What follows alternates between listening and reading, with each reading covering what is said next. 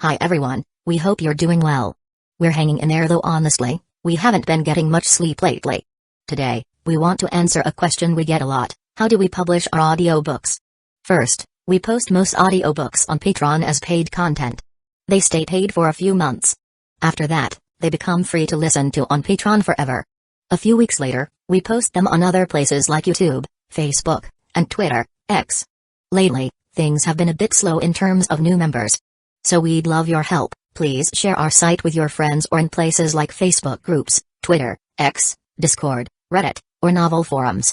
Even one share can really help us grow. Thanks so much for your support, Brother Lin. For my car number 5, I require 3 things: a dressing room, a tea brewing station, and a few well-fitted outfits. Do you think you could accommodate such minor requests? Chapter 165, The Destroyed Convoy. A dressing room? Kiki raised an eyebrow at him. You're a grown man, what do you need a dressing room for? Ha! Lu Xingqian turned slightly, arms folded behind his back, and looked at her. You just don't understand. As a god, one must naturally maintain their demeanor. With a dramatic flick of his bangs, he said confidently, even in times of chaos, one must still conduct oneself with grace, one must not falter. TCH. Kiki looked at him with disdain. And yet you keep setting your shirt on fire. Honestly, why even bother wearing one? You're just wasting clothes. Lin Xian, standing nearby, found her words quite reasonable. Maybe we should get you a fully enclosed battle armor instead. Lin Xian suggested. It'll not only boost your firepower but also keep you from running around half naked, protecting you from stray bullets. Brother Lin, brilliant idea. Lu Xingqian's eyes lit up as he turned eagerly toward him. It should be, no, it must be, custom-made, perfectly tailored, without restricting my flame god's power. Brother Lin, you're the mechanical god, surely, this is a piece of cake for you? Lin Xian glanced at him, hesitating for a moment before saying, just wait. A fully enclosed battle suit, he had indeed been planning something like that. Unlike combat meshs, fully enclosed battle armor was an exoskeletal suit designed for personal use, similar to Iron Man's armor, whereas combat meshs were large-scale war machines built purely for destruction. His original plan had been to scan and modify the Iron Guard Battalion's exoskeleton combat armor, making necessary upgrades through the Research and Development Center. Once completed, he'd use it himself first, allowing him to fully unleash his mechanical manufacturing combat talents. Right now, his wind cannon and ice wall were barely enough to hold the line. And when the time came, he could custom-make battle suits for everyone. Take Kiki, for example. While her abilities were strong, they didn't enhance her physical durability. She was still just a delicate girl. The red mark on her forehead from when he lightly flicked her earlier still hadn't faded. Unfortunately, time was too tight at Yubai Spaceport, and he hadn't been able to scan any highly sophisticated exoskeletal armor. A bit of a regret, but he'd have to find another opportunity. Infinite Train raced along the high-speed track, sunlight shining down from above, yet the intercom inside the train remained eerily silent. Shu Ken's convoy followed closely behind, not daring to let their guard down for even a second. After leaving Jiazhu City, the tracks entered a mountainous forest region, where multiple highways gradually ran parallel to the railway. Abandoned cars and wandering zombies soon began appearing in sight. Perhaps after facing the nightmarish corpse crow swarm in Jiazhu's dead city, seeing zombies now didn't seem so terrifying. In fact, they almost felt familiar. Zombies spotted. Looks like there aren't any corpse crows in the area. In the control cabin, Lin Xian and Chen Sixuan sat on either side, keeping an eye on their surroundings. Lin Xian, do you have a planned destination? Lin Xian gazed at the seemingly endless orbital rail, then shook his head. I always knew the world would eventually be swallowed by darkness, but seeing Phoenix's countdown made it feel real. 1 year and 96 days. If the Iron Guard Battalion knew that the survivors they fought so hard to protect might not even last a year, I wonder what they'd think. That's not how it is. Chen Sixuan turned toward him, her voice gentle in the sunlight. When they chose to stay and fight, they weren't thinking about gains or losses. Even if it meant just letting us survive until tomorrow, that alone was a victory. Because courage is never measured by distance. It transcends time. It transcends dimensions. So why should it be 1 year and 96 days until humanity's extinction? And not 1 year and 96 days until humanity's counterattack? Lin Xian's expression flickered slightly. Then, after a moment, he smiled. You're right. 1 year and 96 days isn't time for us to flee, it's time for us to act. Infinite Train emerged from the mountains, now over 100 kilometers away from Jiazhu City. Haku's station should be nearby. Chen Sixuan checked the navigation screen, but just as she looked up, Her expression suddenly changed. Lin Xian, look ahead. Lin Xian had been resting in the driver's seat, trying to recover some energy, but at Chen Sixuan's urgent tone, he immediately looked up. Up ahead, the main rail track led into a small station nestled in a valley. Beside it, on a wide highway, over 30 survivor vehicles were parked in perfect formation. But from a distance, something felt off. Many car doors were open, and the vehicles and windows were stained with blood, yet there was no one inside. Lin Xian's face darkened. He recognized those vehicles. They belonged to the survivor convoy that had escaped the corpse crow swarm within a Yubai spaceport. Sigh. As Infinite Train slowly pulled into the station, Shu Ken's convoy also drove up. Shu Ken stepped out of her vehicle, visibly shocked. Isn't this the Fireline convoy? You know them. Lin Xian and the others disembarked as well. Of course. We fought together at Yubai spaceport, in Zone C. The young man from Shu Ken's team, Lu Chang, frowned and added, and it's not just Fireline convoy. Let's check it out. Lin Xian led the group forward, carefully inspecting the vehicles. Among them were 2 heavily modified trucks. Their equipment level was quite high. Woo! A strong gust of wind howled through the valley, whistling as it passed through the open truck cabs, creating an eerie, hollow sound. Everyone remained on high alert, methodically searching each vehicle, only to find that not a single person was left behind. Shu Ken pulled out a karambit knife from her waist, scraping some dried blood from an SUV window and examining it closely. Her brows furrowed. They died last night. There are some signs of corpse crow feeding, but not enough to be the cause. This wasn't their doing. That makes it even weirder. Kiki walked over, scanning the scene. There were at least 100 people here. How did they all vanish without resistance? No reaction from any of them. Lu Xingchen struck a detective pose, narrowing his eyes. Something eerie must have happened here. Shasha clung to Chen Sixuan's arm, visibly spooked. Did they run into some kind of terrifying monster? Chen Sixuan remained silent, her gaze falling on Lin Xian. I don't know. Lin Xian admitted. He turned to Shu Ken. Were there other convoys here? Shu Ken nodded. 3 convoys merged here, all of them from Yubai spaceport.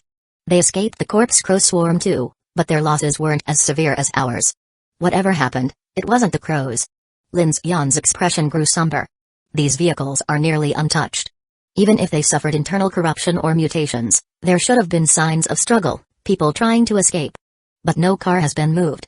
Then it means they camped here last night, but something happened.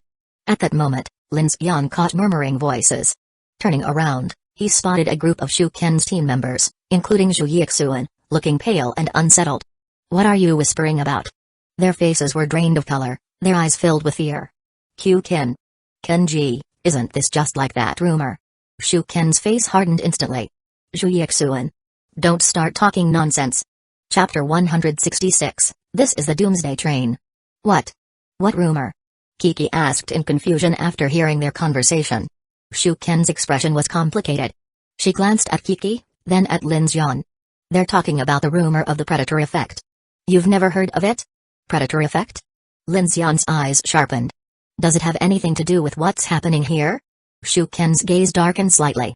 It's just some baseless rumors. Rumors? Upon hearing that, Zhu Yixuan walked over, looking tense. Didn't we experience exactly that in Kuguan when we teamed up with old Zhu and the others?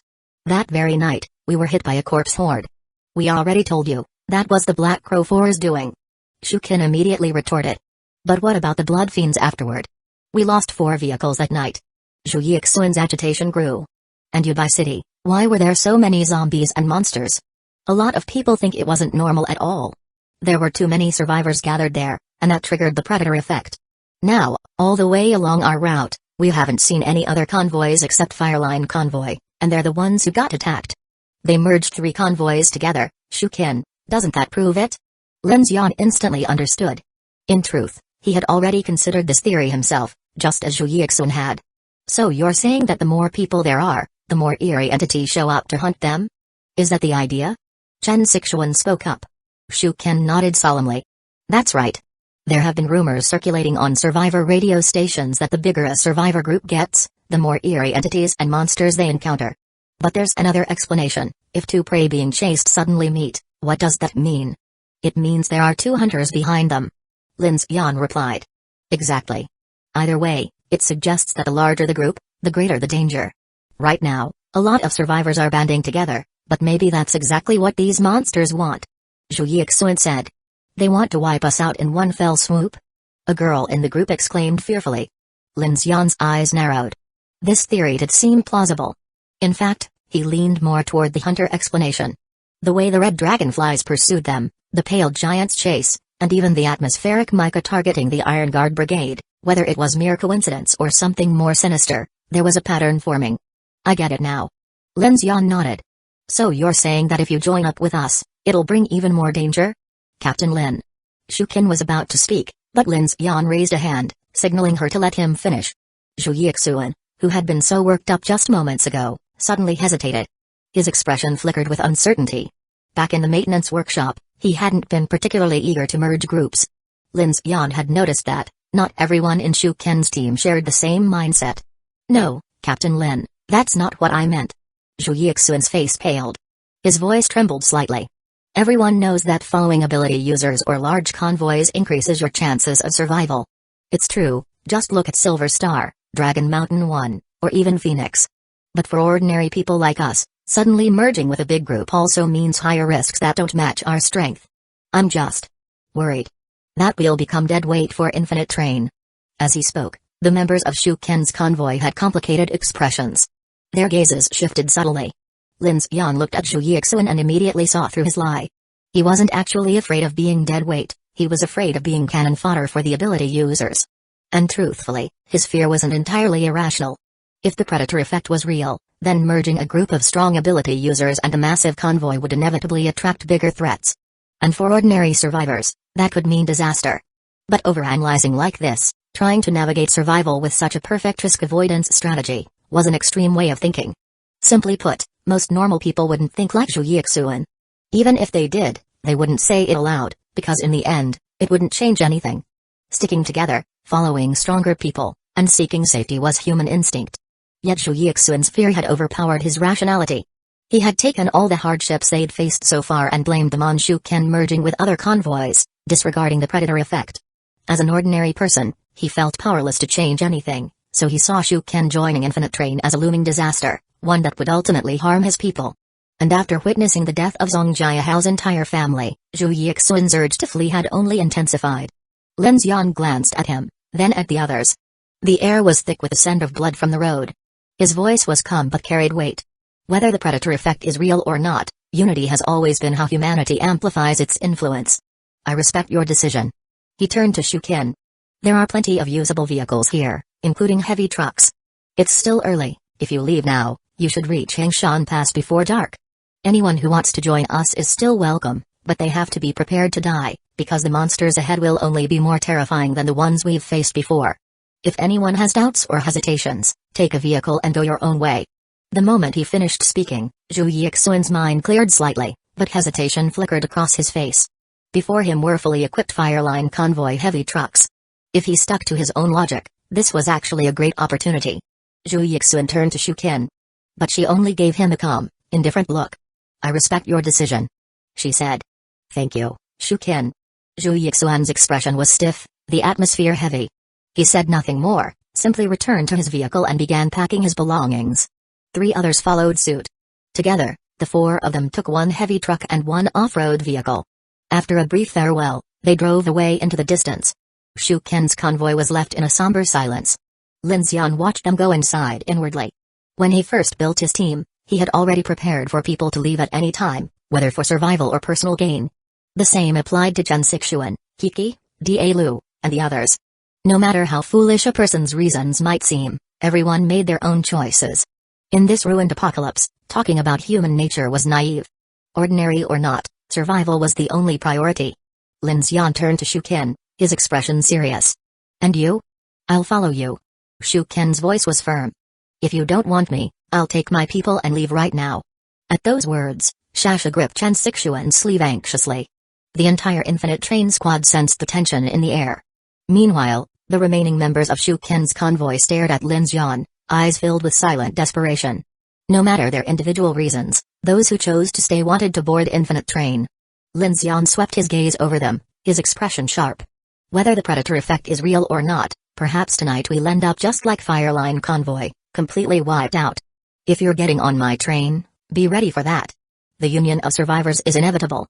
If unity isn't enough to survive, then we failed the Spaceport Security Regiment and Iron Guard Brigade for the sacrifices they made. So open your eyes and look clearly. Lin Xian suddenly turned, pointing at the black armored train behind him.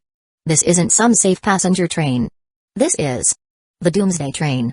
Chapter 167, Target. If you choose to board, then all the vehicles here will be devoured and recycled by me. In other words, there's no turning back. Lin Xian's words abruptly cut through everyone's thoughts. Whether they were weighing the pros and cons, contemplating the predator effect, shaken by the Fireline convoy's tragic fate, or worrying about being abandoned or used as cannon fodder. At that moment, all eyes turned toward him. Behind Lin Xian stood the massive, black armored train. Its heavy armor plating was still stained with dried flesh, and the mechanical wheels bore dark brown blood splatters.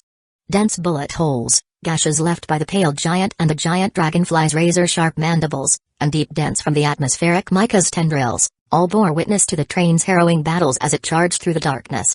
That's right. Cowards have no place on the infinite train. A young voice broke the silence. Shasha lifted her face, her expression proud. The crowd visibly reacted, their faces shifting in response. Miaolu saw Shasha and immediately stepped forward, unwilling to be outdone. We're not cowards. Lu Chang, his face flushed with excitement, echoed, That's right, Captain Lin. We're with you. Captain Lin, just say the word. We'll start moving all the supplies from these dozens of vehicles onto the infinite train right now. Sister Ken trusts you, so there's no doubt in my mind. Yeah, exactly. Please let us join you. We won't run away like cowards. The somber atmosphere was shattered. Lin Xian turned to Shu Ken and said in a clear voice, Count the numbers. We depart tonight. Shu Ken nodded, looking at Lin Xian with gratitude. For a team full of ability users, accepting them into the group seemed to be more trouble than benefit. Though she had a few capable fighters, and she herself had some combat ability, the majority of her people lacked strong fighting skills. Aside from logistical support, they couldn't contribute much, for now. But Lin Xian's words lit a fire in everyone's hearts. Their spirits surged with excitement. Lin Xian. Chen Sixuan surveyed the crowd, noticing their rising morale, and asked, So what's our next step? Lin Xian nodded. With all eyes on him, he began to explain. Right now, survivors around the world have three basic choices. First, follow the Phoenix Organization's Star Abyss reports and escape the Polar Night. Along the way, survivors either gather into larger groups or get picked up by the rescue points scattered by the Phoenix Organization. But no matter the route, the ultimate goal remains the same, escaping with the Dawn Center toward safer, more expansive regions. Second, head for large shelters or major cities to form resistance forces, like Star City. People are still going to Star City? Kiki scoffed. Aren't they afraid of being enslaved by the Federation? They are. Shukin interjected. Many survivors have no real direction. Star City is the capital of Dragon Nation, so when Apocalypse Day struck, most people instinctively fled there, believing in its formidable city defenses. The Phoenix Organization's guidance only provides a broad escape direction. For many displaced people, the idea of a stable refuge is irresistible. Even if it means hiding in the sewers, they'll still rush in without hesitation. Lin Xian nodded. Shu Ken wasn't wrong. After Apocalypse Day, information became scarce. Many survivors didn't even have access to the dark radio, and fleeing toward big cities or shelters was simply an instinctive drive for safety. Take Underground City No. 9, for example. It was a rumored doomsday shelter, never officially listed online, yet it still drew tens of thousands of refugee convoys toward Mount Daluo. Lin Xian recalled the sight, miles of vehicles buried under a blizzard, a scene still hauntingly vivid in his mind. What about the third option? Kiki asked. The third is what Director Ding mentioned before, the polar ice cap. Lin Xian took a deep breath. Since most people believe it's the last safe haven, there are definitely those who made it their target from the beginning. However, right now, it's locked in a polar night. In 4 months, whether they've been lying low or wandering aimlessly, they'll all make a desperate rush there. Lu Xingchen nodded. That makes sense. So, are we heading to the polar ice cap too? Lin Xian shook his head. Lu Xingchen frowned slightly. Then are we following the Phoenix Organization's guidance? Didn't I already tell you guys? We're following the orbital rail and heading east. Kiki said, giving Lu Xingchen a glare. Right, Lin Xian? Lin Xian smiled but didn't respond. Wait. Not that either? Kiki's expression tensed. You're not thinking of going to Star City, are you? You're overthinking it. Lin Xian sighed. Then, looking at the group, he said firmly, before we reached Yubai City, my plan was to enter the orbital rail and escape eastward. But now, my thoughts have changed. Chen Sixuan looked at him. We're not taking the orbital rail anymore? No. Lin Xian's voice was steady. When I say my thoughts have changed, I don't mean our route or our method of travel. The destination isn't the issue. The group looked at him, confused. Lin Xian scanned their faces and continued in a calm tone. We've been to Underground City Number 9, a doomsday fortress worth trillions, yet its underground tunnels harbored even greater horrors, creatures that devoured 360,000 people in a single night. In the skies, the Iron Guard Brigade's powerful warhawk gunships and lightning aerospace fighters couldn't even prevent the collapse of the Sky City Kingluan. And in Yubai City, the more people fled, the more monsters appeared. It's as if the entire world has turned into a massive hunting ground, with predators lurking in the darkness, preying on us humans. He paused, his eyes sharp. I once told my team that I'd use my mechanical ability to make a train fly. That goal hasn't changed. And I also said that if we can't escape the darkness, then we should start preparing for the worst. In that sense, our goal aligns with the Phoenix organizations. And that is, to gain the power to defeat the darkness while chasing the dawn. Lin Xian's words struck a chord in everyone's hearts. Since Apocalypse Day, all of humanity had been desperately fleeing, clinging to the hope of seeing the next sunrise. But the Phoenix organization's Doomsday broadcast had already revealed the truth. In 1 year and 96 days, the Blue Planet will enter a global night that will last over 571 years. If the world was doomed to destruction, then running away was nothing more than prolonging the inevitable. Fleeing with such despair was just slow suicide. This was also why the old Federation government had insisted on the Underground City project, because a war with no foreseeable victory could only be endured by those with unwavering faith and willpower. After what happened at Yubai Spaceport, Lin Xian felt an unbearable weight pressing down on him. If the Iron Guard Brigade sacrifice only allows 20,000 people to barely survive for a year and 96 days, then their deaths were meaningless. Those soldiers died believing that the survivors would one day defeat the darkness. Lin Xian looked at Shukin. Shukin, you never thought you'd be fighting monsters barehanded and becoming this strong, did you? Shukin was momentarily stunned before nodding. And the rest of you? Lin Xian looked at them all.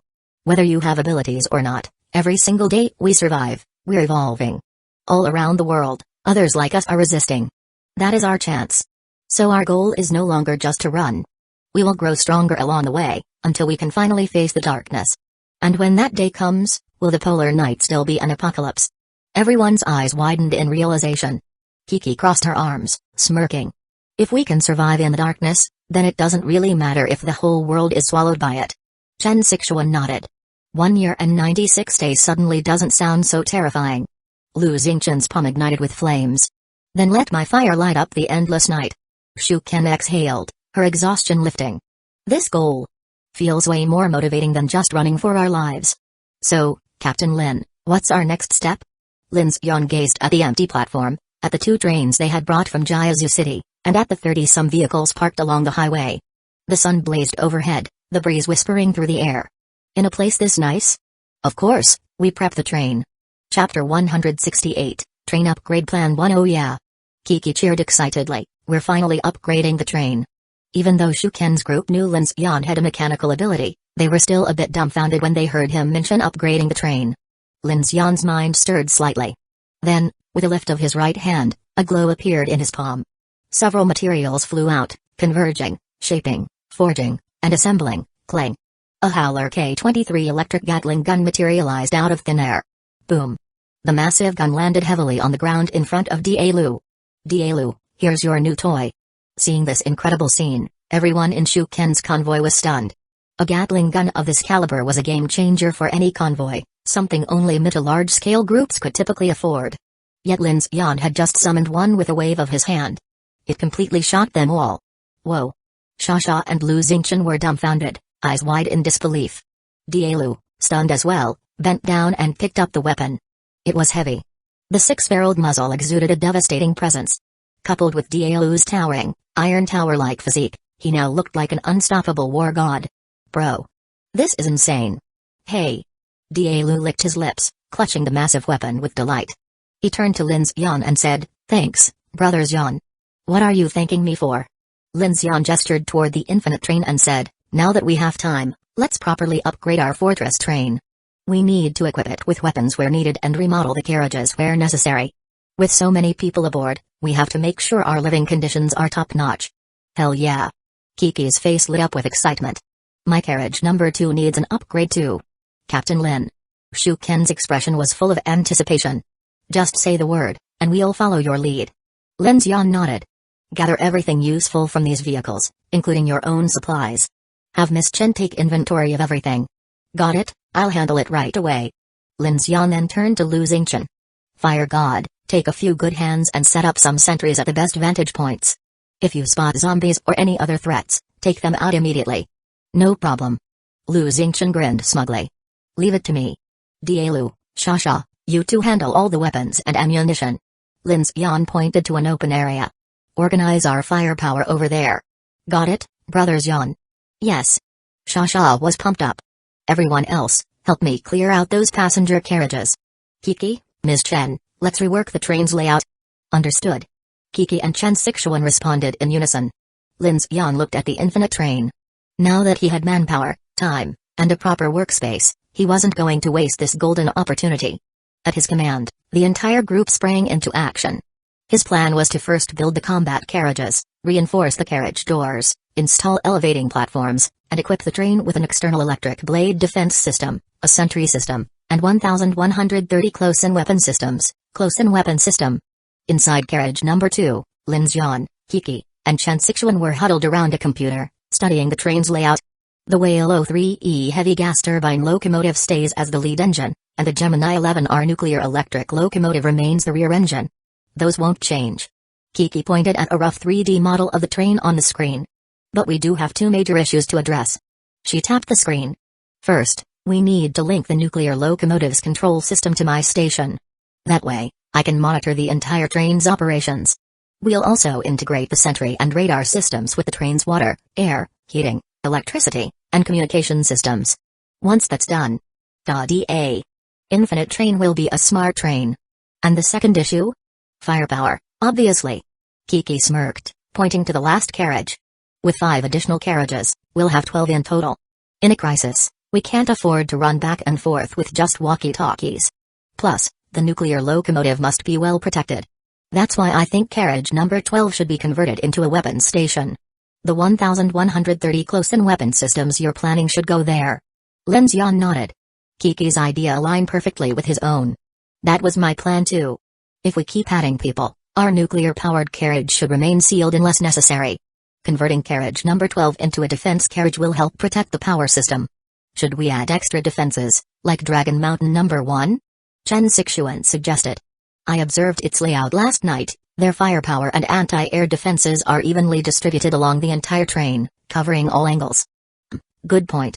Let's do that. Lin Xian agreed. Carriage number 5 will be our flexible defense unit, with a retractable Gatling gun on the roof and an access point for defenders. Dalu and Lu Xingchen can hold the midsection. Wait, what? Kiki's eyes widened. I thought you were making another 1,130 close-in weapon systems? Lin Xian gave her a deadpan look. You think I'm some kind of walking arms factory? Even making one of those might burn through all the repair base materials. And you want to? Kiki stuck out her tongue, sneaking a glance at him. You're really that low on stock? Lin Xian. Why did that sound so weird? By the way. Kiki pointed to the train's roof. Didn't you promise to weaponize carriage number 2 as well? I was planning to. Lin Xian nodded. I'm going to install a G3 electromagnetic rail cannon and a bulletproof gunnery bay on the front section. Whoa, seriously? Kiki's eyes lit up, and she almost jumped out of her chair, until her face suddenly changed. She narrowed her eyes at Lin Xian. Wait. There's a but. Isn't there? Lin Xian grinned. But. As always, I can only set up the bulletproof gunnery bay for now.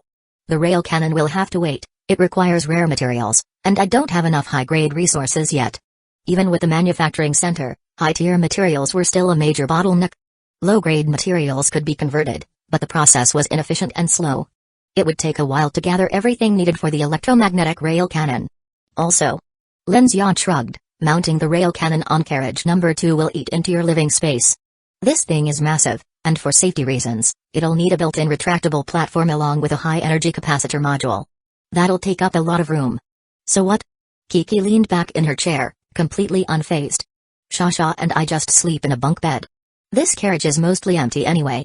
Each car is nearly 30 meters long, we don't need all that space. She shot Lin Xian a playful glare. Not everyone is like you two, always tinkering with stuff. Chen Sixuan wasn't expecting Kiki to blurt out something so random and immediately turned red. What are you even saying? We're talking about serious matters here. Lin Xian chuckled helplessly. Alright then, I'll install everything in carriage number 2, server hub, drone control, sentry system, and nuclear locomotive monitoring. Happy now? Chapter 169, Train Upgrade Plan 2. Hee, that's more like it. Kiki seemed to really enjoy the feeling of controlling the situation. With a playful smile, she continued, so, what about the remaining carriages? How do you plan to arrange them? Lin Xian looked down the train corridor. Here's what I was thinking, carriages 1 and 2 stay as they are. I've promised Director Ding that the 3rd carriage will remain as the research carriage, so no change there. The 4th carriage will be slightly modified to become the planting carriage. For the 5th carriage, which will be where Dalu and Lu Xingchen stay, I'll equip it as a defense carriage with both light and heavy firepower. I'll store some weapons there and install an automatic explosion-proof door for easy access by armed personnel. Then, for the 11th carriage, it will be used for storing tools and miscellaneous items. Our armored vehicle and 2 high-spec vehicles from Shu Ken's group can stay there. I'll design a large lifting gate to make unloading the vehicles easier. Sometimes, we'll need these cars and motorcycles for exploration. Lin Xian turned his gaze toward Chen Sixuan. The remaining carriages will mainly be for living purposes. Teacher Chen, do you have any suggestions? Upon hearing this, Chen Sixuan's expression brightened slightly. Feeling appreciated, she happily responded without hesitation, carriages 6 through 10 can be used as living carriages. My suggestion is to transform the 6th carriage into a dining carriage and the 7th into a storage carriage for supplies. Shu Ken has a few women who are good at cooking, so they can handle the logistics. With so many of us now, we can arrange to supply food for the whole train. We can centralize the food and supply management in the 6th dining carriage and 7th storage carriage, which will allow us to keep track of our food supplies and avoid hygiene issues. As for the 8th, 9th, and 10th carriages, we can directly transform the sleeper carriages from the passenger train. Each of these has 12 rooms, each large enough for 4 people. Given our current number, it will be enough for everyone to have their own room. Chen Sixuan continued, also, about shifts. Although you mentioned setting up a sentry system, I still think we need to arrange for people to be on watch every day. There are too many dangers in the dark that we can't predict, and sometimes, humans are more sensitive than machines. Both Lin Xian and Kiki looked at her in surprise. Wow, Chen, you're so thoughtful. Kiki exclaimed. Lin Xian nodded in agreement, right, I support this arrangement as well. Each carriage has its own door system, and with the information calling system inside the carriages, it will be easier to coordinate. Plus, with a dining carriage, we won't have to go searching for places to eat, and it will make food management easier. There's one more thing. Chen Sixuan said as she turned to Lin Xian. Director Ding, you haven't made arrangements for her yet, are you just going to have her stay in the lab? I'll ask her later. Lin Xian thought for a moment before responding. By the way, Kiki said, I have a suggestion. Shooting holes. We have a lot of people and guns now, but we can't design shooting chambers for every carriage, can we? So, for the living carriages at the back, we can design some closable shooting holes for defense. Speaking of which, Teacher Chen, you can even use a sniper rifle now, so the 1st carriage should definitely have one. Upon hearing this, Chen Sixuan hurriedly waved her hand. Carriage 2 has a bulletproof shooting chamber on the roof, I'll use that one. It's more convenient, and I'm not yet particularly skilled with it, so you don't need to set one up for me. Not skilled? Kiki exclaimed, Chen, you turned that ability user into a phone holder, and you're not skilled? Phone holder. Lin Xian was stunned for half a second, then quickly realized, that image does come to mind. After some discussion, Lin Xian confirmed the preliminary upgrade and modification plan for the train. While there were still many issues to address, nothing could be done all at once. The work of modifying the 12 carriages was no easy task, but fortunately, they had enough manpower, time, and tools, making it a good fit for the renovation work. The final plan was as follows. Aside from the locomotive and the tail power unit, the 1st carriage would become Lin Xian's living quarters. The current space was quite empty, so he decided to fully renovate it. He gave up on the original carriage and planned to use a new luxury cabin for the transformation. This cabin would feature an enclosed first-class living area with good privacy, a bright and clean large bathroom for the girls to use, and ample storage space for important supplies. The 2nd carriage, which had already been turned into an information center, would remain unchanged. The unoccupied space could be put to good use for other setups. Kiki and Shasha's beds would be transformed into more enclosed cabins similar to those for the crew. The roof would also need to be reinforced with bulletproof material, and space would be reserved for an electromagnetic railgun. This was the most complex carriage to modify. The third and fourth carriages were originally Ker-3-type biological research carriages, and Lin Xian just needed to manufacture a series of plant cultivation chambers or hydroponic support frames for the fourth carriage. At the same time, the water purification system and the air circulation system would be integrated here, making it the second most complicated carriage to modify. The fifth carriage would be modified for automatic explosion-proof doors and an elevation platform for firepower, allowing Daelu to focus on fire support. There would also be gun racks to store the convoy's weapons. The sixth and seventh carriages, which were to be converted into a dining carriage and a storage carriage, would be easier for Lin Xian. He had already acquired plenty of kitchen equipment, and Shuken's old convoy had some as well. Lin Xian would only need to build some simple dining tables, chairs, and food storage cabinets. He also had blueprints for the Binger TG-56 commercial freezers obtained in Zhong City, which would allow them to store perishable foods. For the 8th, 9th, and 10th carriages, Lin Xian would use the sleeper carriages from the passenger train with minimal modifications, adding armor to the outside. Shuken's group could stay here, and there would still be plenty of room, so it wouldn't feel cramped. The 11th carriage, which had originally been Lin Xian's fifth tool carriage, would now store tools, motorcycles, and 3 modified armored vehicles. With an automatic door and a large lifting side panel, people and vehicles could be easily loaded and unloaded. Finally, for the 12th carriage, Lin Xian planned to install the 1130 close-in weapon systems, close-in weapon system. While he didn't have all the materials yet, they had 2 intercity train locomotives and carriages from Jiazhou, plus more than 30 vehicles parked outside. After they devoured these, and with some modifications at the preparation center, he'd have enough to complete the weapon system. If this big weapon could be finished, the infinite train would be much safer when encountering zombie hordes or C-level and B-level area entities during the night. Additionally, the survivor convoy's equipment was still being gathered by Shuken's group, but it should be yielding significant results soon. Beyond these, Lin Xian also planned to install explosion-proof surveillance and an active phased array radar on the front of the train to form a sentry system for 24-hour monitoring of the train's exterior. He would also integrate the GK-03 electric blade module into the train's design, adding it near the wing armor to provide strong protection against zombies and any bandits attempting to climb the train. With these enhancements, the train's external armor, sentry system, external electric blade devices, along with the internal defensive system like the mechanical cube and soul wave detector, the infinite train's defenses and safety would reach a whole new level.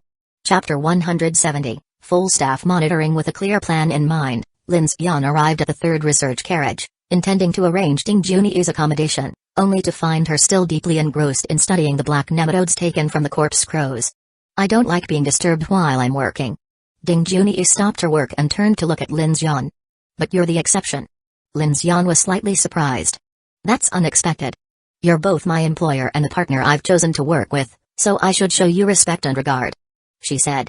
Lin Xian smiled as he walked over to her. "I'm not your employer since I won't be paying you, and I don't think of the people who've survived with me as partners. This world is already full of dangers and challenges. Since I've agreed to join your train, you don't have to assess our communication from a partnership perspective. Relax, I have no expectations of your research results. If you insist on setting contribution conditions for yourself, just grow those seeds for me," she added. Lin Xian's mindset had indeed shifted over time. When he first formulated the Infinite Train project, he wanted everyone to contribute to the train's mission as much as possible. Back then, he was nervous and cautious. But now, he no longer wanted to evaluate people solely based on their contributions. For survival, everyone shone in their own way, within their abilities. Having these people around gave him the sense of team support. This unity was the source of strength that kept them all holding on to their beliefs through the endless night. Ding Junyi noticed the change in his expression and broke the silence. "Thank you. Your attitude has made me feel much better. But I'm a scientist, not a gardener. Aside from the planting carriages you want, my research into dark creatures will not stop. It's my way of realizing my self-worth and something I wish to work on," she added. "All right." Lin Xian understood and fully supported her stance. He had just recently set up a radio for Ding Junyi to listen to the Apocalypse Radio, which could provide useful scientific information for the team. Her research would certainly provide valuable analysis for them. By the way, Lin Xian suddenly remembered something important. "I've been rearranging the carriages but haven't figured out where to arrange for you to stay." "No need to arrange anything." Ding Junyi pointed to a nearby partition. "The disinfection room has a lot of space. I've already tidied it up. I can rest on the nap bed during breaks, and it can also serve as my personal rest area." Lin Xian glanced at the partition. There was space for a single bed, but it was indeed a bit cramped. Ding Junyi saw the look on his face and immediately said, "It's just a place to sleep. I have 2 entire carriages dedicated to my work area, which are the largest spaces in the whole train, so it's not cramped for me. Of course, if you plan on sharing the bed with me, it would be cramped and not soundproof." Cough. Lin Xian cleared his throat and changed the topic. "We've passed the high-altitude corridor, and now we have some time for maintenance. If there's anything you need for upgrading the train, feel free to ask. Actually, there is something." Ding Junyi walked over to a computer and opened a panel. "Now that we have more members, there are more samples to study. I'd like to conduct an ability evolution data test on all the personnel for research into dark powers." "Test? What kind of test are you referring to?" Lin Xian asked. "Body testing," she replied. "People like Shukin and Chen Sixuan, who don't have abilities, have already shown signs of evolution. They've gained improvements, but with different bodily mechanisms. Other people are also experiencing changes in different aspects. I believe the Phoenix Club is observing this pattern as well. If this trend becomes clearer, ordinary people without abilities may also find ways to enhance their survivability. Do you think everyone will evolve?" Lin Xian asked. "Yes, it's just that the process differs for individuals. That's why we need a broad data sample, including the type of evolution, the rate of growth, the triggers for evolution, and individual differences. If we can regularly survey everyone on the train, and combine it with the data released by the Phoenix Club, I may be able to give the whole team an evolution plan." Evolution plan. When Ding Junyi spoke those words, Lin Xian felt a jolt in his heart. He immediately asked, "What about the evolution of ability users?" The Phoenix Club doesn't seem to have a clear plan either. The group of Black Crows we encountered earlier were hunting other ability users, and I met a mutant who said that killing eerie entities or ability users could lead to evolution, but the problem is, it's not precise. Ding Junyi adjusted her glasses. In the early days of the Angel Project, an experiment revealed that when eerie entities or ability users were killed, there was an energy overflow. This energy shares similarities with soul wave values and can be absorbed by experimental subjects, leading to some enhancement. However, after studying the eerie blood crystals, we found that the energy released from the killing is far less potent than the energy density contained within the eerie blood crystals. So, if someone wants to evolve their abilities, whether they are ordinary people or ability users, the most direct method is to consume the eerie blood crystals. Lin Xian frowned. "It's that simple?" "In theory, yes. But consuming the eerie blood crystals is extremely dangerous. The first human eerie entity in the Angel Project's lab was a result of a subject consuming the eerie blood crystal, which caused an evolution mutation." "Corruption?" "Yes." Ding Junyi confirmed. "You can think of the dark tides as an energy invasion from a higher dimensional world, and eerie entities are the native creatures of this world. Most humans cannot withstand this kind of energy intrusion, which causes them to be corrupted into zombies. The rest of us survivors represent those who are gradually adapting to this invasive power. But there is still too much we don't understand about this dark force. Why do some people develop abilities? Why do some evolve faster than others? We don't have definitive answers. So, in the absence of understanding the principles, trying to forcibly evolve by consuming blood crystals is a reckless act." Lin Xian fell silent for a moment. He remembered the time when Kiki went through the corruption process. He had made Kiki consume the eerie blood crystals, which was indeed rash, but at that time, they had no other option. So evolution isn't just about gaining the power of this dark invasion. It also depends on certain conditions, or triggers? Ding Junyi nodded. Yes, but one widely recognized factor is mental willpower. That's why many ability users feel they have a greater chance of evolving when they are near death. People tend to unleash extraordinary mental willpower when facing death, what we call the survival instinct.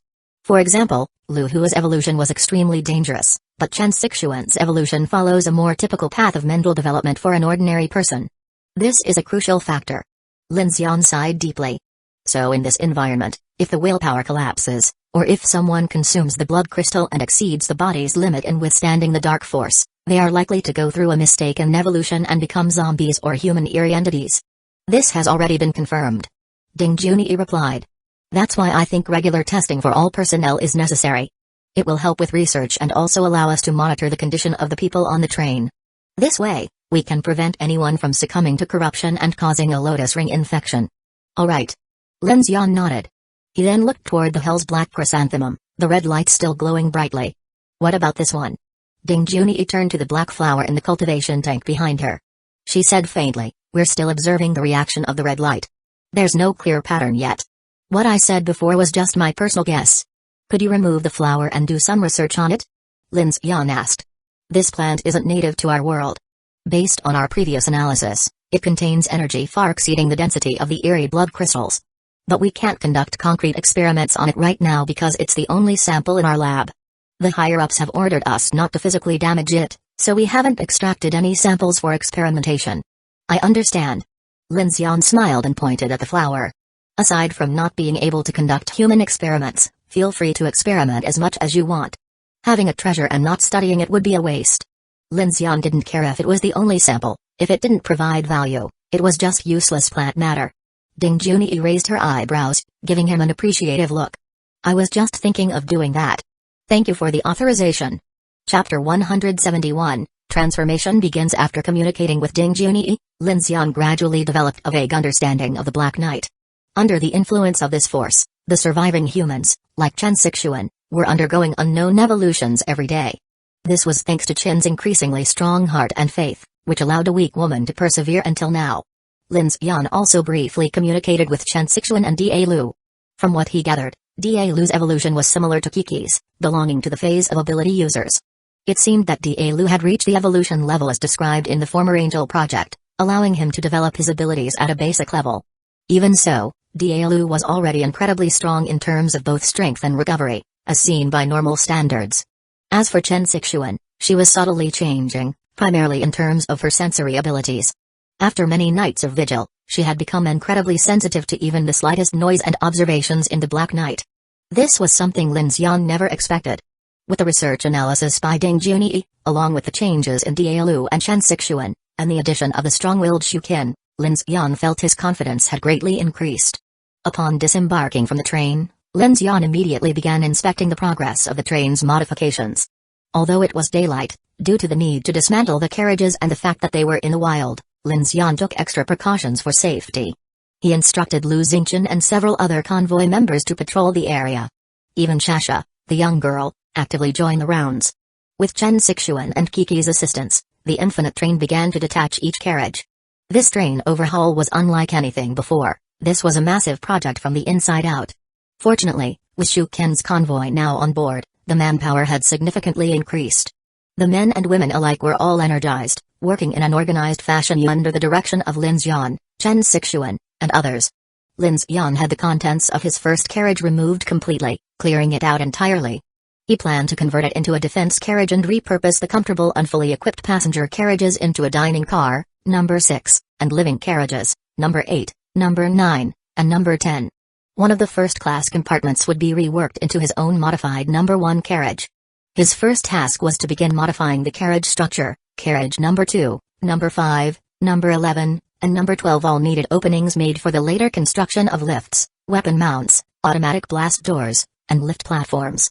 Next, he planned to mass-produce the roof armor, side armor, and wing shields to reinforce the entire train, transforming it into an impenetrable steel fortress.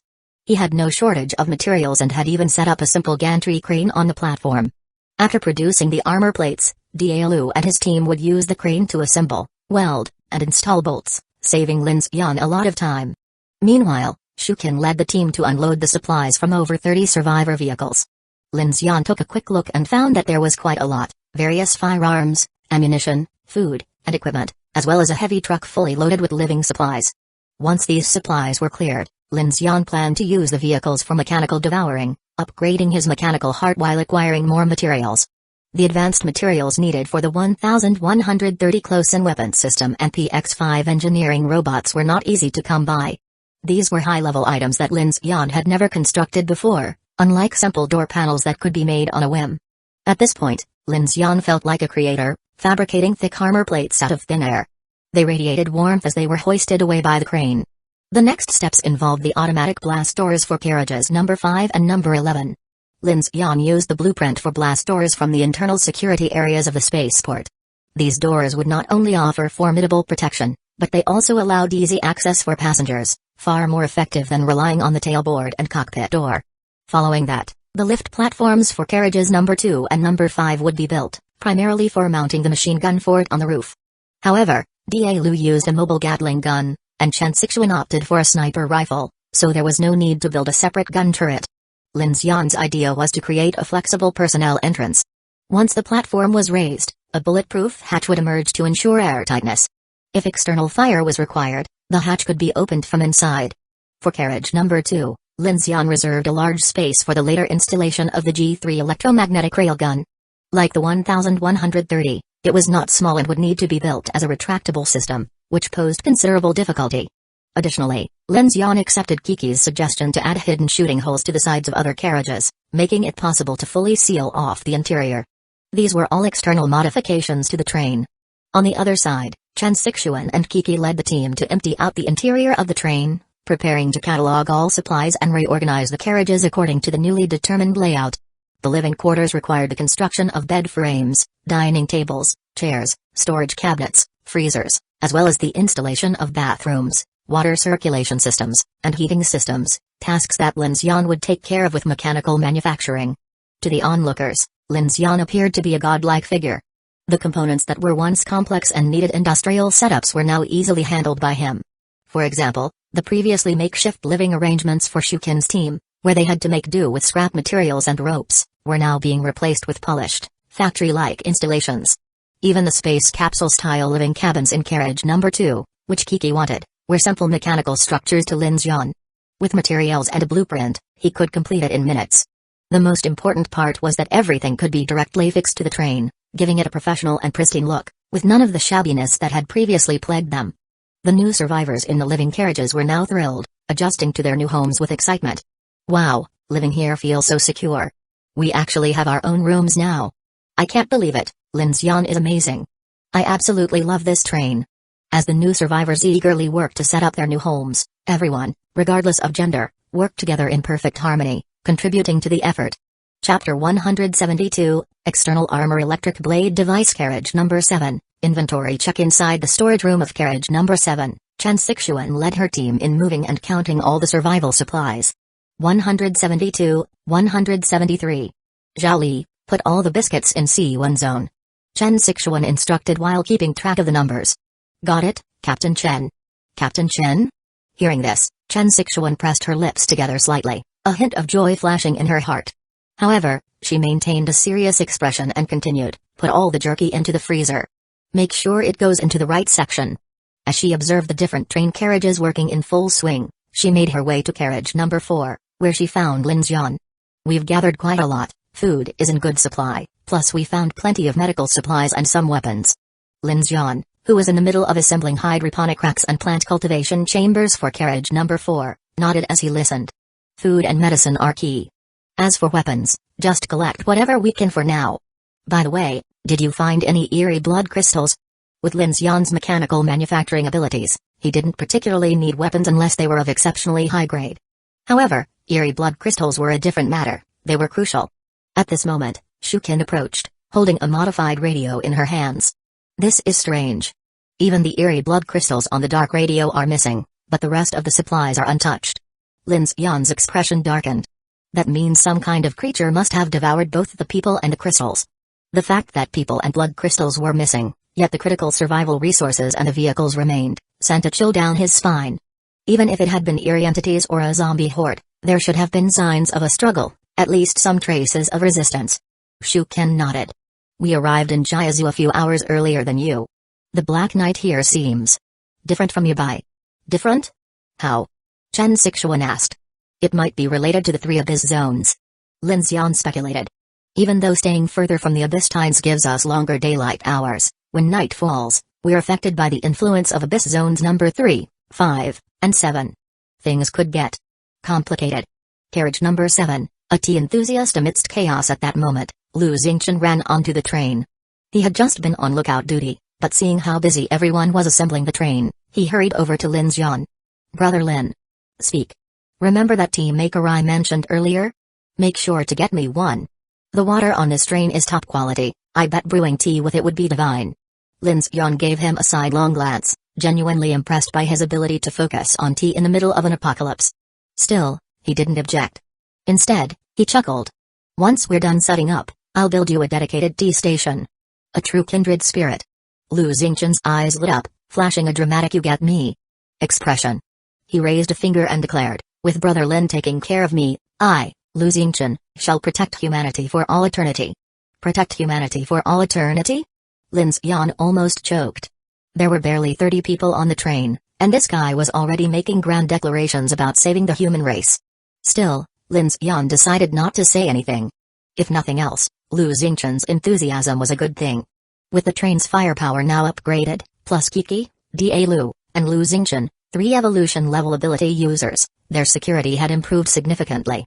The birth of the PX-05 engineering robot, manufacturing factory, material conversion complete. Lin Xian's eyes lit up as he checked his manufacturing system. Wasting no time, he headed to an empty carriage to test out a new creation, the PX-05 engineering robot.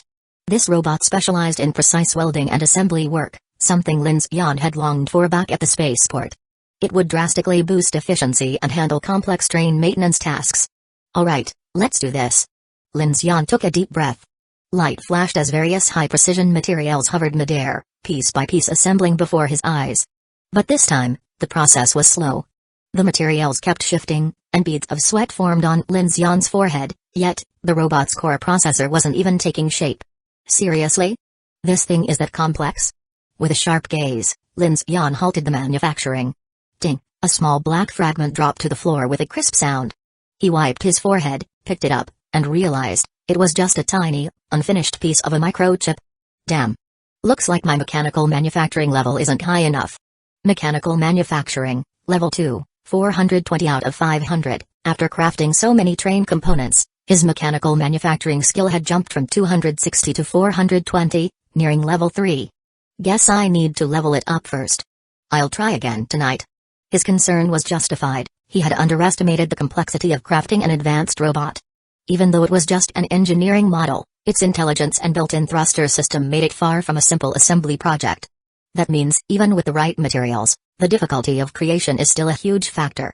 The 1130 close-in weapon systems will probably take even longer. Letting out a deep breath, Lin Xian stepped out of the carriage. Final preparations before nightfall. The Black Infinite train was being disassembled and reinforced. Overhead cranes lifted new defensive armor panels onto the train as upgrades continued non-stop. Alright, let's finish up the heavy work first, then tackle the precision systems. Armored carriages, living quarters, storage compartments, food distribution, these were the essentials. Securing them was the top priority so that if things went south, they could escape immediately. Defensive upgrades always took priority. Their train's armor had saved them countless times before, allowing them to survive total annihilation scenarios and escape to safety. With an entire daylight cycle at their disposal, the train crew found the situation oddly unsettling. Work continued from morning to late afternoon, and thanks to a team of dozens, the infinite train was finally taking shape, 12 carriages and 2 power locomotives fully installed. The black armor plating now covered the entire train, and the dual-layer blast-proof doors gave it an impressive, high-tech appearance. Inside, Chen Sixuan and a group of women arranged food and kitchenware in the dining car. Kiki and Shasha were busy decorating their personal space in carriage number 2. The train's nuclear-powered server was relocated there, and Lin Xian even built Shasha weapons assembly bench. Dielu, Shukin, and others installed pipes for the water tanks, filtration system, and heating system. In carriage number 4, Lin Xian recruited Xian Yao and other educated survivors to assist Ding Junyi with setting up the hydroponics system. Finally, Ding Lin Xian finished installing infrared night vision surveillance units on the train roof. Paired with the electro-optical targeting system and active phased array radar, their external monitoring was now top-notch. Alright. Lin Xian groaned, stretching his stiff muscles. Time was running short, he needed to finish all external defenses before nightfall. Only one thing left. The outer armor electric blade system. Chapter 173, Carriage renovation completed. The outer armor electric blade device was Lin Xian's own idea. There were no blueprints, he purely relied on the principle of the GK03 electric knife. With the electrical power provided by the nuclear-powered locomotive, he was able to implement this simple high-voltage blade device directly onto the train's armor. When he re-equipped the entire train's armor, Lin Xian had already left a metal groove embedded with ceramic between the steel plates, flaps and side panels. Now, he just needed to insert the body armor blade and connect the discharge modules. It seemed simple, but Lin Xian thought the effect and power shouldn't be far off. After all, the electric knife could cut through the defense skin of evolved human eerie entities like Tanghai. Even if an eerie entity charged at them, it would at least strip off a layer of skin if not kill them outright. SZZZZ. The silver electric blade, 10 centimeters wide and several meters long, was built piece by Lin Xian. After inserting and fixing them with the help of a few assistants, it took more than an hour, leaving Lin Xian sweating profusely. The automatic door opened, and Kiki excitedly walked out. Seeing Lin Xian still busy, she couldn't help but say, "Wow, hard at work, big shot. I'm the only one resting in the high-altitude corridor. Since you guys haven't slept, of course, I'm more energetic than you all." Lin Xian finished installing and said to Kiki. Kiki glanced at the long blade Lin Xian had installed, nodding in delight. "Is this the electric blade you mentioned yesterday? You really did make it." Lin Xian reminded her, "Just test the retracting and extending, don't power it on." "Got it." Kiki returned to the second carriage, operating the system. A subtle sound of an electric motor hummed, and a circle of silver blades slowly extended from the side wing of the infinite train, glinting coldly and sending a chill down one's spine. Lin Xian watched the result, quite pleased. Not bad. Although it's simple, cold weapons might work wonders in the right moment. Congratulations. Mechanical manufacturing has been upgraded to level 3, a notification popped up, and Lin Xian sighed in relief. He checked the time, and it was already 4:00 p.m. Looking up, he saw that the 30 vehicles of the Fireline convoy were neatly parked on the side of the road, with all the supplies already cleared out by Shukin and her team. Let's deal with these cars first. If trouble arose after dark, these 30 vehicles would be wasted if they couldn't be moved. The train lacked the flatbed freight cars it previously had, and bringing these cars along would be pointless. It was better to disassemble them from materials. Lin Xian took a bottle of water, drank a few mouthfuls, and immediately started devouring the cars. Except for one heavy truck that was driven off, there was still one left. Lin Xian walked over and began devouring it, starting with the largest heavy truck. Devouring progress, 1%, the notification appeared, and Lin Xian calculated the time. He estimated that it would take just under 20 minutes to finish devouring this heavy truck. His mechanical devouring had reached level 3 back in UK, and though he only devoured his Huangsing 7F electric locomotive along the way from Daluo Mountains No. 9 underground city to Yubai, his devouring level hadn't made significant progress. Devouring successful. Mechanical source points plus 20, mechanical devouring skill proficiency plus 10, extra reward, strength plus 2, disassembly, obtained high manganese steel x10, hot rolled forged steel x10, cold rolled dual phase steel plate x5, ordinary carbon steel x20, non-metallic foam material, non-metallic composite materials, fuel modified heavy truck only adds 20 mechanical source points. Seems similar to the dump trucks from before. Apart from the engine, there aren't any advanced mechanical structures. Without hesitation, Lin Xian devoured all the remaining cars except for 2 well-maintained armored off-road vehicles. Each vehicle took around 5 minutes, with some taking even less time. By the time the sun was setting, the 30 vehicles had all been devoured. The highway was now empty, save for the bloodstains and tire tracks. Lin Xian opened his mechanical heart panel. Current mechanical heart level, level 3, 565 out of 5000, strength level 3 to 30%, burst 300 kg, speed level 2 to 40%, max 13 meters per second, defense level 2 to 26%, iron bones, mechanical awakening, mechanic, awakening skills, research center, manufacturing plant, mechanical devouring level 3, 466 out of 1000, increases devouring efficiency, mechanical manufacturing level 3, 10 out of 1000, increases construction efficiency, mechanical passives, scan, repair, disassemble, special skills, wind cannon, normal, level 3, max level, ice shield, normal, level 2 to 9%, backlash, rare grade, level 1 to 30%, power surge, rare grade, level 1 to 23%, reminder, VOG grenade launcher blueprint is being upgraded, ETA 3:15 and 34 seconds, the devouring of the cars had added 320 mechanical source points.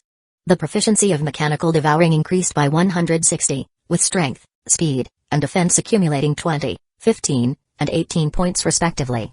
What surprised Lin Xian was that despite all this devouring, he hadn't gained a single skill. Now that I think about it, I don't think I've ever gained any new skills from devouring cars. Lin Xian furrowed his brow as he looked at the panel.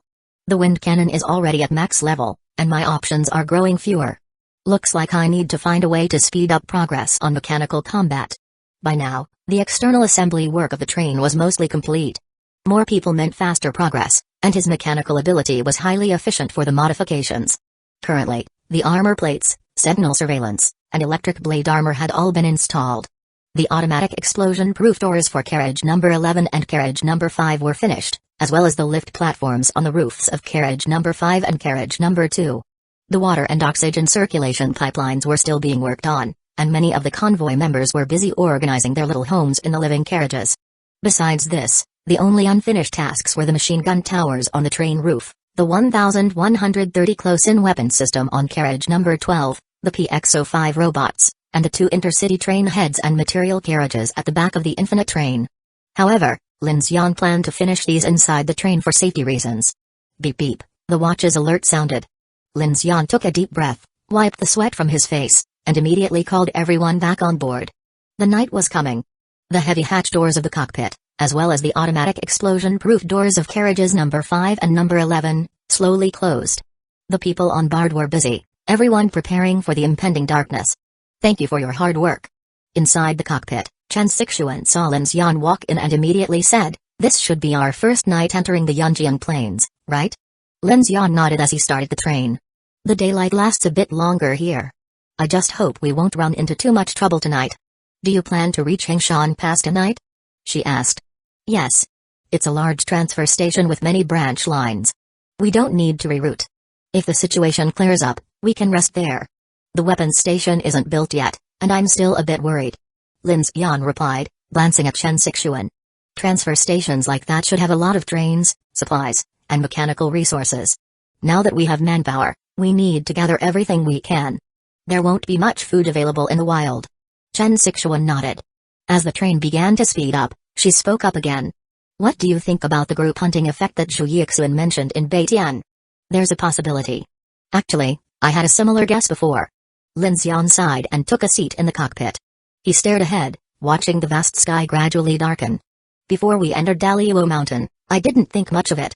I just thought the eerie entities showing up at night was too sudden, as if the night itself was a form of overlapping space. Once night fell, they suddenly appeared. Perhaps they exist in a higher dimension, and during Beitian, they could see us, but we couldn't see them." Lin Xian's thoughts drifted to the time when he unexpectedly encountered the corrupted demon on the 1542 frequency, and that idea hadn't left him ever since. These eerie entities didn't seem like they came from a specific nest. If we were to call it a nest, perhaps the abyss involved in the dark tides is the real nest. Chen Sixuan, surprised by his thoughts, furrowed her brow. If that's true, then it's terrifying. It's possible that the attacks from the eerie entities were just triggered by the large crowd gathering in Yubai City, or maybe these eerie entities were the hunters chasing after the survivor convoys. But after entering the Black Night of Yubai City, they all came out. Lin Xian shrugged. "After we entered Yubai Spaceport, I thought I was mistaken.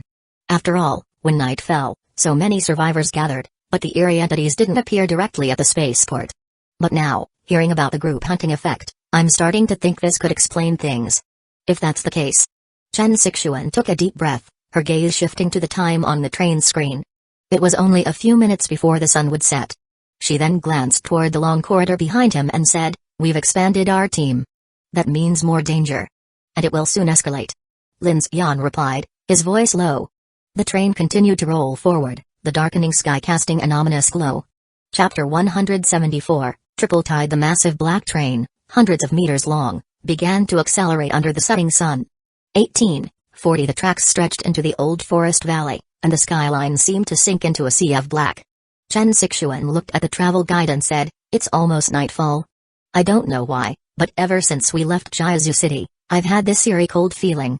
Lin Xian glanced at the distant horizon, his expression subtly changing. He had felt the same way, but hearing Chen Sixuan voice her concerns made him uneasy. Clank.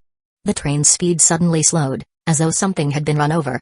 Lin Xian and Chen Sixuan were jolted forward by inertia, both frowning. "What was that?" Chen Sixuan furrowed her brows, shaking her head. "I didn't see anything." Lin Xian felt something was off. The tracks were clear, no zombies or obstructions in sight, yet something had caused the train to slow. "Anyone feel something's wrong?" Lin Xian asked cautiously, picking up his communicator to contact the key personnel across the carriages. "I feel a bit cold." Shasha replied first. "Did we just hit something?" came Kiki's voice. "I feel uneasy too." Shu Ken's voice followed from carriage number 10. "Maybe I'm overthinking, but every time I've had this feeling, trouble followed." In carriage number 5, Lu Xingchen was fixing his hair when he glanced at Da Lu. "Is Lin Xian calling us?" Daolu raised his hand and pointed to the communicator. Lin Xian said something feels off. Did you notice anything? Lu Xingchen frowned and raised his palm, a flame sparking in his hand. Suddenly, the flame flared up, trembling violently before quickly settling down. Flare after flare. He ignited both hands, and the car was bathed in a red glow. He suddenly scowled, a rare gravity appearing on his face. This cold. It's not just the temperature. There's something sinister at play. In carriage number 2, Kiki sat in front of the control panel, brow furrowed, analyzing the train's parameters and scanning the sentinel systems. Yet, she found nothing. Lin Xian, nothing's showing up, but I feel something's wrong. Should we stop and check? She asked, holding her communicator. Clank. The train's speed slowed again, this time with a heavier, more sluggish feeling. Lin Xian, upon hearing the feedback, narrowed his eyes. He had an idea and quickly returned to carriage number 1, where he activated the device mounted on the train, an anomalous cube. Ding. Using non-mechanical force for reflection detection, detection successful. No fear risks detected. Dimensional dark force invasion has been blocked, no sign of anything inside. Could it be that I'm overreacting? His heart skipped a beat as he grabbed the soul wave detector, pressing the button. The eerie blood crystal began to emit a faint red energy pulse, quickly retracting, causing the detector's needle to twitch. -100, -200, -300, -500, -1000. Looking at the rapidly descending negative soul wave values, Lin Xian's expression darkened. -1000 wasn't the actual data, it was the limit of his simple soul wave detector's range. Lin Xian's face grew grim as he picked up the communicator, his voice low and steady. Everyone, be alert. The soul wave detector is picking up dangerously high levels of dark force. Something anomalous might be targeting us. At those words, tension spread through the carriages. Lin Xian walked to carriage number 2, where Kiki, still furrowing her brows, reported, nothing. I haven't found anything here. Is it those crows in the sky? No. Lin Xian. Just as Lin Xian was about to visit the other carriages, Kiki called out. She looked at him and said, it's almost nightfall. Lin Xian's expression shifted, and without a word, he turned and ran back to the cockpit. Chen, are there any bridges or tunnels ahead? We might need to speed up and push through. Chen Sixuan replied directly, there are plenty. This area is still mountainous? The plains only begin after Hangshan Pass. If we head into the forest, we'll encounter swamps and wetlands. Beep. Beep. The second alert from his wristwatch went off. 18:45. It's getting dark. Lin Xian looked ahead. The sunset hadn't yet set, but the skyline already shimmered with eerie light. But in the next moment, his face changed dramatically. Chen Sixuan shouted in surprise, Lin Xian, look! 3 beams of light are coming at us. Lin Xian saw it too. Every time night fell, the dark tide's glowing aura would streak across the horizon like a curtain, plunging the world into darkness. This time, however, there were 3 beams coming from different directions, rippling through the sky like waves across water. That's a tidal wave coming from 3 abyss zones. Before Lin Xian could finish, the world was suddenly engulfed in blackness. Clank. The train encountered another drag, and in an instant, all the windows of the infinite train, including the Sentinel System's monitors, went completely black. What's happening? Kiki jumped up from her seat and rushed to the window, lifting the blackout panel. She looked out, but the window seemed to be covered by something, and she couldn't see anything. In the cockpit, as the darkness descended, something large and black suddenly blocked the front window. Chen Sixuan's gaze sharpened, and she realized the object covering the window appeared to be moving slowly, like the body of an insect. Ah! Instantly, Lin Xian ordered the infinite train to slow down, and screams erupted throughout the carriage. Lin Xian. Kiki's voice came urgently through the communicator. The outside of our train is crawling with these things. Everyone froze in shock. Outside, as the infinite train descended deeper into the mountains, countless monstrous, creepy entities clung to the train. These creatures were enormous, their grotesque bodies twisting and contorting, entangling the entire train. The sound of steel being crushed rang out from all directions, leaving everyone startled by the suddenness of the attack. Thud, thud, thud. Suddenly, the entire infinite train was surrounded. The air was filled with the eerie sounds of creatures climbing and moving, with insect-like limbs skittering across the train's windows, leaving the passengers frozen in fear. Where did these things come from? Chen Sixuan's face turned pale as she held back her fear, cautiously speaking to Lin Xian. Lin Xian remained silent. His mechanical heart was linked to the entire train, and he could feel the strain on every carriage as external forces tried to penetrate. His heart sank. Why had these creatures appeared so suddenly? Despite all the precautions they had taken, Lin Xian was still startled by the unexpected danger. Thud. Thud. Thud. A giant black insect crawled across the front of the train, and a creature with numerous human-like arms slowly approached the front. It suspended itself, revealing a monstrous spider face, its eyes twisted and pale, with two large eyes that resembled twisted human faces, wide open, emitting an aura of terrifying fear.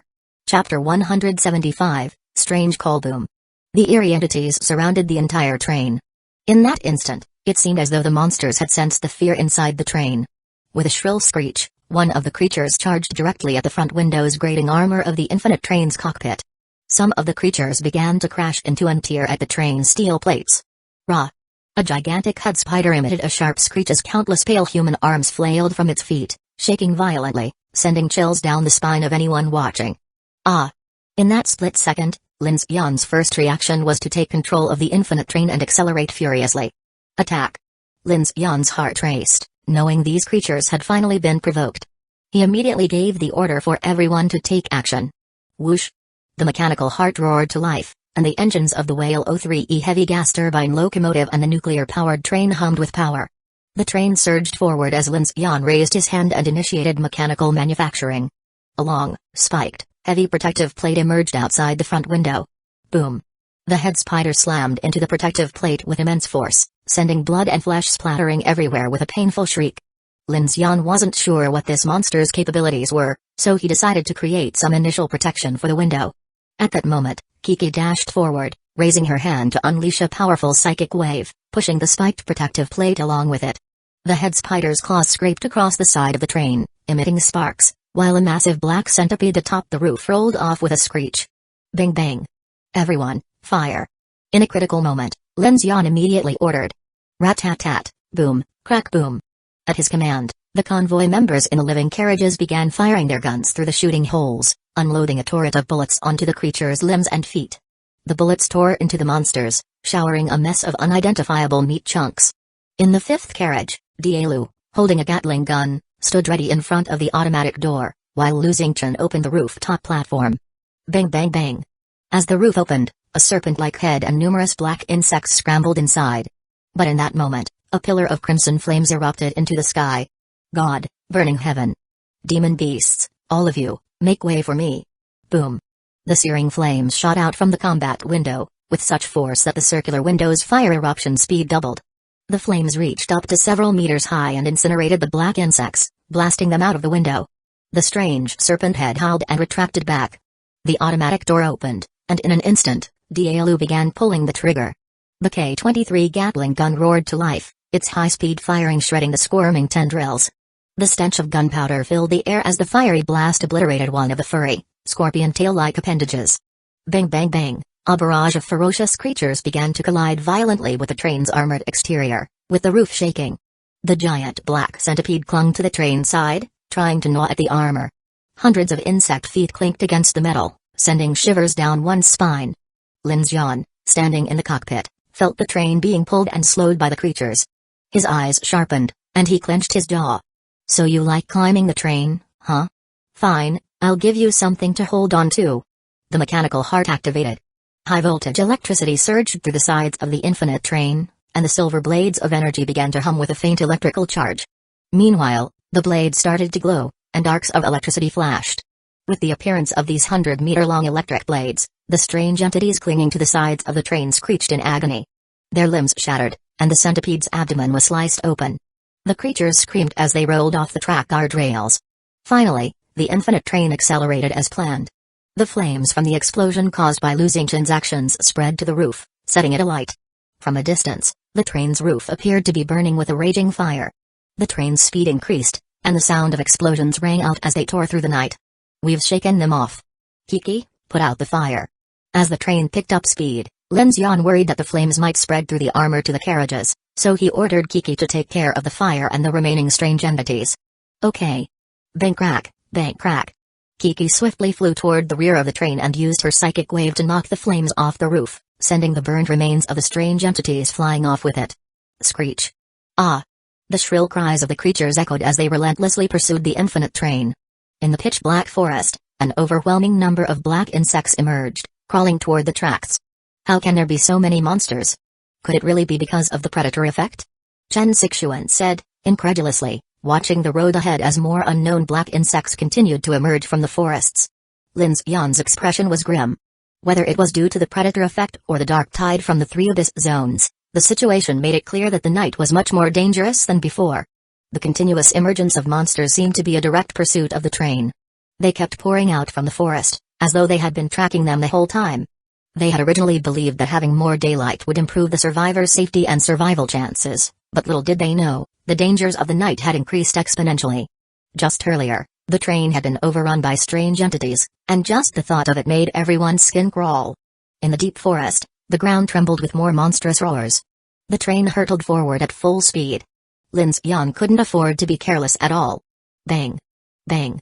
Bang! The fierce collisions continued to echo as the train's exterior armor took the brunt of the impact. Thanks to the electric blades on the armor, no monsters could climb the train, but the smaller black insects managed to get up there quickly. Damn it! Lin Xian cursed under his breath. The nightmarish creatures in the darkness reminded him of the chaos they faced back in Yubai City, where groups of monsters had rushed at them. Lin Xian couldn't help but feel a mix of anger and relief. At least, he had made the most of the daylight hours, preparing the carriages and armor in time. Otherwise, if night fell too soon, the casualties would have been severe. The night seemed endless, as though there were always terrifying creatures lurking, waiting to spring out from the shadows. Lin Xian, look! Suddenly, Chen Sixuan called out in surprise. Lin Xian lifted his head and noticed a light in the distance along the track. There. It looks like someone. Chen Sixuan's eyes narrowed as she saw a figure standing in the middle of the track up ahead. A zombie? It doesn't look like one. Beep beep beep. The train's responder machine suddenly rang, and a mechanical voice echoed from inside. Up ahead, please merge onto track 3. What? Lin Xian exclaimed in shock, quickly pressing the responder button. Who's speaking? There was no answer. The mechanical voice seemed to have appeared out of nowhere. At that moment, Chen Sixuan patted Lin Xian's shoulder. He looked up, only to realize the figure on the track had disappeared, and in its place, a new track junction had appeared. The junction had been altered. The track's been changed. No time to care about that, just push forward. At this moment, countless eerie entities rushed out from the darkness, and the swarming black insects crawled onto the tracks, making a noise like rain pouring down. Lin Xian didn't have time to worry about the track junction. With no other choice, he drove the infinite train onto a side track, pushing through with all his might. The side track, illuminated by the train's lights, seemed to lead into a dark forest. The trees loomed overhead, casting shadows, and steep mountain rocks filled one side of the train's view. Chapter 176, Rain Town da da da da. The sound of gunfire from the rear carriage echoed in the air, as the monsters' growls and their continuous attacks on the train's armor persisted. Lin Xian was in a panic. Just then, the train's front became clearer, and a platform with many tank carriages and the outline of an industrial town appeared on the horizon. Yuzhen Station? Chen Sixuan nervously checked the driving computer. This branch line is connected to the Huangxing main track. We should be able to get back to the track ahead. No, we can't. Lin Xian fixed his gaze on the track. A tanker carriage was blocking the path of the infinite train. His heart sank, and he immediately applied the emergency brakes. Screech. The train wheels screeched to a halt, sparks flying on the track, the rails turning red with heat. Everyone inside the carriages was thrown off balance by the sudden deceleration, and loud screams filled the air. As the train came to a halt, debris from the ceiling scattered to the floor. The smell of hot metal from the wheels mixed with a foul odor that began to spread through the train. What should we do? Reverse. Break through. Lin Xian grit his teeth, preparing to reverse the train. But at that moment, something strange happened. The sounds of the attacks from the rear suddenly ceased, and the gunfire gradually faded. Before anyone could react, Kiki, using the surveillance system, noticed something odd. Lin Xian, the monsters seem to have stopped following us. What's going on? Shuken. Lin Xian, all the eerie entities are gone. The voice of Shuken came through the communicator. I checked, and the rear carriages are intact with no damage. The middle section is fine too. Dialu also spoke through the communicator. In carriage number 2, Kiki checked the sentinel system. Although the armor on the outside and the roof of the carriage looked battered, the integrity of the armor was still intact. Only a lot of insect corpses were wedged into the gaps. Hearing Shuken's words, Lin Xian exchanged confused looks with Chen Sixuan. He immediately stood up and rushed to carriage number 2. Sure enough, the sentinel system showed no monsters outside the infinite train. He moved on to carriage number 5, opened the door, and a strong, rancid smell hit him. There were some monster remains hanging from the ceiling. But there was no movement outside. He quickly shut the door and turned to Kiki. "Kid, use the drones to check outside." "On it." Knowing Lin Xian was extremely cautious, Kiki immediately deployed 2 drones to begin checking the entire train in the dark. From the drone's perspective, the infinite train was surrounded by a horrific scene, but fortunately, the interior was intact. When the drone camera pulled up, Lin Xian immediately saw that, in the distance, a large number of black shadows were quickly disappearing into the woods on the side of the track. "What's going on?" Shasha, standing next to them, exclaimed. "Lin Xian, those monsters seem to be unable to get in." "Unable to get in?" Lin Xian was taken aback when he heard this. Kiki furrowed her brows, staring at the screen, and pointed out, "Wait, Lin Xian, this looks like a kind of barrier? Yuzhen isn't a famous place. There are many chemical factories here." Chen Sixuan said, thinking aloud. Could there have been some chemical leak that scared the monsters off? Lin Xian shook his head and stood up, opening the sunshade to look outside at the empty freight platform. His expression became grave. "There's something strange going on. Kid, use the drones to investigate the section of the track ahead. See how long the tanker blocking the track is. Let's not disembark yet. We need to observe the situation here. Shukin, is anyone injured in the back?" "Lin Xian, everyone's fine. No issues here." Shukin's voice came through, and Lin Xian breathed a sigh of relief. They had barely entered the night when they encountered a series of strange situations that had put Lin Xian on edge. He was still puzzled about how to escape the suffocating eerie insect tide when they suddenly arrived in this eerie town, and the strangest thing was that once they entered, they were safe. This was a situation Lin Xian had never encountered before. It wasn't a steel fortress, so he thought, could there be something that was unknowingly blocking the monsters? Lin Xian walked from carriage number 1 to carriage number 12, inspecting every carriage. Despite the lingering smell of smoke and anxiety inside, everyone seemed to be fine. Many people in the living quarters were still confused, but some were thankful they had survived. Wow, if we had stayed on the train tonight, we'd definitely be doomed with so many monsters around. Yeah, I'm so scared. Lin Xian, are you okay? In the living area, the young girl Miaolu saw Lin Xian approaching and stood up enthusiastically to ask. I'm fine. Lin Xian said. When we entered the station, did those monsters suddenly run off? Miaolu shook her head. I didn't notice. It was like, all of a sudden, the monsters just retreated and it became quiet. That's right. Shukin also came over. It's very strange. We've never encountered something like this before. Lin Xian nodded. Alright, everyone stay alert. The situation with so many monsters might still happen again, so let's be mentally prepared. The train was covered with eerie entities. Not just Lin Xian, but even people like Shukin were caught off guard. If it weren't for the heavy armor, the dozens of people on board might have ended up as the monster's next meal. Lin Xian continued checking the condition of each carriage with his mechanical heart and also began repairing some of the fasteners. When he reached carriage number 3, Ding Junyi called out to him. Ding Junyi, with a serious expression, pointed to the pot containing the blood scourge flora and said, I've been keeping an eye on it, and just now, the hell's black chrysanthemum changed. Lin Xian's heart skipped a beat. He quickly walked over and furrowed his brows as he looked at the black chrysanthemum. The red light. Has it dimmed a little? Exactly. Ding Junyi nodded. Not only that, but during the recent fight, I saw a wisp of black smoke being absorbed into it, and the red light weakened a lot afterward. Black smoke. Lin Xian frowned. We've seen this smoke before when we killed the eerie entities. So, during the recent attack, we must have killed some eerie entities. Ding Junyi said. What does this mean? Lin Xian asked. Ding Junyi crossed her arms. The appearance of eerie blood crystals is also accompanied by this black smoke. According to this logic, the blood scourge flora should have the ability to absorb the power of this black smoke. That makes sense. Lin Xian's expression darkened. But we don't know what effect or significance this has yet. In the lab, we can't monitor these changes. Ding Junyi said. But at least now we know some of its characteristics. If possible, please try to kill or capture some eerie entities. It'll help me test the effects of the black smoke produced by their deaths on the blood scourge flora. The more experiments we do, the sooner we can get results. Lin Xian blinked. Wait, did you just say capture eerie entities? Ding Junyi tilted her head slightly, and under her black-framed glasses, her gaze was serious. Yes. From a scientific perspective, the more experiments we have, the more accurate our conclusions will be. Is she speaking human language? Forget about capturing them. If any monsters die near the train later, you can observe them. Lin Xian walked away helplessly. He understood Ding Junyi's point, but right now, He had no mood for discussing experiments. Capturing eerie entities. Who would do such a thing? Not in this lifetime. Lin Xian cursed inwardly. Chapter 177, Candlelight. Strange things were happening. Lin Xian's mind was filled with unease.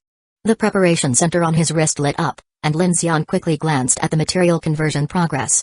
The materials needed for the 1130 close-in weapon system were mostly ready. Better build one soon, or I won't be able to sleep peacefully, he muttered to himself. As he walked into carriage number 2, Kiki's voice greeted him. Chen Sixuan and Shasha were gathered around the information center, staring at the live footage from Kiki's drone. Come take a look. Chen Sixuan called out to Lin Xian. He walked over, and his eyes narrowed when he saw the drone's feed. It was heading toward a small town far off the station platform. Strangely, under the night sky, faint lights flickered in several houses, like gas lamps or extinguished candles. Lin Xian furrowed his brows. Is this town inhabited? This is strange. Kiki murmured, her legs crossed as she floated on the stool, zooming in on the drone's footage. Due to the distance, she could only make out faint outlines of buildings. If it's survivors, why would they light lamps like that? Lin Xian immediately understood.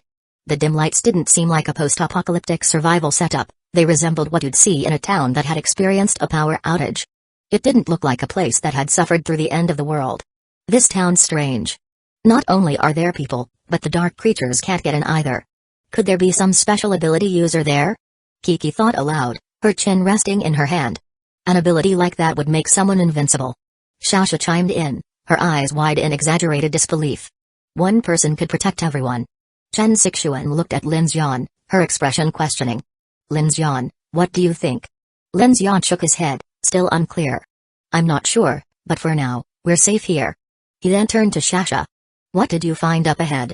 A chemical tanker train. We just need to move it out of the way. The road ahead is clear. Good. Should we go to the town and check it out? No need. Lin Xian glanced again at the distant, eerily quiet station and the small town. Even if we did, we should wait until daybreak. Let's move the tanker and keep the track clear for the train. We'll see how things go tonight. Someone deliberately redirected us to this side track, so I'm cautious. Better to stay put for now and avoid attracting attention in the dark. Chen Sixuan and Kiki nodded in agreement. Lin Xian's cautious nature was a comfort in this strange situation. Rushing to explore the town in the dark was definitely not a wise decision. The doors to the cockpit opened, and Lin Xian and Kiki stepped out, followed by Daelu and Lu Xingchen, who began their patrols at the station's edge. The Raintown station was a large chemical cargo platform, with a closed warehouse on one side. Under the moonlight, the platform was shrouded in a soft, pale glow. It was eerily quiet, almost too quiet. Lin Xian quickly made his way down the tracks toward the tanker train, activating the mechanical heart to begin scanning the entire train. Within moments, the scanning process was complete. The train rumbled as Lin Xian started the tanker. Kiki helped by switching the track, and under the lights of the infinite train, they moved the tanker off the tracks, clearing the path ahead. The task was easier than expected. The only sound came from the distant chirping of insects, but there were no unexpected complications. Once everything was in place, Lin Xian wasted no time and called everyone to board the train. Just as he was about to step back into the cockpit, he froze. A cold shiver ran down his spine as he turned and looked back at the empty, dark platform. There was an odd feeling, as if something unseen was watching them. What's wrong? Chen Sixuan's voice came quietly from behind. Lin Xian didn't answer right away. His gaze lingered on the station, but he didn't see anything. He turned and boarded the train. Once inside, the cockpit doors closed with a heavy thud. The familiar hum of the infinite train systems offered a sense of safety, but Lin Xian's unease didn't dissipate. It was as if something was lurking just out of sight, watching them. Tonight, I'll stand guard. Chen Sixuan, Shasha, you both should get some rest. Shukin and I will keep watch. Lin Xian instructed, his tone firm and practical. I'm not sleeping. Kiki replied, her energy evident. You're setting up the 1130 close-in weapon system and the engineering robots tonight, right? I can help you calibrate the systems. Lin Xian gave her a glance and nodded. All right. At that moment, he noticed Shasha's expression was a little off. He walked over to her. Shasha, what's wrong? Lin Xian. Shasha's brow furrowed slightly. This place feels creepy. I can't shake the feeling that something's wrong. I feel the same. Chen Sixuan added, her voice low. Even though those creatures are gone, this town just doesn't sit right with me. Lin Xian nodded, his expression hardening. We'll stay in the train until daylight. I'll seal off the train. Only I can open the doors. You all get some rest. Though Lin Xian felt unsettled as well, he didn't want to transmit his unease to the others. As the leader, he had to maintain a sense of calm. After assigning roles, everyone reluctantly settled into their duties. Lin Xian. After everyone left, Chen Sixuan called out to him from the door of carriage number 1. Be careful. Lin Xian nodded. I will. He turned back to the device in his hand, the anomalous cube, and activated it for another scan. Ding. Non-mechanical force reflection detection in progress. Detection successful. No fear risks inside. Dark forces have been blocked. Next, Lin Xian grabbed the soul wave detector, pressing the button. 0, everything inside and out seems clear. Lin Xian muttered to himself. But despite the reassuring results, an uncomfortable feeling lingered. He couldn't quite shake the suspicion that something was wrong. Could the anomalous cube be blocking the influence of an ability user? He wondered aloud. Then it hit him. He had a sinking feeling, what if this was some kind of forbidden object? Lin Xian's mind raced. If survivors had such abilities, they would be virtually invincible, far more powerful than his own mechanical heart. But if it were a forbidden object? His thoughts were interrupted as he looked back at the anomalous cube. He couldn't ignore the nagging feeling that this was something far more dangerous. Forget it. Lin Xian muttered. We'll see what tomorrow brings. He picked up the communicator, checking the system, and began walking down the train's carriages. Carriages number 11 and number 12 were quiet, with most of the passengers in carriage number 11 asleep. Shu Ken and the others had already turned off the lights, waiting patiently in the corridor. Kiki followed Lin Xian into carriage number 11, where 3 vehicles and a motorcycle were parked, future equipment for mobile operations. Carriage number 12 was empty, and Lin Xian had plans to turn it into a weapon station, starting with the 1130 close-in weapon system. Inside carriage number 12, the lights were bright, but it was eerily silent. Kiki, sitting at the control panel, looked up at Lin Xian. You can make a Gatling gun now, can't you? Why don't we build a few more? Our firepower will be much stronger. Lin Xian gave her a dry smile. You think I'm a factory? I don't have that much time. Chapter 178, Making Cannons Late at Night. Currently, the upgraded firearms weren't too difficult for Lin Xian to create, but the main issue was the ammunition. The preparation of gunpowder, material conversion, while the bullets themselves weren't too complicated, the speed at which Lin Xian could manufacture them was limited.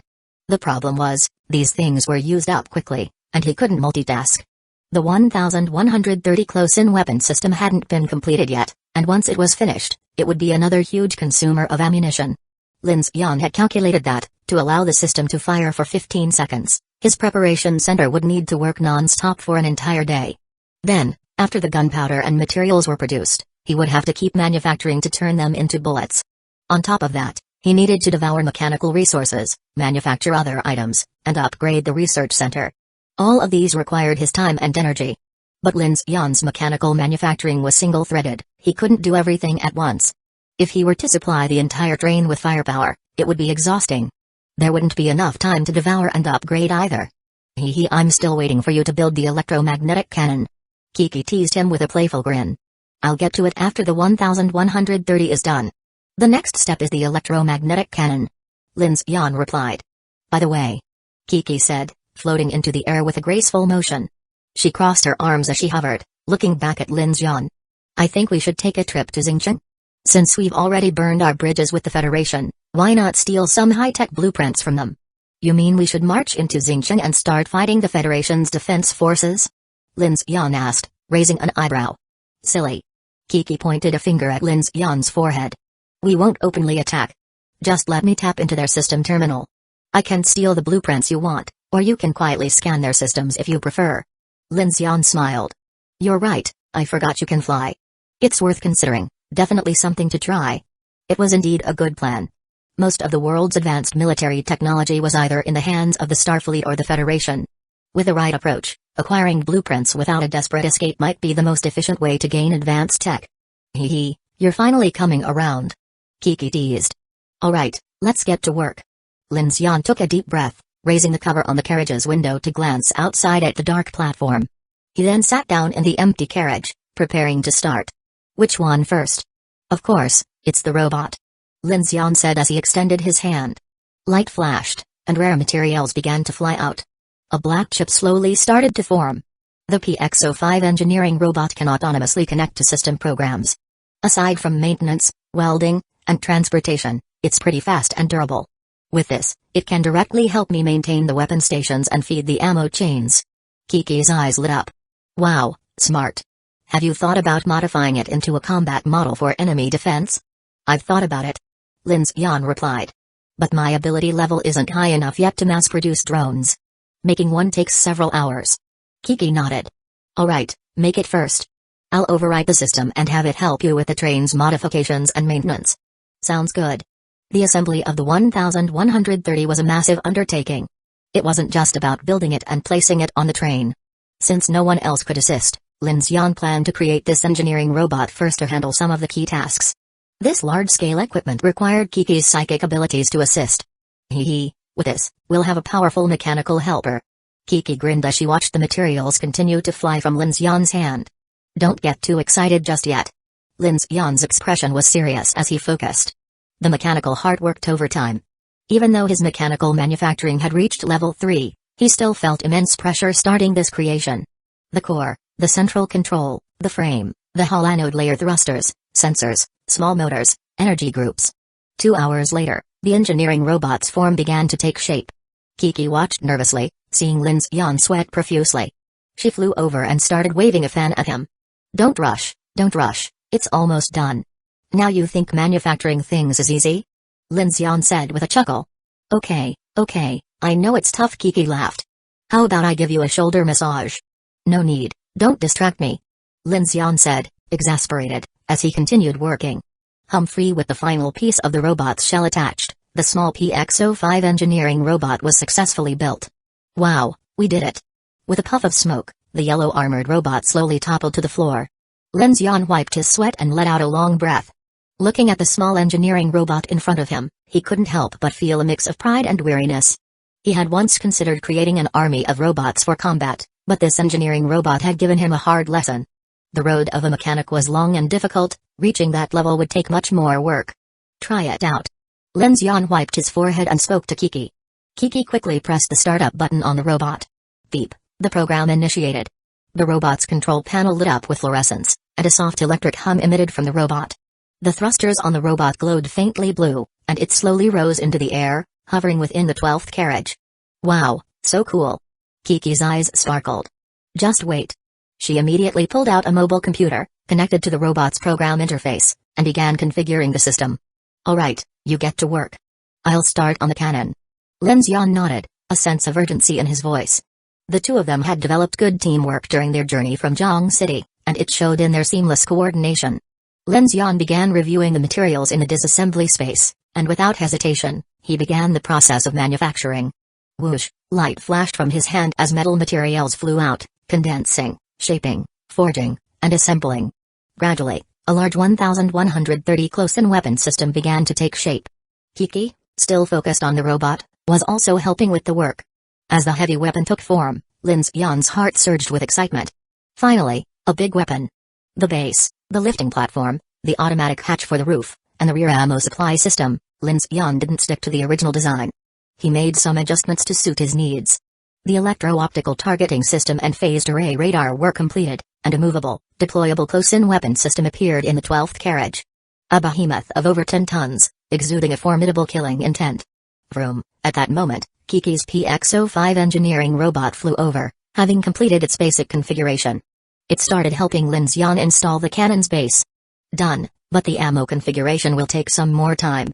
For now, let it help with the miscellaneous tasks. Kiki said, hands on her hips, looking pleased. Phew. Lin Xian nodded and sighed. Finally, it's done. It was already past midnight. For Lin Xian, building such large devices for the first time was a challenge.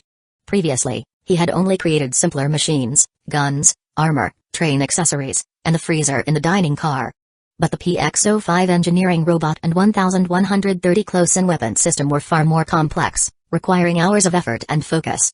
Mechanical manufacturing, level 3, 260 out of 1000, Lin Xian opened the mechanical heart interface and saw that the progress had significantly increased, with over 200 points added to his manufacturing skill. Nice, this is a good increase.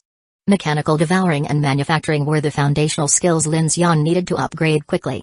While the materials in the disassembly space were running low, he had finally managed to get the job done.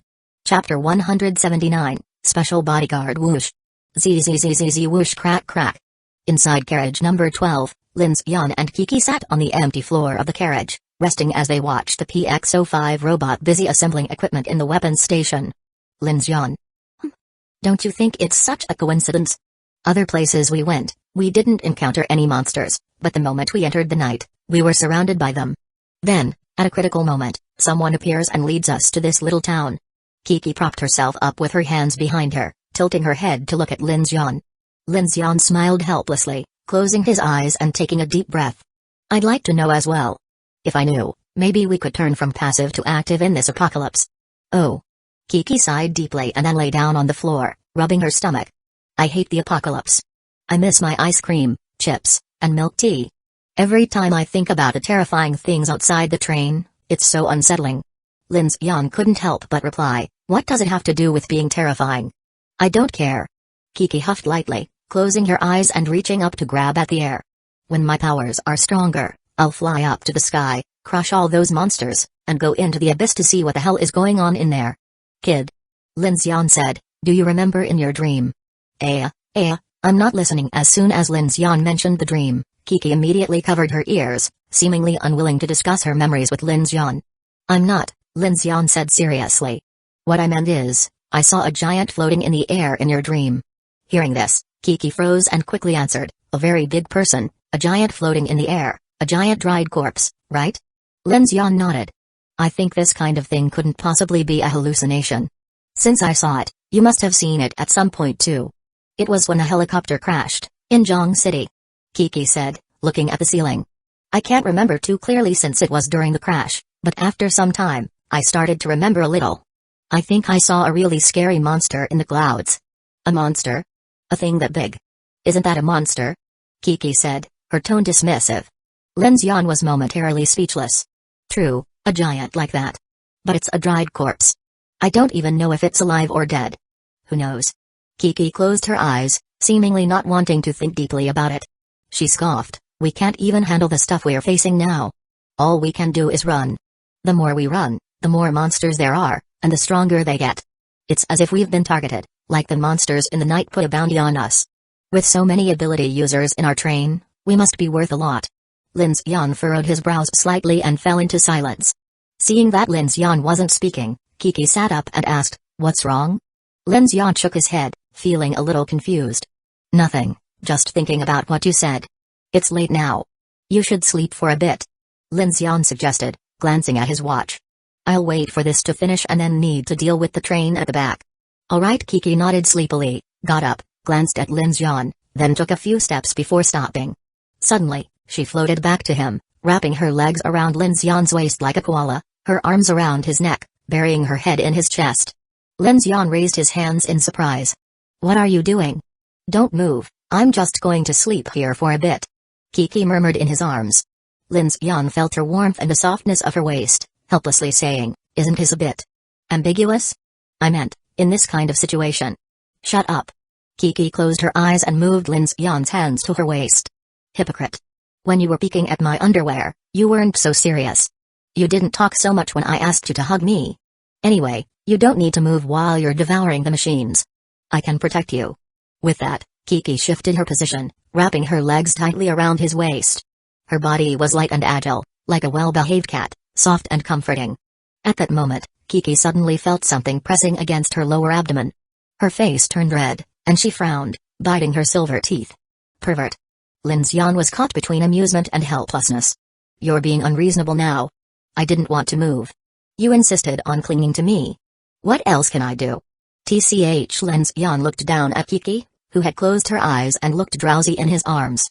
His heart warmed. He knew that Kiki was only trying to protect him. The situation outside was unclear, and to devour the trains, he had to take some risks. But with Kiki, who had a telekinesis ability, by his side, he could relax a little. However, he knew that Kiki hadn't slept for 2 straight days. While he had collapsed from exhaustion on the ascension elevator, Kiki hadn't fared much better. Are you sure you want to do this? Kiki whispered softly, almost asleep. Alright then. Though it felt strange, since it was Kiki's special bodyguard service, Lin Xian didn't feel like complaining. He stood up and, holding Kiki like a koala, walked out of the nuclear-powered locomotive's cockpit and headed towards the inner-city train heads pulled from Jiazu City, ready to begin devouring. Before boarding, he glanced around at the pitch-black freight platform, sighed, and climbed into the long unused train cockpit. With Kiki by his side, Lin Xian felt surprisingly calm. It seemed like she really could fall asleep in his arms, her breathing becoming steady. He settled into the seat and began his mechanical devouring. Lin Xian opened his mechanical heart panel. Current mechanical heart level, level 3, 565 out of 5000, strength level 3 to 30%, burst 300 kg, speed level 2 to 40%, max 13 meters per second, defense level 2 to 26%, iron bones, mechanical awakening, mechanic, awakening skills, research center, manufacturing plant, mechanical devouring level 3, 466 out of 1000, increases devouring efficiency, mechanical manufacturing level 3, 260 out of 1000, increases construction efficiency, mechanical passives, scan, repair, disassemble, special skills, wind cannon, normal, level 3, max level, ice shield, normal, level 2 to 9%, backlash, rare, level 1 to 30%, power surge, rare grade, level 1 to 23%, reminder, VOG grenade launcher blueprint is being upgraded, ETA 0:00:34, hey, the blueprint is almost done. Congratulations. You've obtained the Thunderstorm A1 grenade launcher, blueprint, wow, turning single shot into burst fire. Shasha will probably love this. Lin Xian smiled in delight. The research center was truly amazing. If it weren't for the practical limitations, Lin Xian really wanted to throw in the electromagnetic railgun to see what it could produce. But he could only dream for now. That kind of thing, given his current mechanical manufacturing level, would probably take 50 or 60 days to develop. Even if the blueprint came out, it couldn't be built. It was like watching a movie without ever getting to act. After some thought, Lin Xian decided to test it with the A33K heavy anti-material sniper rifle, one of the weapons from Teacher Chen. Please choose the weapon development direction, firepower, 3 days 15 hours, mobility, 3 days 12 hours, huh?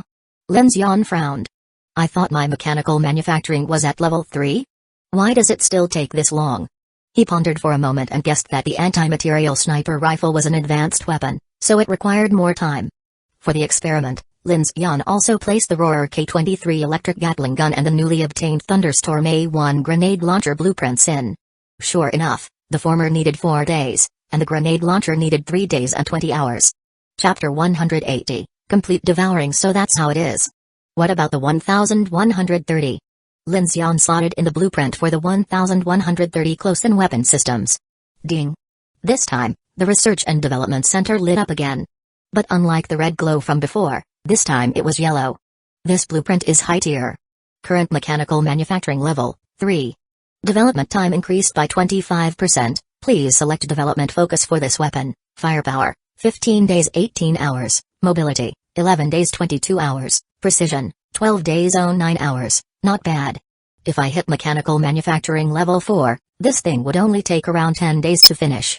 Feeling more confident, Lin Xian didn't dwell on it too long and turned his focus back to upgrading the sniper rifle. But this time, instead of picking firepower, he chose mobility. This rifle's still too big for Miss Chen. If I can boost its mobility, it'll be more suitable for her. He wasn't too worried about the upgraded firepower. What mattered most was making it better suited for Chen Sixuan. Now that she was part of the combat team, Lin Xian couldn't help but worry for her safety. Notice, blueprint upgrade for A33K heavy anti-material sniper rifle in progress. Time remaining, 3 days, 11:59, let it cook. Lin Xian exhaled and didn't waste any more time. He turned to devour the head of the nearby inner-city train. Devour progress, 1%, he checked the speed. This intercity locomotive wasn't on the same level as the Huangxing 7F electric locomotive in terms of output or size. He figured it would take 2 to 3 hours per unit, he could probably get them all done before sunrise. Time ticked by. Devour progress, 30%, devour progress, 60%, devour complete. Mechanical source points plus 300, mechanical devouring skill proficiency plus 100. Bonus, strength plus 10, speed plus 5, defense plus 10. 2 hours later, the prompt popped up. The locomotive's head disintegrated into gray ash. The ground under his feet gave out, and Lin Xian quickly tightened his grip on the sleeping Kiki as they dropped onto the rails below through the haze of smoke and dust. The girl stirred in his arms, barely waking, letting out a soft little sound. She squirmed a bit, nuzzled her cheek against Lin Xian's shoulder, and fell right back to sleep. This little brat. Even the way she slept was unique. She leaned toward him, face nestled against his neck, her soft lips parting slightly as warm breath brushed his skin, giving him a subtle, tingling sensation. Seeing that, Lin Xian's heartbeat kicked up a notch. Before he realized it, something came over him, and he dipped his head, kissing those sweet lips. Her lips were soft and fragrant, and to his surprise, Kiki, still seemingly asleep, responded. She let out a sleepy hum and parted her lips slightly. Her unconscious response lit a fire in Lin Xian's chest. Heat surged from his chest to his lower belly, and he quickly pulled away, forcibly pushing down the rising urge. Damn. Wasn't I just devouring train engines? Why the hell am I kissing her now? He glanced down again and found Kiki still asleep like nothing happened. It really seemed like it had been pure instinct on her part. Desperate for a distraction, he opened his system panel and let out a breath. Ugh. Even with these drains, each one only gives 300 mechanical source points now. To hit level 4, I'll need to eat at least 16 of these. Now that he was at level 3, the yield had dropped again. The Huangsing 7F electric locomotive, which used to give 500 points, probably only gave around 400 now. Quality's hitting a limit, gotta rely on quantity. But that 100 points of skill proficiency per devour was solid. If he could level up mechanical devour to level 4, and with more daylight hours now, he could keep grinding bigger machines for more boosts. All night long, the responder stayed silent. The creepy, pitch-black freight platform remained dead still, with only a bone-deep chill filling the air. Nothing else happened. Lin Xian stayed on high alert while continuing to devour train engines.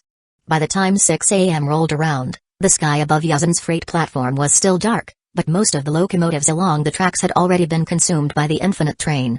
2 freight locomotives, plus the head of a chemical tanker, 3 engines in total, along with several carriages, all devoured by Lin Xian. It nearly drained him dry. If he didn't have a soft, powerful little koala clinging to him the whole time, there's no way he could have pushed through. Devour complete. Mechanical source points plus 320, mechanical devouring skill proficiency plus 100. Bonus, strength plus 20, speed plus 15, defense plus 8, devour complete. Mechanical source points plus 280, mechanical devouring skill proficiency plus 100. Bonus, strength plus 15, speed plus 12, defense plus 15, devour complete. Mechanical source points plus 330, mechanical devouring skill proficiency plus 100. Bonus, strength plus 13, speed plus 15, defense plus 13, devour complete. Mechanical source points plus 15, mechanical devouring skill proficiency plus 5. Bonus, strength plus 2, devour complete. Mechanical source points plus 13, mechanical devouring skill proficiency plus 5. Bonus, defense plus 1, dismantle results, acquired high manganese steel times 500, hot rolled forged steel times 500, cold rolled dual phase steel plate times 250, ordinary carbon steel times 1200, non-metallic foam material, non-metallic composite materials, dismantle results, acquired glass, plastic, iron, aluminum, copper, semiconductor components, crystal transistor, diode, field effect transistor, integrated circuit, resistor, capacitor, inductor, circuit boards, 3 train heads and over a dozen carriages. Altogether, Lin Xian gained 1,155 mechanical source points and 375 mechanical devouring proficiency. On top of that, his attributes increased by 55 points of strength, 50 points of speed, and 41 points of defense. The fabrication center also harvested a massive amount of metal materials, including high-grade steel. An absolute jackpot.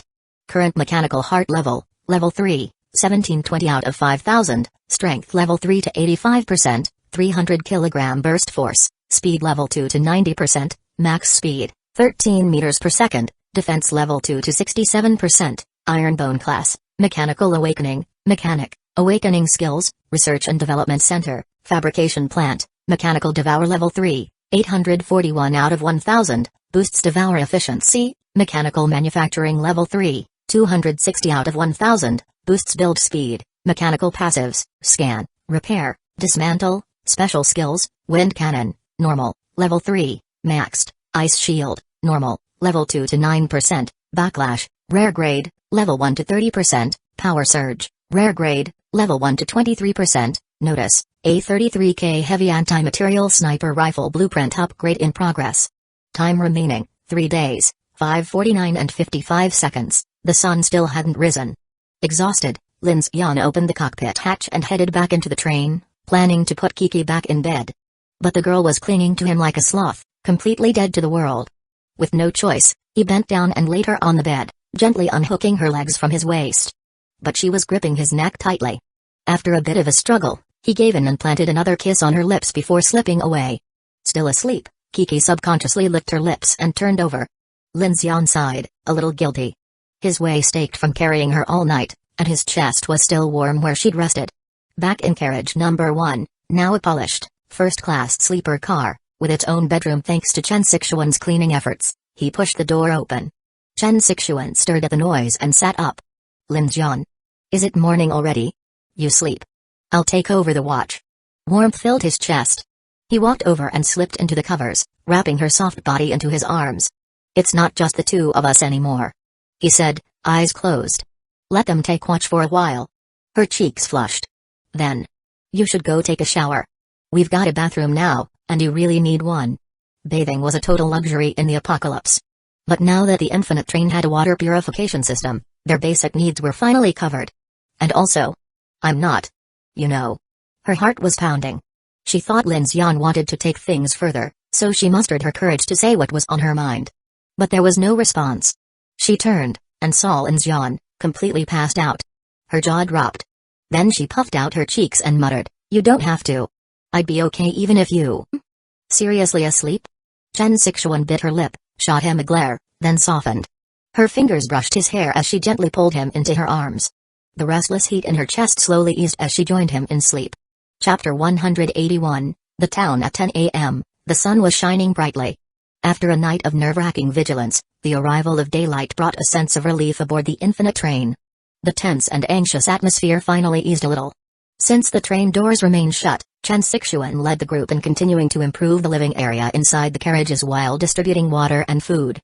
Shasha, having slept through the night, got up early and joined her brother in car number 5 to sort through their stockpile of weapons. Lin Xian had only managed to sleep for 3 hours, but he felt somewhat refreshed. As he stepped out of the living quarters, he saw Kiki already seated in the information center, chewing on bread while operating a drone to scout out the nearby town. When she saw Lin Xian enter car number 2, Kiki glanced at him with a smirk, the corners of her mouth curving into a knowing expression before she quickly turned back to the screen as if nothing had happened. Lin Xian immediately sensed that something was off about her gaze. He felt a little awkward. Had she caught him stealing a kiss last night? If so, then in Kiki's mind, he was now undeniably a complete bastard. You're awake? At that moment, Chen Sixuan approached and said, Only slept for a few hours. Lin Xian was about to say something, but seeing Chen Sixuan walk over, he cleared his throat and replied, It's enough. I can't sleep for too long. Now that it's daylight, I'm planning to take a group into the town to check it out. I want to go. I want to go too. Shasha ran down the corridor, her face full of excitement. You're staying. We need people to hold the fort. If you really want to get off the train, go with the others and scout the freight station surroundings for anything useful. Lin Xian said. Ugh. Shasha looked disappointed. Alright then. You guys be careful. Oh, right. Lin Xian suddenly remembered something. He gathered materials from the manufacturing facility and quickly got to work. About 10 minutes later, a sleek, black Thunderstorm A1 grenade launcher was freshly assembled. Whoa. Shasha's eyes widened in shock as she eagerly grabbed the weapon from Lin Xian's hands.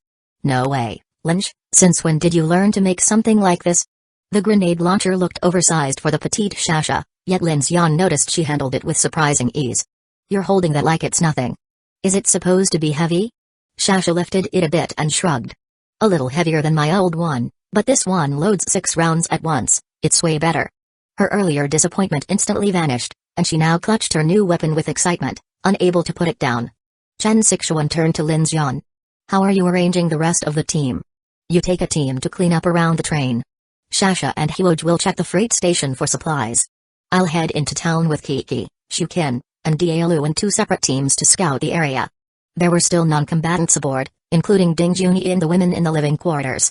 Lin Xian decided to leave Lu Xingchen, the fire-type ability user, behind.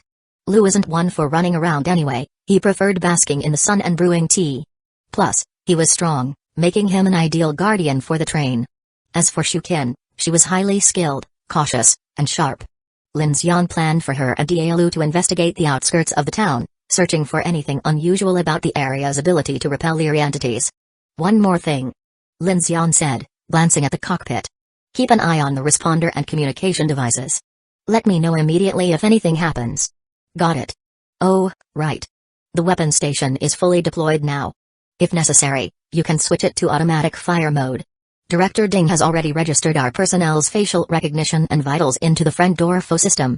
If you're unsure how to use the targeting system, ask Shasha. I taught her this morning. Kiki added this casually, but Chen Sixuan was left completely bewildered. You mean that big cannon? Lin Xian nodded. Just in case. You have defensive measures on board now. Even though it was daytime, with the train's weapon station fully operational, the defenders needed to know how to use it. If trouble arose, they could rely on the close-in weapon systems for covering fire. Understood. Chen Sixuan nodded, feeling a bit emotional.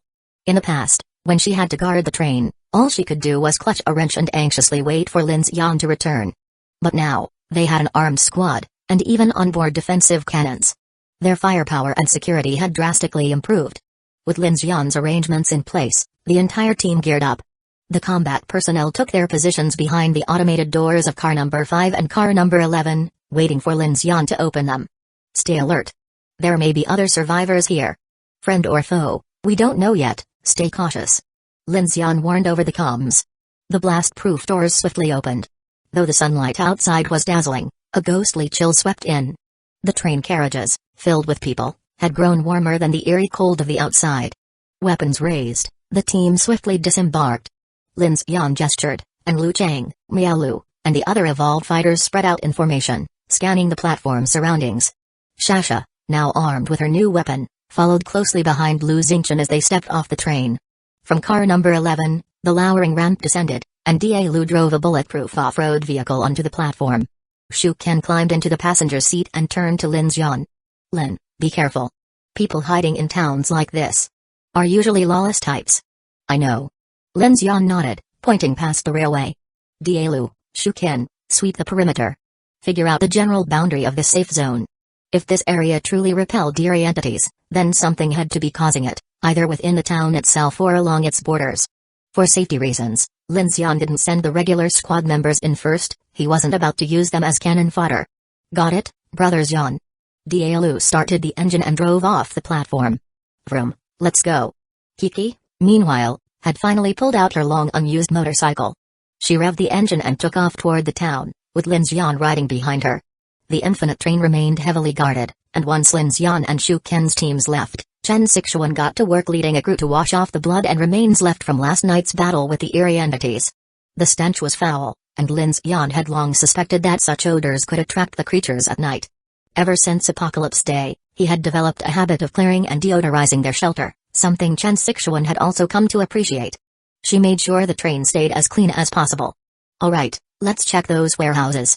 Shasha, though small, acted like a boss. With sunglasses on and the Thunderstorm A1 grenade launcher in hand, she strutted up to Lu Xingchen. Lu Xingchen, meanwhile, had just sat down a chair, ready to lounge in the sun. Shasha shot him a glare. Stop slacking. Weren't you looking for tea leaves? Still want them or not? Lu Xingchen crossed his arms and lazily eyed the tightly sealed warehouse doors. With a smirk, he said, dummy. Clearly, this place stores chemicals. No way there's tea in there. Shasha fumed but then suddenly grinned mischievously. Fine, if you won't come, I'll just go with the others. If I get killed by some bandits, no big deal. People will just say that the mighty fire god was all talk, just a fraud, all bark and no bite. Chapter 182, The Cinema Fraud? All bark and no bite? Just for show? Lu Xingchen's grin instantly froze. His face turned pale as if each of Shasha's words had struck a precise nerve. Shasha stole a glance at him out of the corner of her eye, noticing the effect her words had, so she fanned the flames further. Can't even protect a little girl, yet you dream of saving all of humanity? PFFT. If I were you, I'd find a hole to crawl into. But hey, at least your fire ability is useful, you can warm people's seats like a human heater. Shut up. Lu Xingchen shot to his feet, veins bulging as he gritted his teeth. He pointed viciously at the warehouse ahead. Fine, pick a damn warehouse. If I don't burn every last rat, roach, and pest inside, I'll consider their sanitation standards excellent. Shasha smirked, adjusting her sunglasses, then dramatically waved her hand forward. Lead the way, fire god, The motorcycle cruised along a quiet road, flanked by lush green trees under the golden sunlight. Lin Xian sat on the back seat, gazing at the town's silhouette up ahead. Not far beyond the town, a large chemical plant loomed, complete with towering reactors and distillation columns. Normally, a chemical plant this size would be built farther from residential areas. Lin Xian remarked. But here, it's practically next door. Kiki responded, maybe that's the reason the eerie entities can't get in, some kind of chemical leak? Lin Xian sighed, rubbing his temples. The monsters can't get in, but we can. So, who's really the monster? Kiki smirked. Not necessarily, there could be things that humans can tolerate but they can't. Haven't you seen those alien invasion movies? Sometimes, even a common human virus can wipe out an entire alien army. Lin Xian was speechless. Damn, she actually made a good point. He sniffed the air, trying to detect any unusual chemical odors. As they approached the town's main street, Kiki slowed the bike. Buildings came into view, low-rise houses, shuttered shops, and abandoned streets. Some doors were tightly shut, while others creaked open, swaying with the breeze. Fallen leaves, yellowed prematurely by the cold, covered the roads. The convenience store shelves were empty, coated in dust and mold. Kiki frowned at the desolation. This place is weird. It doesn't even look like anyone's been living here. Lin Xian kept scanning the surroundings, eventually pulling out his soul wave detector and activating it. A faint glow pulsed outward before retracting. The dial, which had started in the negative, slowly crept toward 0. That was odd. Lin Xian frowned. Was the old detector malfunctioning? Or was something affecting its readings? The movement of the needle seemed sluggish, unnatural. The motorcycle rolled into a crossroads, likely the town center. Not much of a center, though. A small supermarket, a bank, and across the street, a relatively large cinema. They dismounted and took in the view. The streets, bathed in sunlight, felt eerily lifeless. Everything was in decay, quiet, desolate. Rotten, dried-out corpses of townspeople lay on the sidewalks, their clothes fused to the ground. Flies buzzed over the remains. This is strange. I saw people here last night. Kiki muttered. She glanced up at the second-floor windows of a nearby store, dark, empty. In the shattered display case of a clothing boutique, a few mannequin torsos stood awkwardly, their clothes long since stripped away. Their vacant faces seemed to stare directly at Lin Xian and Kiki. A chill ran down Lin Xian's spine. They had both seen lights in the town last night, not just one, but multiple sources. Stay alert. Lin Xian warned, eyes locking onto the cinema. Let's check inside. This town had no eerie entities, no zombies, yet no living humans either. It made no sense. He wondered if Shuken and Daelu had uncovered anything on their end. Kiki nodded. Maybe there are people here, just hiding. Lin Xian pushed open the cinema's doors. A wave of damp, decaying air rushed out. He grimaced but stepped forward cautiously. If this place repels eerie entities, it should be an ideal safe zone. A shelter here would be much safer than running around. But if there are no survivors, then something worse than eerie entities is lurking here? Kiki cut in. Lin Xian didn't answer. He just hoped he was wrong. The cinema lobby was pitch black. Lin Xian quickly manufactured a high-powered flashlight. Click. A harsh white beam pierced the darkness. A mess lay before them, rows of ticket machines, a broken popcorn stand, and in the corner, tattered tents. Scattered across the floor were human skeletons, their remains twisted in the dust. Doesn't look like anyone's still alive here. Lin Xian swept his light around. Just as he was about to leave, Lin Xian. Kiki whispered suddenly. I hear something inside. He instantly turned, directing his flashlight toward the theater hallway. The two exchanged a glance, then wordlessly advanced. Drip. Drip. Water dripped somewhere in the darkness. Apart from that, the silence was suffocating. Kiki floated ahead, stopping outside one of the theater doors. She pointed at it. That's where the sound came from. Lin Xian nodded, electricity crackling faintly around his hands. He reached out and slowly pushed the door open. Creak. The rusted hinges groaned. Suddenly, a wave of nauseating rot burst from within. Kiki recoiled violently, flying backward while clutching her nose, eyes wide with horror. Lin Xian staggered. The stench nearly knocked him out cold. He had seen his share of blood-soaked battlefields, but nothing had ever smelled this putrid. Forcing down his disgust, he yanked the door fully open. But aside from the overwhelming stench, there was no movement inside. Lin Xian raised his flashlight and swept it across the theater. The aisles were empty. The projector screen had long since rotted into tattered shreds. The two cautiously stepped inside. Kiki followed closely, still pinching her nose. It stinks. Ugh, it stinks. SHH. Lin Xian's expression grew grim. He motioned for silence. They reached the main theater's seating area. Lin Xian aimed the flashlight up the sloped rows of seats. And in that instant, both of them froze. Kiki gasped sharply, ducking behind Lin Xian in terror. Under the stark white glow of the flashlight, row after row of seats were occupied. Every single seat was filled. But they weren't people. Nor were they zombies. They were skeletal figures, flesh peeled away, left to decay.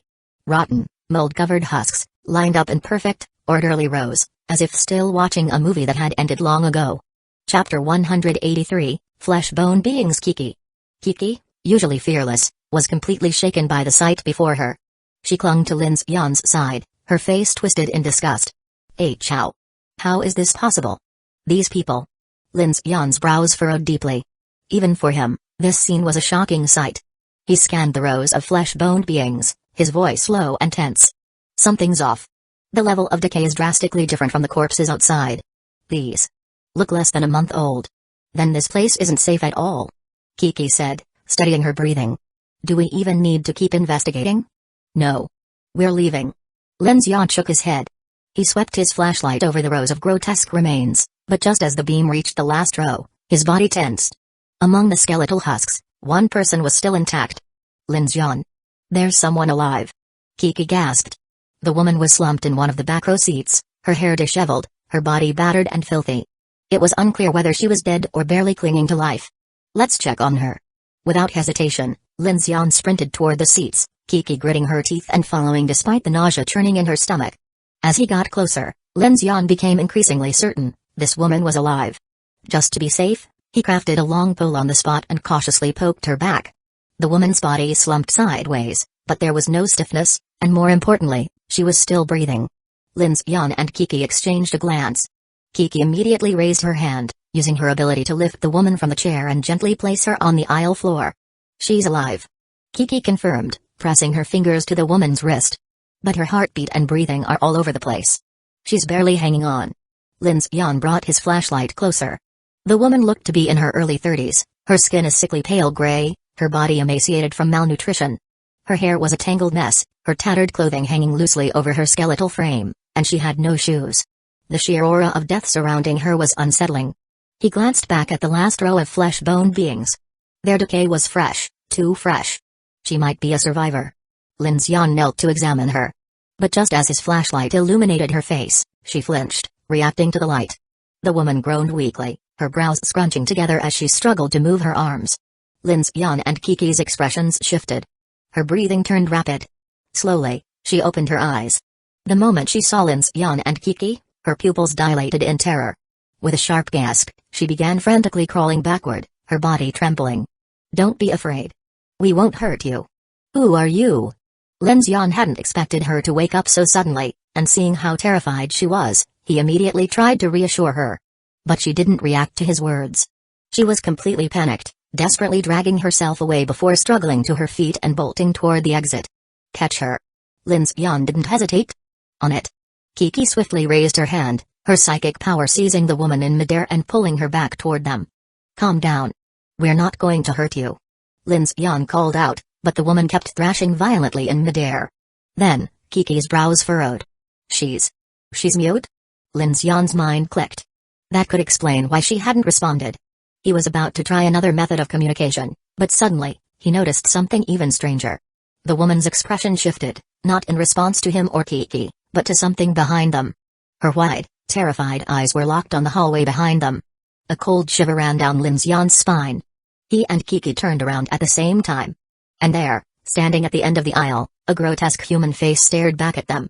A person walking upside down. Careful. Lin Xian's pupils constricted. A white-skinned entity was creeping toward them, moving on all fours, its head twisted at an unnatural angle. Without hesitation, Lin Xian raised his hand and unleashed a bolt of electricity. Crackle.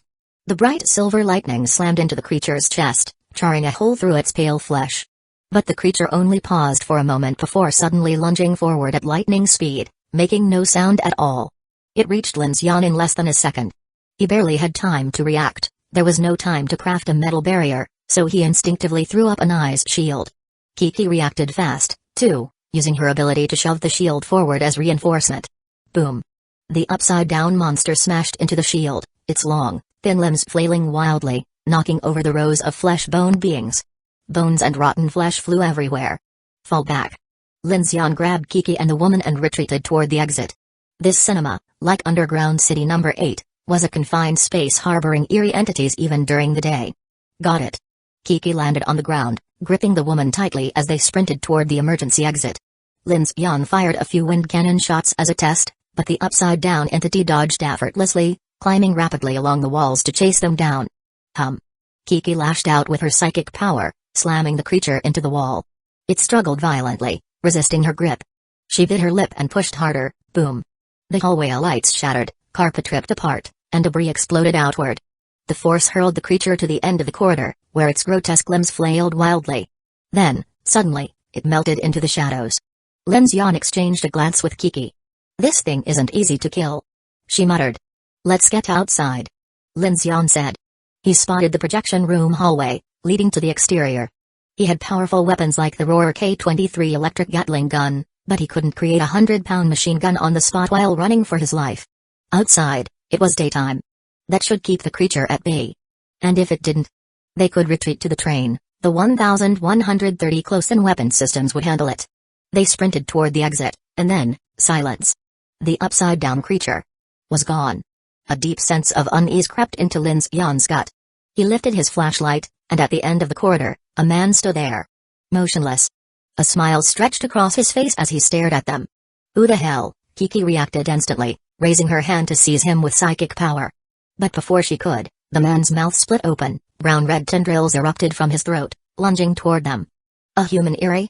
Kiki caught the creature in midair, holding it with her ability. Lin Xian charged up a bolt of electricity. Boom.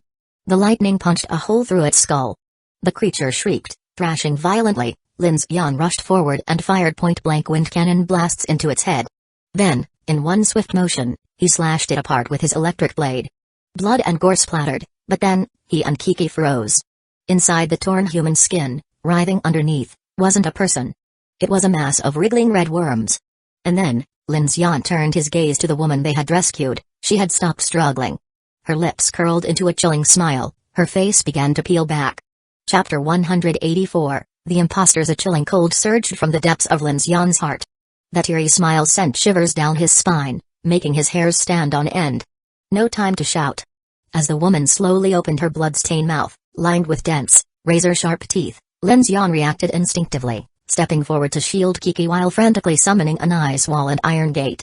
In the blink of an eye, the icy barrier materialized in the air, encircling the rapidly thrusting tentacle. Its razor-sharp tip was mere inches from piercing Lin Xian's heart. Then, boom. A piercing sonic boom shattered the corridor's silence. A black spear shot past Lin Xian's vision, streaking through the air like a thunderbolt and piercing straight through the eerie woman's forehead. Nia.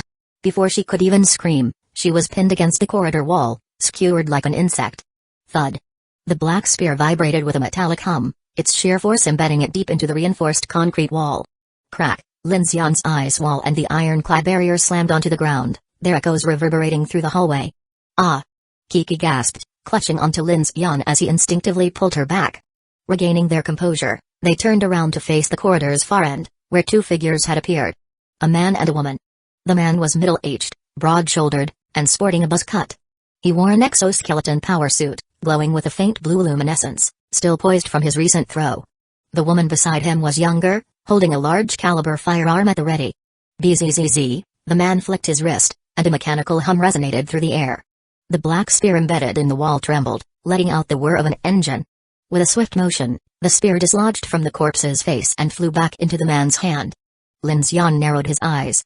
Magnetically controlled weapon? That spear undoubtedly housed some kind of precision magnetic propulsion system, enabling dynamic control within short distances. Such technology was usually found in Starfleet battle drones and Sentinel systems, but seeing it integrated into a melee weapon was bizarre, almost absurd. Be careful, kid. The man spoke in a deep voice. These aren't just eerie entities, they can peel off human skin and disguise themselves. Apart from being mute, you'd never tell them apart. Imposters. Lin Xian glanced at the impaled female imposter, his eyes flashing with unease. Who are you people? Before the man could answer, boom. The projection room's iron door buckled and exploded outward. A ghastly elongated hand shot forth, grabbing the middle-aged man and slamming him against the wall with brutal force. Ratatata. The woman reacted instantly, raising her rifle and unleashing a barrage of bullets at the grotesque white inverted monster that emerged. Ugh!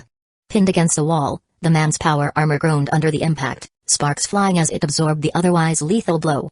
With a grunt, he twisted his body, flipping his spear and plunging it into the creature's thick hide. Nia! The monster howled, jaws gaping wide, swiping its clawed hand to knock away the black spear. The man landed, rolling swiftly to retrieve his weapon and regain distance. Bzzzt. A brilliant arc of electricity burst through the corridor, slamming into the creature's face. The air crackled, the acrid scent of burning flesh spreading through the hallway. Electrokinesis? The man's expression shifted. Deep in the corridor, Lin Xian stood firm. Behind him, Kiki levitated into the air, her psychokinesis surging. With a flick of her wrist, she snatched the spear-impaled monster with invisible force and, with a savage motion, slammed its head against the wall, hard. Crack.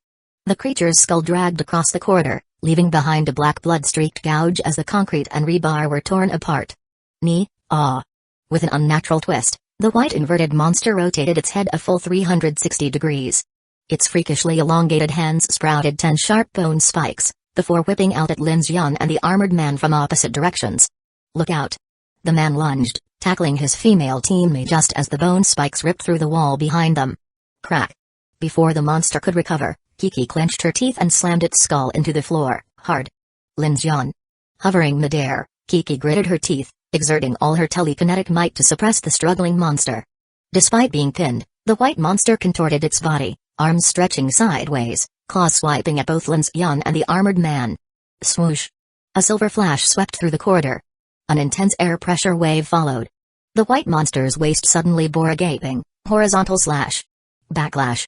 Lin Xian landed, gripping his GKO-3 electric blade. The confined space restricted the skill's movement, but he'd still landed a direct hit.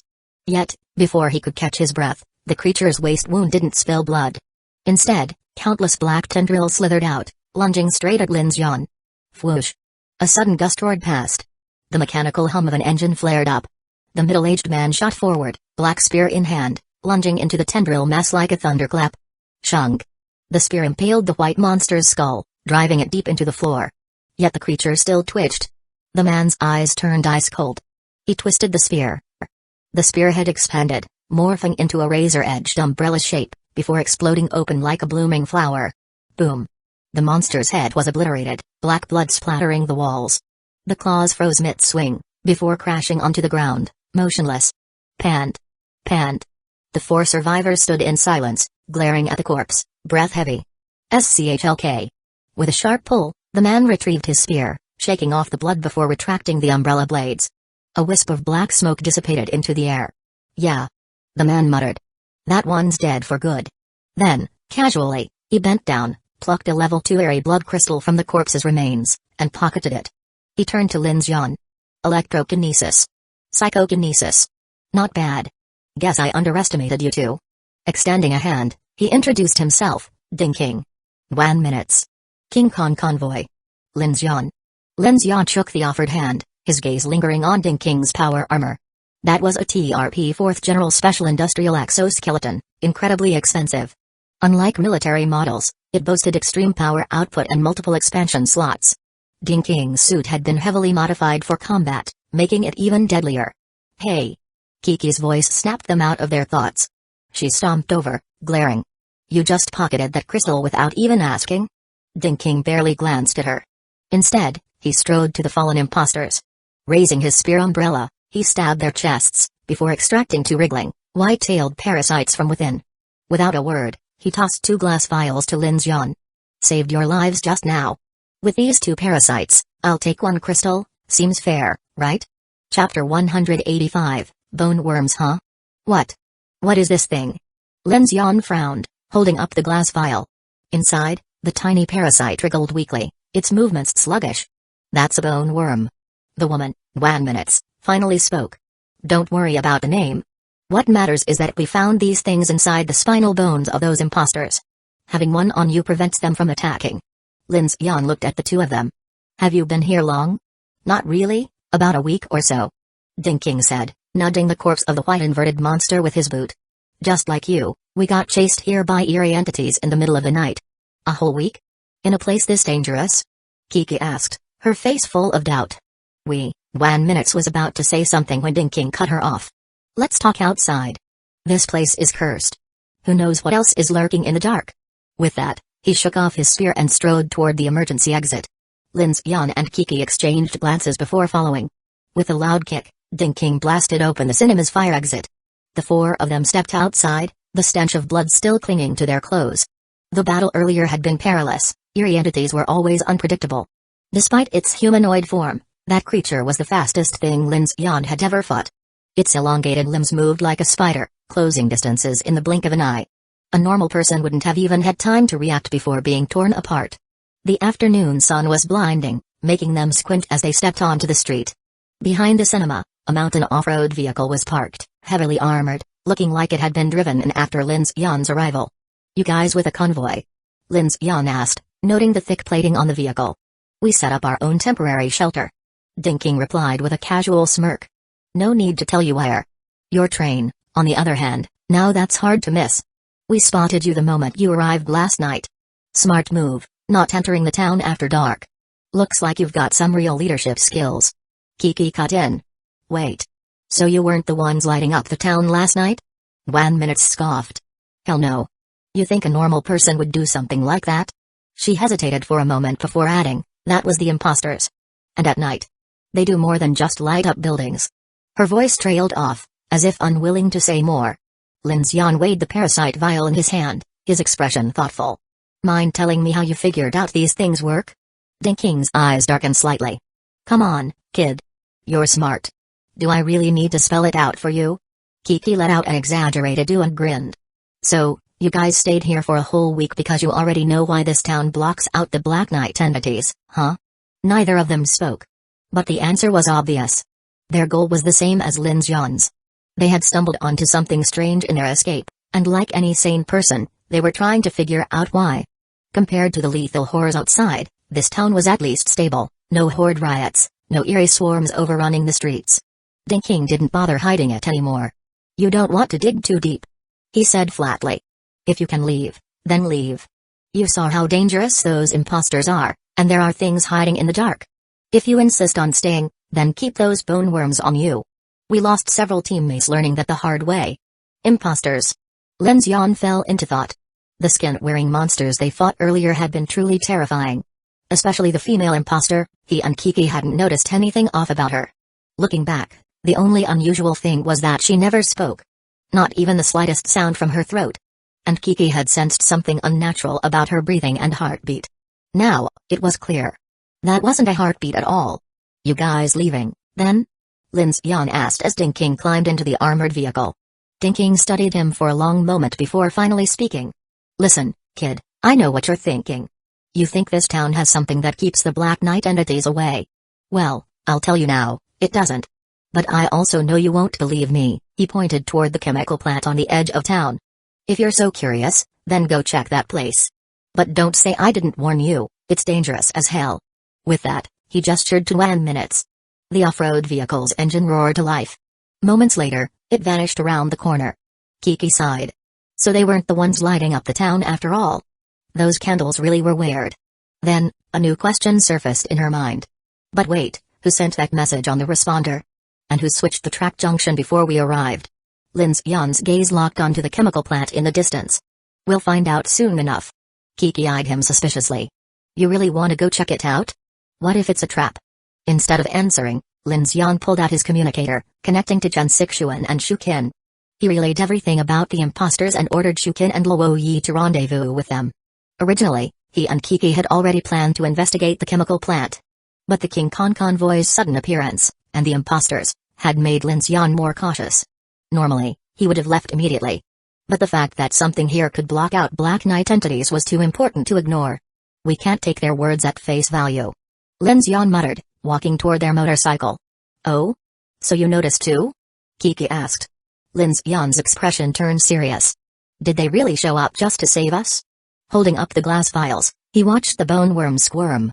If these things prevent imposters from attacking, then it means they've been searching for or have already found the reason this town blocks out eerie entities. Lin's Yan started the motorcycle, motioning for Kiki to hop on the back. No one could resist investigating something like this. This town definitely has a secret. But we'll be careful. Let's send the drones in first. Kiki grinned. Now that's a plan. I was thinking the same thing. She wrapped her arms around his waist. Alright, driver, let's roll. The motorcycle roared to life, speeding toward the chemical plant. High atop the town's clock tower, a young man watched them through a binocular scope. As the motorcycle raced away, he muttered into his walkie-talkie.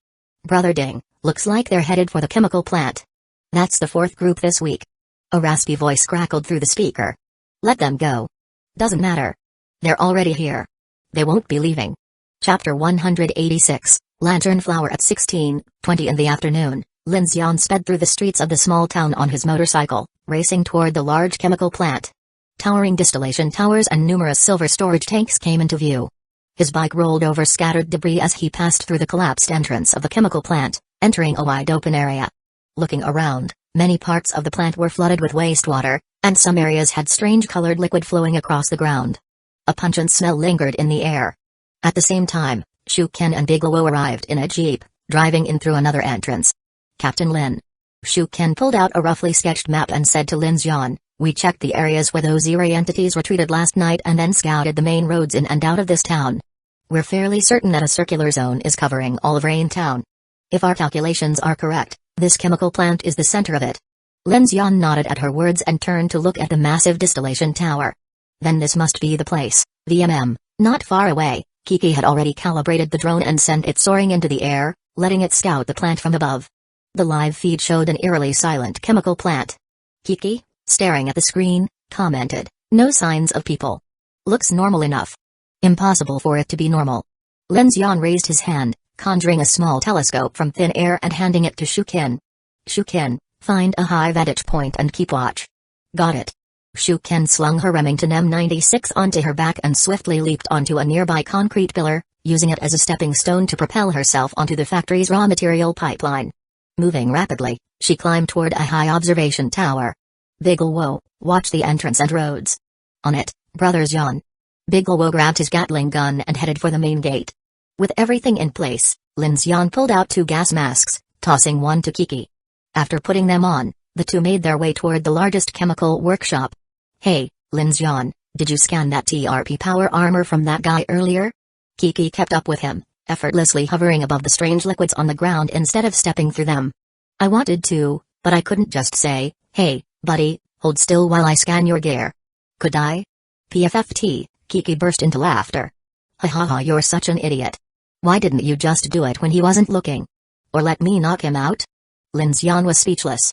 Regardless of their suspicions about Ding King's group, those guys had still helped them. Even if they had ulterior motives, it didn't mean he could just attack them out of nowhere. Besides, the power armor was a highly complex piece of equipment, scanning it wouldn't be a quick job. Stay focused. Don't get distracted. Lin Xian didn't want to waste time on banter. His senses were sharp, carefully surveying their surroundings. By the way, why didn't you bring that fire-loving idiot along? Kiki asked. We're just here to scout. If anything seems off, we're pulling out immediately. There's probably another convoy in town, plus imposters and eerie entities lurking around. Better to leave a reliable ability user behind. Really?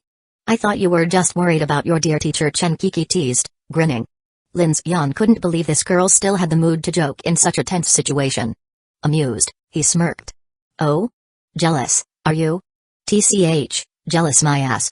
They wove through a maze of massive pipelines, making turn after turn, until they finally reached the structure beneath the tallest distillation tower. A massive iron door stood in front of them, bearing the words Reagent Workshop Number 1. The door was slightly ajar, and from within, a chilling wind howled, echoing with eerie emptiness. Let's check it out. If anything seems off, we leave immediately. Lin Xian tensed, gripping his rifle as he conjured a small steel shield, then stepped inside. Whoosh, a gust of freezing air surged past them.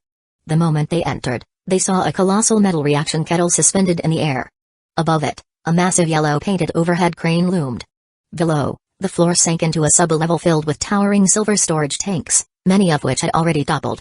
A massive volume of colorless liquid had spilled out, submerging nearly a third of the lower level, making it look like a bottomless black swimming pool. Lin Xian knew better than to assume the liquid was harmless. Approaching one of the storage tanks, he furrowed his brows. Damn. 70% tert butyl hydroperoxide. Kiki tilted her head. You know what that is? High school chemistry. Lin Xian glanced toward the massive reaction kettle overhead, his expression growing serious. That thing up there should be an alkali preparation tank. Meaning? Is it dangerous? If this place were flooded with tert-butyl hydroperoxide, the whole factory would have exploded already. It's highly flammable and can detonate from friction or vibrations. So, I doubt it leaked. It's probably just rainwater or something else pooling down there. But if that alkali tank up top falls and hits the storage tanks, everything within a 1 kilometer radius is gone. Hiss. Kiki's face paled as she nervously eyed the massive metal tank. Shit, that's terrifying. Lin Xian was already considering retreating when something caught his eye, a faint orange glow flickering behind the reaction kettle and storage tanks. His expression sharpened as he broke into a sprint along the metal catwalk. Seeing Lin Xian move, Kiki flew after him. As they got closer, their expressions grew grim. What they saw emerging before them was a bizarre, towering plant. Rising from the chemical pool below, a thick, dark green stem stretched several meters high before bending downward in an arc. At its tip hung an enormous lantern-shaped flower nearly 2 meters in diameter. Inside the flower's bloom, layers of deep red, fleshy filaments pulsed with a dim, eerie glow. Its orange petals, veined with intricate patterns, gave off a strangely hypnotic radiance.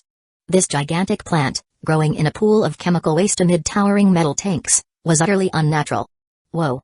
That's one big-ass flower. Kiki's eyes widened in astonishment. Could this be like our hell's black chrysanthemum? A blood-scourge flora? Lin Xian sucked in a breath. I was thinking the same thing, but...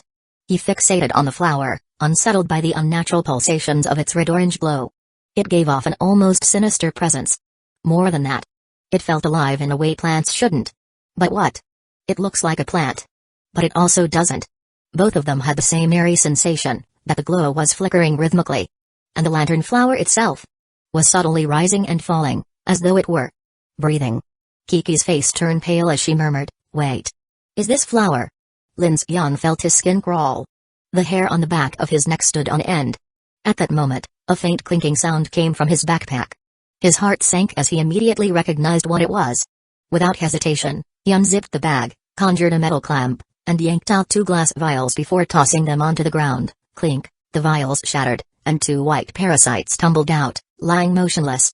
Seemingly dead. "What's wrong?" Kiki asked. Lin Xian's expression darkened.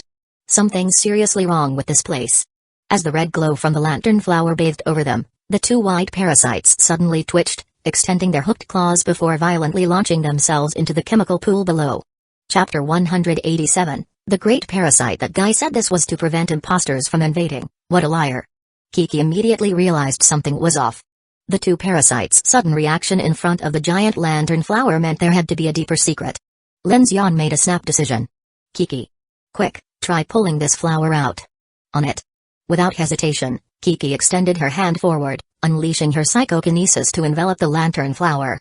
However, the moment her advanced telekinetic power took hold, the flower merely trembled, and the chemical pool below it began violently shaking. The surrounding storage tanks rattled, and the liquid surface rippled with a low, ominous hum, gurgle. At that moment, bubbles began rising from the black chemical pool. At first, there were only a few, but soon, they multiplied rapidly, giving the appearance of a boiling pot. Lin Xian turned to Kiki and saw that her face was flushed red from exertion. Below them, the storage tanks were starting to warp under the invisible force she exerted. "Stop pulling!" Lin Xian shouted immediately. Tert-butyl hydroperoxide was an extremely flammable and explosive chemical. Even vibrations and friction could cause a disaster. If Kiki accidentally ruptured one of the tanks, not even 10 layers of steel walls would save them from being vaporized. Beads of sweat formed on Kiki's forehead. Hearing Lin Xian's urgent command, she reluctantly stopped, gasping, "The roots are deep, what we see above ground is only a fraction of it. I can't pull it out." As she spoke, the bubbles in the chemical pool became more violet. Then, in their direct line of sight, a pale, humanoid figure slowly emerged from the depths. Their expressions darkened instantly. Because that thing was yet another flayed, flesh-exposed meat-bone entity. The meat-bone creature was ghastly white, soaked in the chemical solution. With its exposed muscles and organs, it looked grotesquely horrifying. But that wasn't the worst part. One after another, more and more bloated, pale meat-bone entities began floating to the surface. 10. 20. 50. 100. 300. Hundreds of them, densely packed, like a pot of boiling, swollen porridge. The sight alone was enough to make one's skin crawl. Lin Xian and Kiki stood frozen, their stomachs twisting with unease. This. How the hell are there so many dead bodies in a chemical plant? Kiki's face turned deathly pale as she fought the urge to vomit. Lin Xian could already imagine the stench. If not for their gas masks, they might have passed out from the sheer horror of it. Time to go.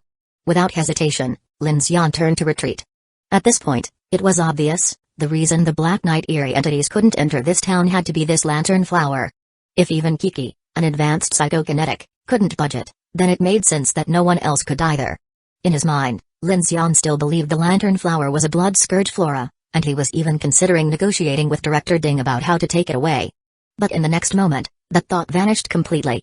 Because suddenly, the hundreds of pale meat bone corpses in the chemical pool began to rise, their bodies shifting aside as if something even larger was emerging beneath them. Rumble, tremors. Waves of liquid sloshing. Corpses sliding off something massive. Lin Xian and Kiki barely glanced before realizing, this was about to get really bad. Shukin, Big Luo, prepare to retreat. Lin Xian barked into the comms, breaking into a sprint. Crash, a colossal black tendril, dozens of meters long, surged out of the chemical depths. Its front end had several humanoid appendages, and at its core was a gaping maw, lined with rows upon rows of razor-sharp teeth. This lantern flower is alive. Kiki shrieked as she shot into the air, racing toward the exit. But the tendril was too long, and it moved like it had eyes, curling inward before violently lunging straight at Lin Xian. Lin Xian. Kiki tried using her psychokinesis to stop it, but the moment her power gripped the tendril, she realized she couldn't hold it back. It was too strong. Swish. At the last second, Lin Xian activated his backlash ability, his figure flickering into a silver afterimage, narrowly dodging the incoming tentacle strike. Boom, the massive tendril punched straight through the entrance door, blocking the escape route. Lin Xian, that way. From above, Kiki pointed toward another emergency exit. But Lin Xian's face fell. Look out. Because behind Kiki, a second tendril appeared. Crunch, a muffled air-tearing sound echoed through the chemical plant. Before she could react, the second tendril's maw snapped shut around Kiki. But at the last moment, she enveloped herself in a psychic barrier, preventing the tendril from crushing her outright. Instead, she was launched across the room like a kicked balloon. Take the skylight. Lin Xian shouted as he sprinted toward the emergency door, while Kiki, still airborne, turned toward the upper vents. She nodded. Got it, clang clang clang. At that moment, the lantern flower's glow intensified, and all the meat bone corpses in the chemical pool came to life. Their muscles twitched as they scrambled up the walls, moving like a horde of faceless zombies, their bodies dripping with chemical-laced water, some of them already rotting and dissolving. Fuck this. Lin Xian waved his hand, instantly conjuring a chaotic network of metal scaffolding, forming a barrier behind him. But the meat-bone creatures didn't stop, they threw themselves against the barrier, their bodies shredded apart by the metal. And from the exposed muscle tissue, countless white parasites burst forth, crawling at terrifying speed toward Lin Xian. Meanwhile, at the main entrance, the first massive tendril swept across, destroying the iron gate and part of the wall, cutting off the escape path. Seeing the emergency door about to be sealed off, Lin Xian activated backlash once more. Whoosh, a silver flash, but before he could make it, the tendril struck midair, slamming him out of the air and violently crashing him into the ground. His entire body reeled from the impact, and for a moment, his vision blurred. Rumble, his ears rang, his body screamed in pain, and through hazy vision, he saw the dark sky above and the inverted cooling tower in the distance. A loud beeping sound grew clearer in his mind. Then, a strong force yanked him backward. Lin Xian looked up. It was Shukin. Captain Lin. She shouted, unloading her Remington M96 in rapid fire at the tendril. Big Luo, wielding his Roarer K-23 electric Gatling, unleashed a storm of bullets, providing cover fire. As Lin Xian's senses returned, he saw Kiki escape through the skylight, and finally exhaled in relief. Retreat. Without hesitation, he gave the order. Shukin leapt into the jeep, Big Luo reloaded and followed. Lin Xian jumped onto his motorcycle, Kiki hopped on behind him, and with a blazing roar of the engine, they sped out of the chemical plant, leaving the horror behind them. Chapter 188, Territory Boom. Boom. Boom. The deafening noise still rumbled behind them. As the off-road vehicle and motorcycle sped far away, the roaring gradually faded into the distance. Is everyone okay? Lin Xian pressed down on the communicator. No problem. Shukin and Big Luo's voices came through. At that moment, the eerie glow of the dark tides flickered across the skyline, and the entire town was instantly swallowed by darkness. From the sky above, a light drizzle began to fall. Everyone's expressions tensed immediately. After experiencing last night's eerie entities swarming the train, Their eyes darted around, vigilantly watching the surrounding darkness. The headlights of the off-road vehicle and the motorcycle faintly cut through the town's streets, but strangely, no eerie entities emerged from the darkness. Aside from the echoes of their engines, the entire street was eerily silent and desolate. "Captain Lin, what was that thing just now?" Shu Ken's voice came through the communicator. Lin Xian, panting heavily, responded while speeding forward on his motorcycle. "If I guessed correctly, that thing inside the chemical plant was a major parasite creature, not some blood-scourge flora or a special material that could repel eerie entities. The reason those things outside couldn't enter was because this entire town, within a few kilometers of it, is its territory." Inside the off-road vehicle, Shu Ken and Big Luo's faces changed drastically upon hearing this. Lin Xian was cursing internally. That so-called bone-worm Ding King had given him was definitely bad news. That bastard had already predicted he would head to the chemical plant. He had pretended to warn him against going but deliberately withheld the truth about what was inside. It was a classic killing with a borrowed knife tactic. Because this guy had saved Kiki earlier and had helped him take down that white inverted monster, Lin Xian had held back his suspicion about the parasitic creature in the glass violent plan to have Director Ding examine it later. But who would have thought, trouble had already arrived before that could happen. "Captain Lin, watch out." The sudden voice in the communicator snapped Lin Xian back to reality. He lifted his flashlight and immediately squeezed the brakes on his motorcycle. Screech. The sharp sound of braking echoed through the street. Lin Xian stopped his motorcycle and swept his light cautiously at the houses on both sides of the road. Slowly, he reached for the gun on his back. All around, faint candlelight flickered from dozens of windows, just like what they had seen last night through the drone surveillance. But something was off. The street was dead silent, and the houses didn't look inhabited at all. Lin Xian released the brakes and slowly rolled forward. His flashlight swept past the glowing windows one by one. That's when he noticed something chilling. Inside each lit window, there seemed to be a black silhouette standing still. And as he got closer, those silhouettes also seemed to move toward the window. Lin Xian's pupils contracted. Then, he saw it. A pale, expressionless man stepped out of the shadows and stood by the window, his vacant gaze locked onto him. And then, his lips curled into a twisted, eerie smile. Imposters. A shiver ran down Lin Xian's spine. At that moment, everyone looked up. Across the entire town, countless candle-lit windows flickered to life, revealing one figure after another. They were men and women, young and old, all dressed like ordinary humans. Some looked almost real, while others had loose, sagging facial skin, revealing grotesque red worms writhing beneath the torn flesh. As if they had worn their human skins improperly. "Go. Now." A chilling wave of malicious gazes fell upon them, making Lin Xian's blood run cold. Without hesitation, he revved the throttle, tearing down the street alongside the off-road vehicle, racing out of town at full speed. At Train Town's freight platform, warm golden light glowed from the infinite train's carriages. Standing on top of carriage number 2's sniper hatch, Chen Sixuan gripped her sniper rifle, anxiously watching the approaching headlights. Beside her, Shasha, Lu Xingchen, and Miaolu stood ready to cover and assist them. Vroom. The off-road vehicle and motorcycle sped onto the platform. The elevator ramp of carriage number 11 had already been lowered. Big Luo expertly drove the vehicle inside, while Lin Xian and Kiki maneuvered their motorcycle up as well. As soon as the elevator platform ascended and the cabin doors shut, Lin Xian finally exhaled in relief. "Are you guys okay?" Chen Sixuan climbed down from the sniper hatch, shutting the top cover, her expression tense. Lin Xian glanced at a few minor scrapes on himself and shook his head. "Lucky." His gaze swept over the other carriages before he turned to Chen Sixuan. "What about you all? We found a lot of supplies in those warehouses." Shasha stepped forward, sounding excited. "Didn't run into any monsters. But when Sister Chen told us you encountered imposters, we all got scared and rushed back onto the train to wait for you." Lin Xian nodded, feeling relieved. Good. His judgment had been correct. These eerie, unknown places were no place for ordinary people to explore. Otherwise, they'd just end up as cannon fodder. Aside from unnecessary casualties, they wouldn't be much help. "So, what now?" Chen Sixuan asked with concern. "It's already dark. Do we set off?" Just thinking about those humanoid monsters made her skin crawl. This fear felt even worse than facing insects or spiders. Lin Xian took a few deep breaths, lifted the blackout panel, and looked out toward the dark platform and the shadowy silhouette of the town. His expression was grave. "We wait and observe. If that parasitic creature doesn't chase us, the best option is to stay here until dawn. If it comes after us, we leave immediately.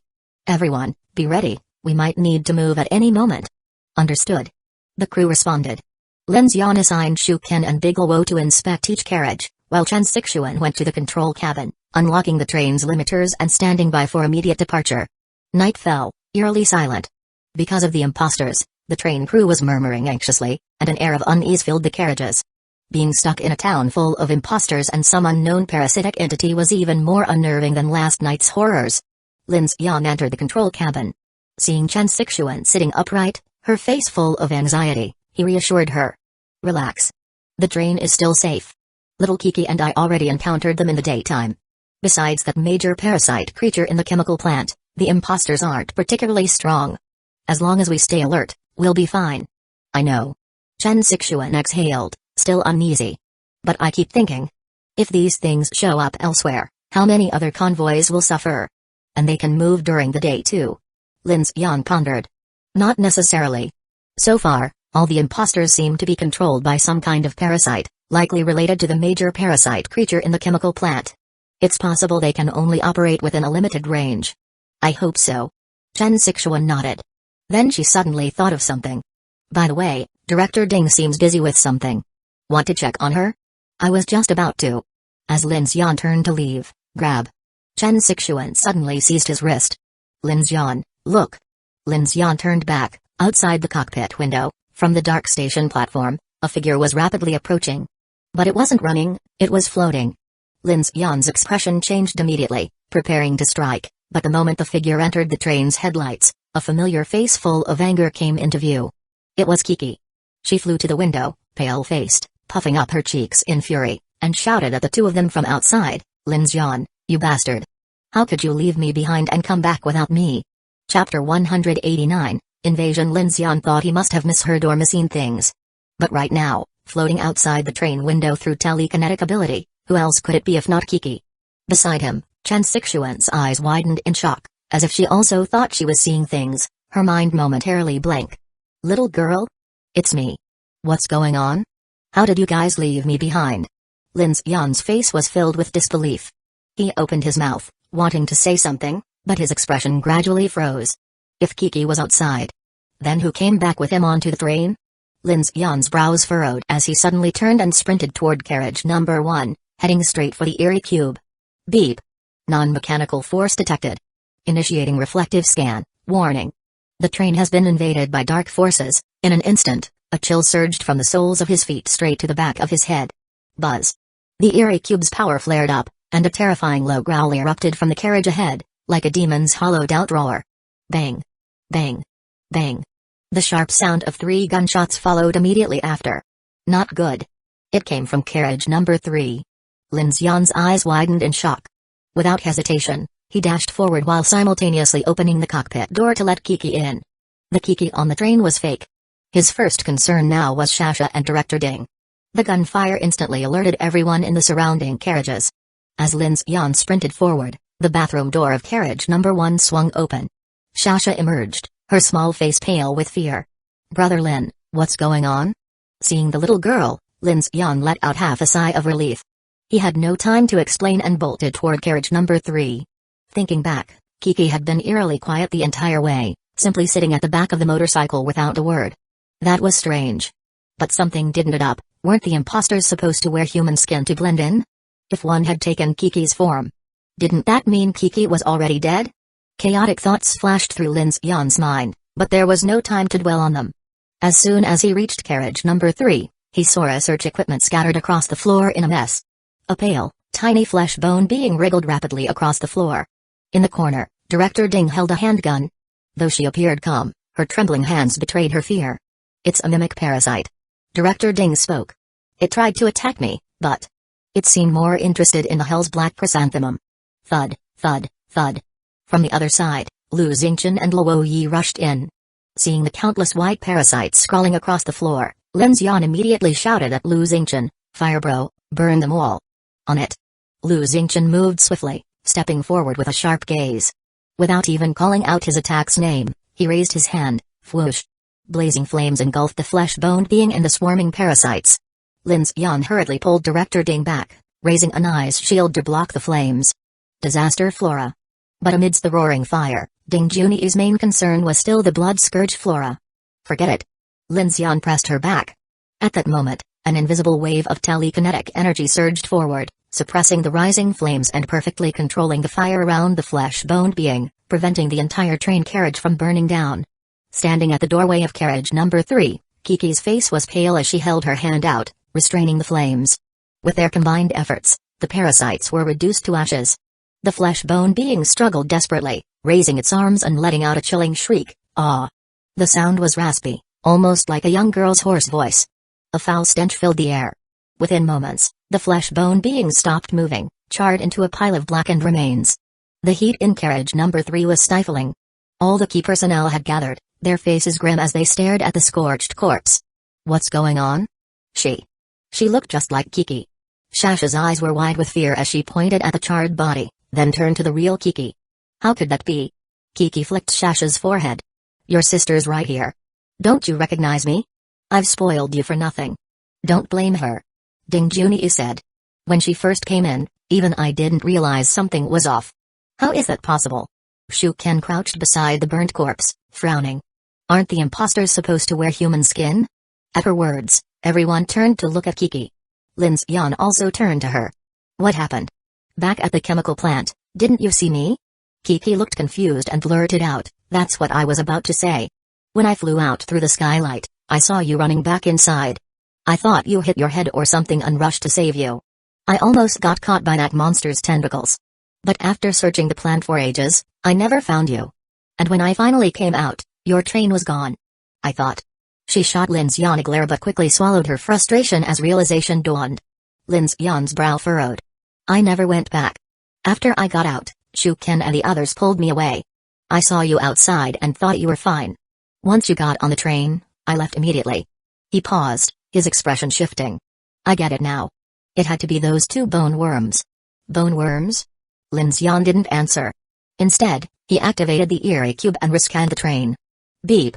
Non-mechanical force detected. Initiating reflective scan. Scan complete. No threats detected on board. Dark force invasion neutralized. Phew, Lin Xian finally let out a breath. It seemed the danger was over. The others looked puzzled, none of them knew what the Eerie Cube actually did. Lin Xian didn't bother explaining. He turned to Kiki. "You saw a fake me, and I saw a fake you. If it was just the 2 of us, that means 2 imposters appeared without needing human skin. The only explanation is those 2 bone worms." Kiki's face scrunched up. "So we brought those things on board. And they can mimic people without skin?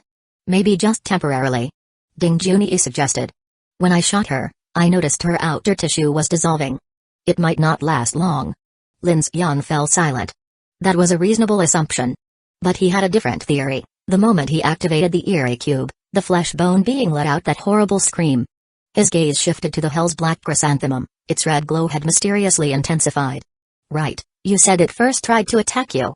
But then turned toward the hell's black chrysanthemum?" "Yeah." Ding Junyi nodded. "I can't be sure if its primary goal was the disaster flora, but at that moment, it definitely prioritized it. Then we got lucky," Lu Xingchen remarked. "At least it didn't cause any casualties or major damage." Lin Xian's eyes swept over the charred remains on the ground. Lantern flowers. Imposter infiltration, someone had nearly led them into a deadly trap. AHH. A sudden scream from the rear carriage. Miao Lu's voice crackled over the communicator. "Captain Lin. We have hostiles outside." Lin Xian's heart clenched. He immediately opened the train's blackout panels. In that instant, everyone's faces turned pale. Outside, on what had been an empty, dark freight station platform, was now packed with people. Chapter 190, Encircled Boom. Beneath the dark night, the sky suddenly cracked open. A silver lightning bolt tore through the darkness, echoing thunderously among the storm clouds. Heavy rain poured down.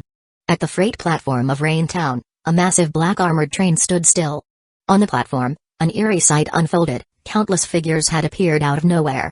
Men and women, young and old, all stood motionless in the rain, their eyes locked onto the train. The scene sent chills down the spines of those inside the train. These people looked almost identical to ordinary humans, but the deathly cold aura they emitted was unmistakable. Their skin had unnatural wrinkles, some were stretched too tight, revealing strange bulges underneath. Then, all at once, these people fixed their gazes on the infinite train and slowly grinned, grotesque, unnatural smiles. Inside the infinite train, the passengers exchanged uneasy glances. The air felt heavy, suffocating. Rain pounded against the armor plates of the train, creating an unsettling rhythm. Lin Xian sensed something was off. Silently, he signaled the others, Kiki, Chen Sixuan, Shu Qin. They immediately understood his intent. Without hesitation, Lin Xian slowly raised his right hand and clenched it into a fist. At that moment, the motionless figures outside suddenly opened their mouths wide. Beneath their seemingly human faces were gaping maws filled with razor-sharp teeth, and from the depths of their throats, countless red tendrils writhed out. Go! Lin Xian clenched his fist and shouted. Vroom! The infinite train trembled violently as mechanical heart activated. The nuclear-powered electric locomotive hummed to life, and the gas turbine locomotive roared. Woo! The train lurched forward. Grab your weapons. Get ready for battle. Lin Xian commanded. Kiki was the first to strike. Clenching her silver teeth, she unleashed her ability and sent a powerful blast surging forward. Boom! A massive shockwave exploded, instantly creating a vacuum zone in the torrential rain. The figures on the platform were blasted away, scattering in all directions. Wasting no time, Shu Ken led a group toward the rear carriages, while Dialu and Shasha grabbed their guns and sprinted to Car 2 and Car 5 respectively. Thud. Thud. Thud. Before the train could even pick up speed, a horde of imposters burst out from the darkness, racing toward the train at an inhuman speed. Their mouths bristled with writhing tendrils, which latched onto the armored plating as razor-sharp claws began tearing at the metal. A grotesquely bloated imposter with dissolving flesh sluggishly climbed onto Car 3's rooftop. From its decaying skin, countless red parasites oozed like liquid night, wriggling into the gaps of the train's outer armor, gnawing their way inside. SSSHH. Luckily, Cars 3 and 4 were Car 3 biological science research carriages, constructed with high-grade airtight materials. Unlike the passenger cars, there were no exposed gaps, preventing the parasites from infiltrating. The red worms, unable to burrow inside, furiously chewed on the outer metal plating, producing a nauseating scraping sound. Inside, Ding Junyi listened to the chaos above. Her gaze fell upon the hell's black chrysanthemum, its red glow intensifying. Her expression flickered, she was deep in thought. The infinite train barreled out of the freight platform, but the imposters continued clinging on to the train's exterior. Meanwhile, in the driver's cabin, Chen Sixuan's expression was grim. Lin Xian, it's night time. If we keep going. Won't it? I know. Lin Xian's voice was heavy. I'm guessing our blood-scourged flora must have drawn their attention. We don't have another choice. Ahead, eerie entities lurked in the darkness. Behind, imposters relentlessly pursued them. And back in the town, that lantern-flowered creature was undoubtedly a high-level threat. Lin Xian had no escape route.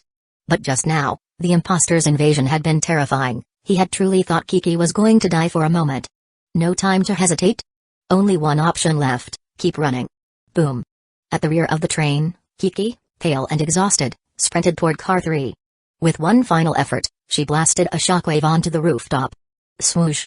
The red parasites were instantly blown away.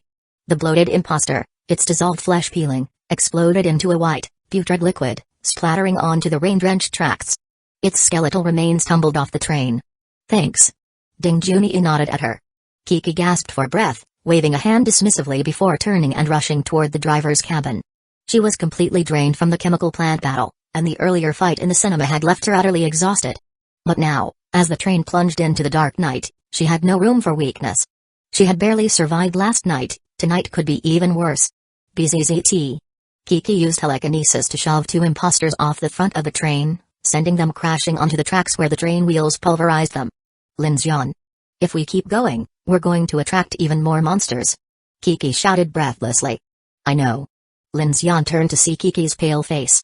I stocked up the weapons station with one full round of ammo. If we get surrounded, use it to blast a path through.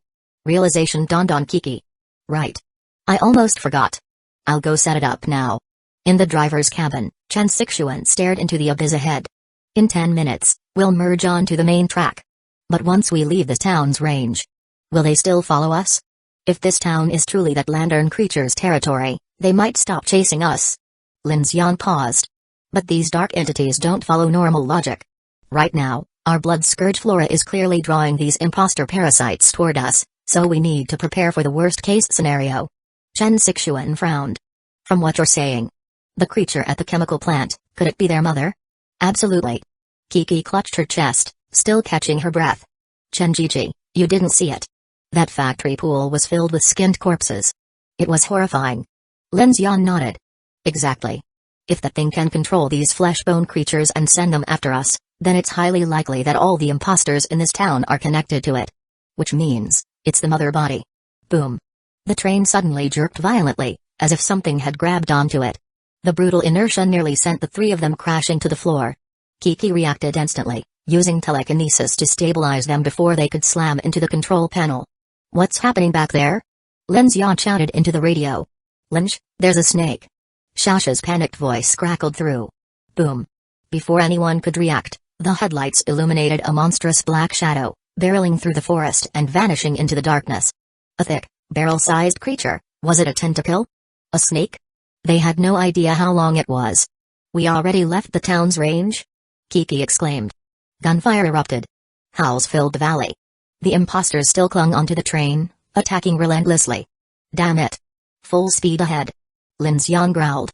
But before he could accelerate, Ding Junyi stepped forward, gripping the wall. Her expression was grim. "Lin Xian, I strongly suggest we stop right now. Otherwise, we might be heading straight to our deaths." Chapter 191, Serving the Rain poured relentlessly. In the cold, desolate darkness, Rain Town stood eerily silent. In the distant valley, a train sped away, its flickering lights uncertain, an omen of either fortune or disaster.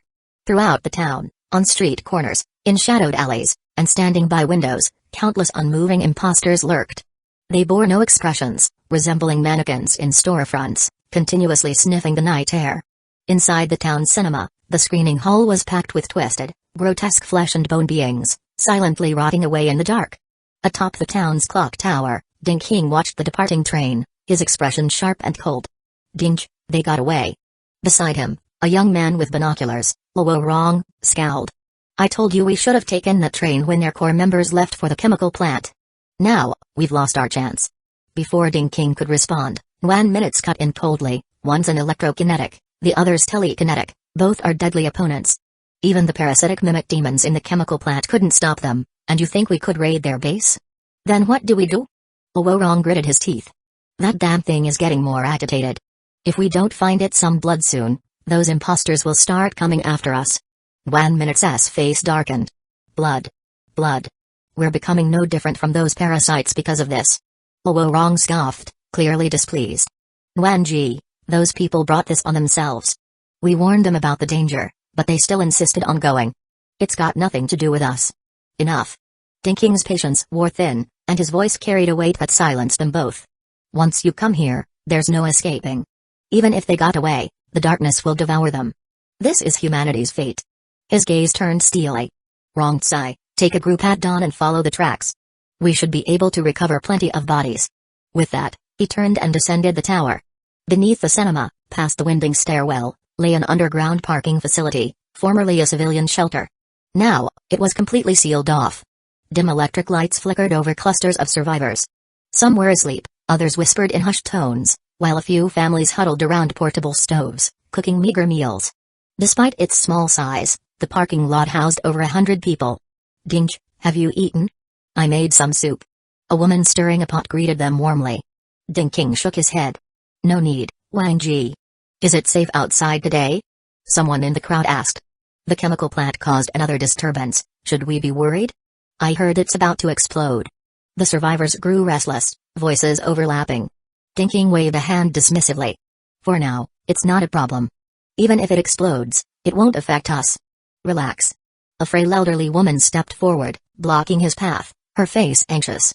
"Ding Du Aishang, isn't it true that a whole train of people arrived? Are they all dead?"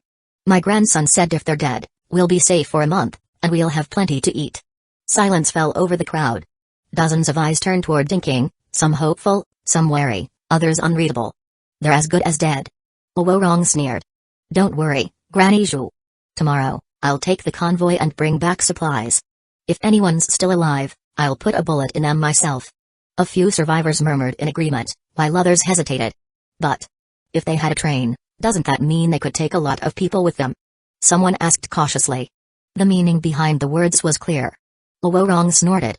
"Come on, Zhang, do you really think they'd take you along? If they could survive the darkness, why would they come here? If I hadn't led them into town last night, they'd already be dead." Disappointment flickered through the crowd. For most of them, survival meant waiting for new victims to arrive, fresh blood sacrifices for the parasitic monstrosity that lurked in the town. In return, they gained a fragile peace, 100 days of safety from the horrors of the night. At first, Ding King had turned a blind eye to it. But as time passed, Luoru and his faction began actively luring desperate survivors into Rain Town, leading to an increasing number of deaths. Eventually, even powerful ability user convoys started showing up. Like the duo from earlier today. Luorong had already set up an ambush around the cinema, but Ding King sensed something was off about them.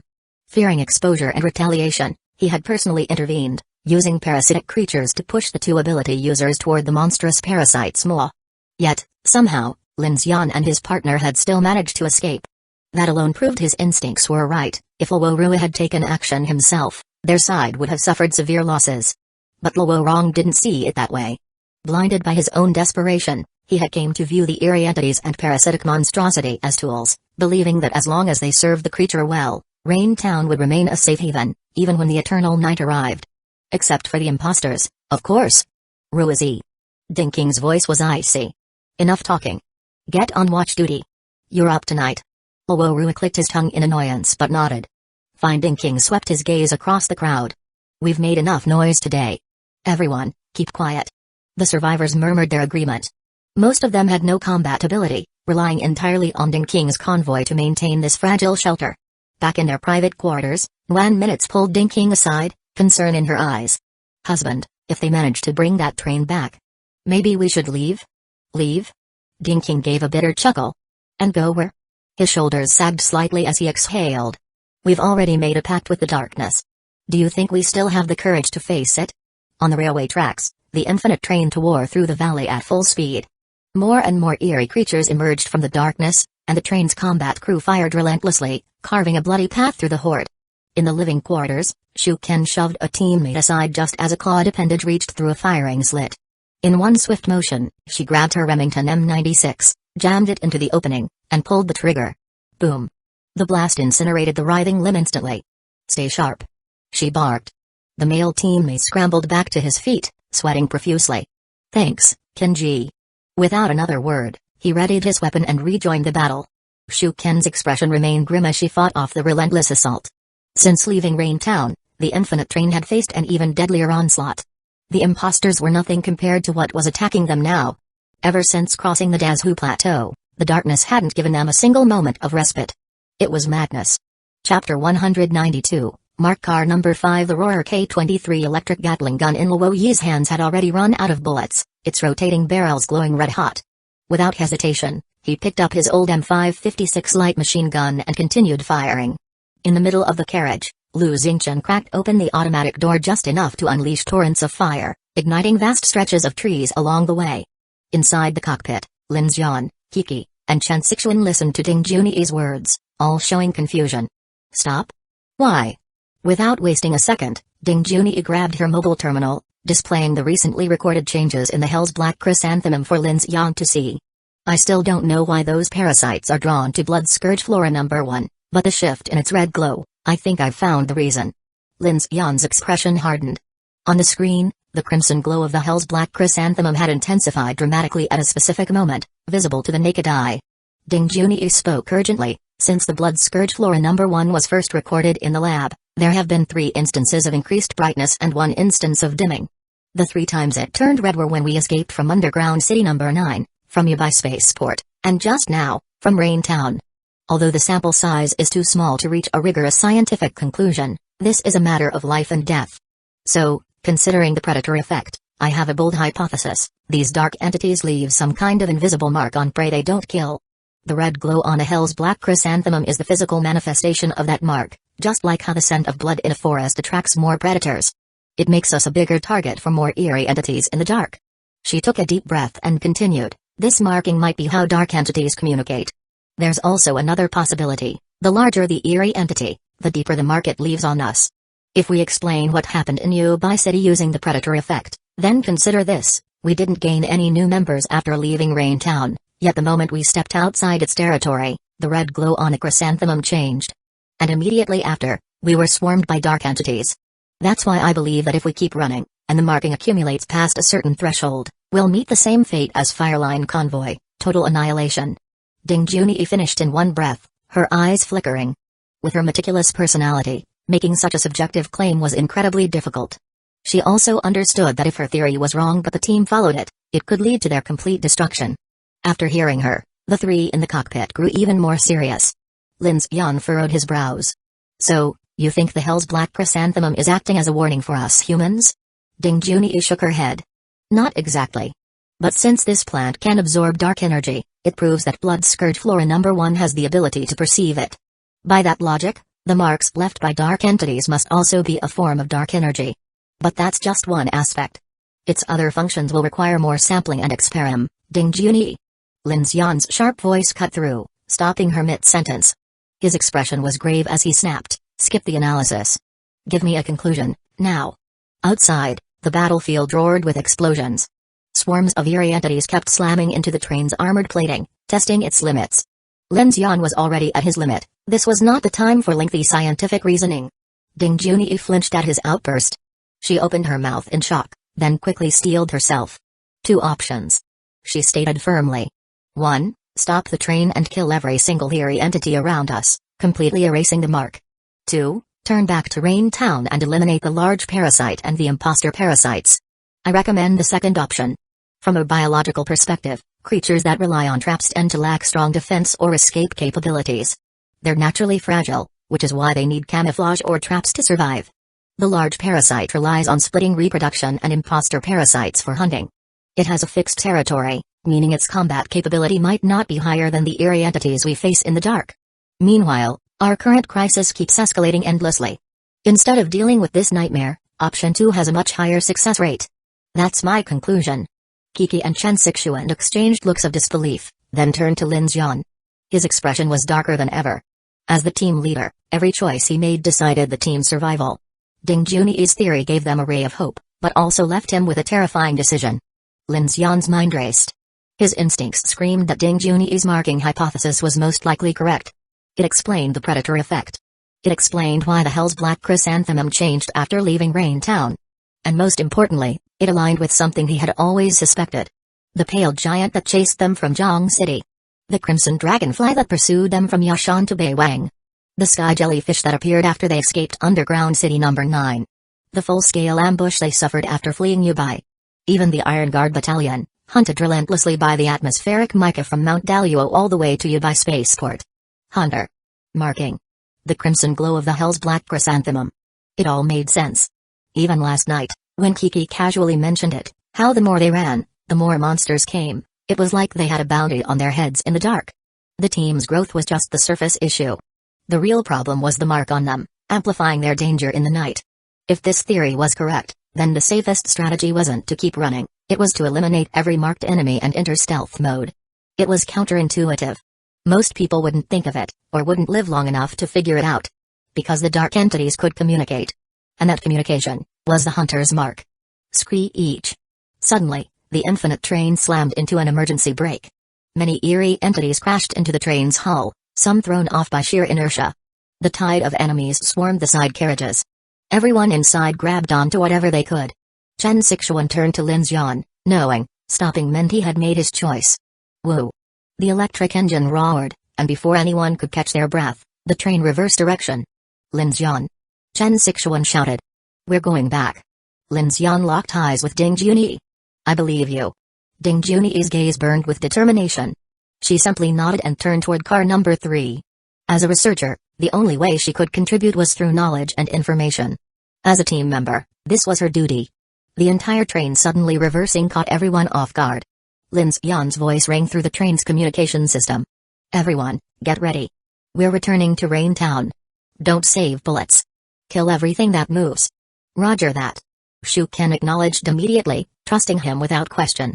Got it, Lynch. Shasha chimed in. Wait, does that mean we're heading out to fight? Lu Xingchen asked, almost excited. We'll see. Lin Xian responded decisively, pushing the Twin Star 11R nuclear electric locomotive to full throttle. He didn't know if Blue Planet's biological theories applied to dark entities, but he had already chosen to trust Ding Junyi. And in his mind, a plan was already forming. Chapter 193, Human Trader Whoosh, Whoosh. Beneath the stormy night, the black train tore through the valleys at breakneck speed. Gunfire illuminated the darkness, revealing the monstrous eerie entities swarming from all directions. The overwhelming onslaught felt like something straight out of a horror movie. On top of the train, everyone who could fight was locked in combat, while some of the women assisted in transporting ammunition. Rat-a-tat-tat. Bullets rained down outside the train, while the torrential downpour and splattered blood washed over the armored hull, painting a gruesome scene. Yet, the monsters seemed endless, emerging relentlessly from the darkness. Just as Director Ding had warned, the infinite train had been marked by the scent of blood, drawing countless dark entities to attack. In just over 10 minutes, the infinite train reappeared at the Raintown freight platform. Its iron wheels screeched as it crushed the corpses of previously slain parasitic imposters, returning through a storm of blood and death. Boom. Boom. As they neared the station's outer perimeter, just as predicted, the eerie entities lurking in the dark began to fade into silence, gradually vanishing. Gunfire on the train ceased as well. Lin Xian and the others stood by the windows, peering toward the darkened station, fully prepared for a bloody battle against the imposters. The PX-05 engineering robots had already loaded the 1130 close-in weapon system with an ammunition belt, ready to fire at any moment. But something was off. Despite the train's thunderous return, the freight platform, which had been crawling with parasitic imposters just minutes ago, was now eerily silent. Only a few scattered corpses and remnants of parasites remained. Aside from that, the platform was pitch black. The eerie silence mirrored the moment they had first arrived here last night. Strange. There were so many of those disgusting imposters just now. How did they suddenly disappear? Stay alert. Lin Xian swept his gaze around before grabbing the communicator. Everyone, stay on guard. Resupply ammunition immediately and watch for possible parasitic sneak attacks. Across the train, Lin Xian's command was quickly relayed. Everyone moved swiftly, reloading weapons and clearing the firing ports. Though this temporary pause gave them a chance to catch their breath, tension still hung thick in the air. In the living carriage, no one spoke. Everyone worked in silent urgency. Lin Xian and Kiki made their way into carriage number 3, where the hell's black chrysanthemum inside the plant cultivation chamber glowed with an even more piercing red light, a foreboding omen. Killing some of the parasites hasn't made the glow fade much. Lin Xian frowned. This mark was definitely placed on us by the strongest entity in this territory. Ding Junyi, observing the changes intently, turned to Lin Xian, her expression solemn. If we can prove this theory, it could save countless lives. Lin Xian took a deep breath. Let's worry about staying alive until tomorrow first. He wasn't here to play hero, he came back to keep his people alive. So, that means the predator effect is at play here too? Kiki mused. If two teams marked by dark entities come together, it attracts even more trouble. Wouldn't that mean large convoys, or even Phoenix's Dawn Center, are in even bigger danger? No one ever said their trouble was small. Lin Xian said, his gaze lingering on the hell's black chrysanthemum. Take Sky City, Kingluan, for example. Didn't it crash? I'm sure Phoenix headquarters is dealing with a situation far worse than we imagine. Right now, Phoenix is still the strongest remaining defense force for humanity. With the Nighthawkers organization and the Starfleet backing them, they should still be able to hold their ground. But if we can confirm this intel, it could give humanity a strategic advantage. That said, we need proof first. Kiki crossed her arms. So, what's your plan? Do you remember the storage tanks inside the chemical plant? Lin Xian turned toward her, a sharp glint in his eyes. If those explode, it won't be just for show. Kiki's eyes widened. Oh, you want to blow up the chemical plant? Lin Xian nodded. If we repair the mechanical crane or simply attach a remote explosive to the metal reaction kettle, we could trigger a chain reaction. But there's no guarantee it will kill the thing beneath the lantern flower. It might just piss it off even more. Good. Let it be pissed. Kiki huffed, cheeks puffed out. That thing almost got me killed. It deserves to be blown to hell. But... She suddenly paused, her expression turning thoughtful. Logically speaking, Dinking and his Titan convoy should have had the means to destroy it too. They knew there was a monster there. So why didn't they blow it up? Why lure us there to die instead? Lin Xian narrowed his eyes. There's a species of coral called the sea anemone. He explained. Sea anemones have toxic stingers, but they can't move and have limited hunting ability. But there's a type of fish called a clownfish. Clownfish can dodge the anemone's stingers, feed on its digested scraps, and, most importantly, use its stingers for protection against predators. Over time, their symbiotic relationship evolved even further. Clownfish even started acting as lures to attract prey for the sea anemone. Ding Junyi, recording the conversation, nodded. This town's ecosystem follows a similar model. She said. It has a territorial range, It traps and preys on intruders, and despite its danger, it still offers some level of protection compared to the outside world. That's why some survivors might choose to coexist with the monsters here. Kiki frowned. You mean those people are using this place as a safe zone? It's possible. Lin Xian recalled the messages on the responder. Someone deliberately lured us in. And now, it's obvious, it was Ding King's group. Their whole "this place is too dangerous, you should leave" speech was just a cover. Look at all the flesh-bone beings inside the cinema and chemical plant. Those were probably former residents of this town. And unlucky outsiders who tried hiding here, only to end up as prey for the Lantern Flowers monster. Kiki hesitated. But there are imposters in this town. They're terrifying. How could they only attack us but not them? If that were the case, Lin Xian said darkly, we'd already be surrounded by now.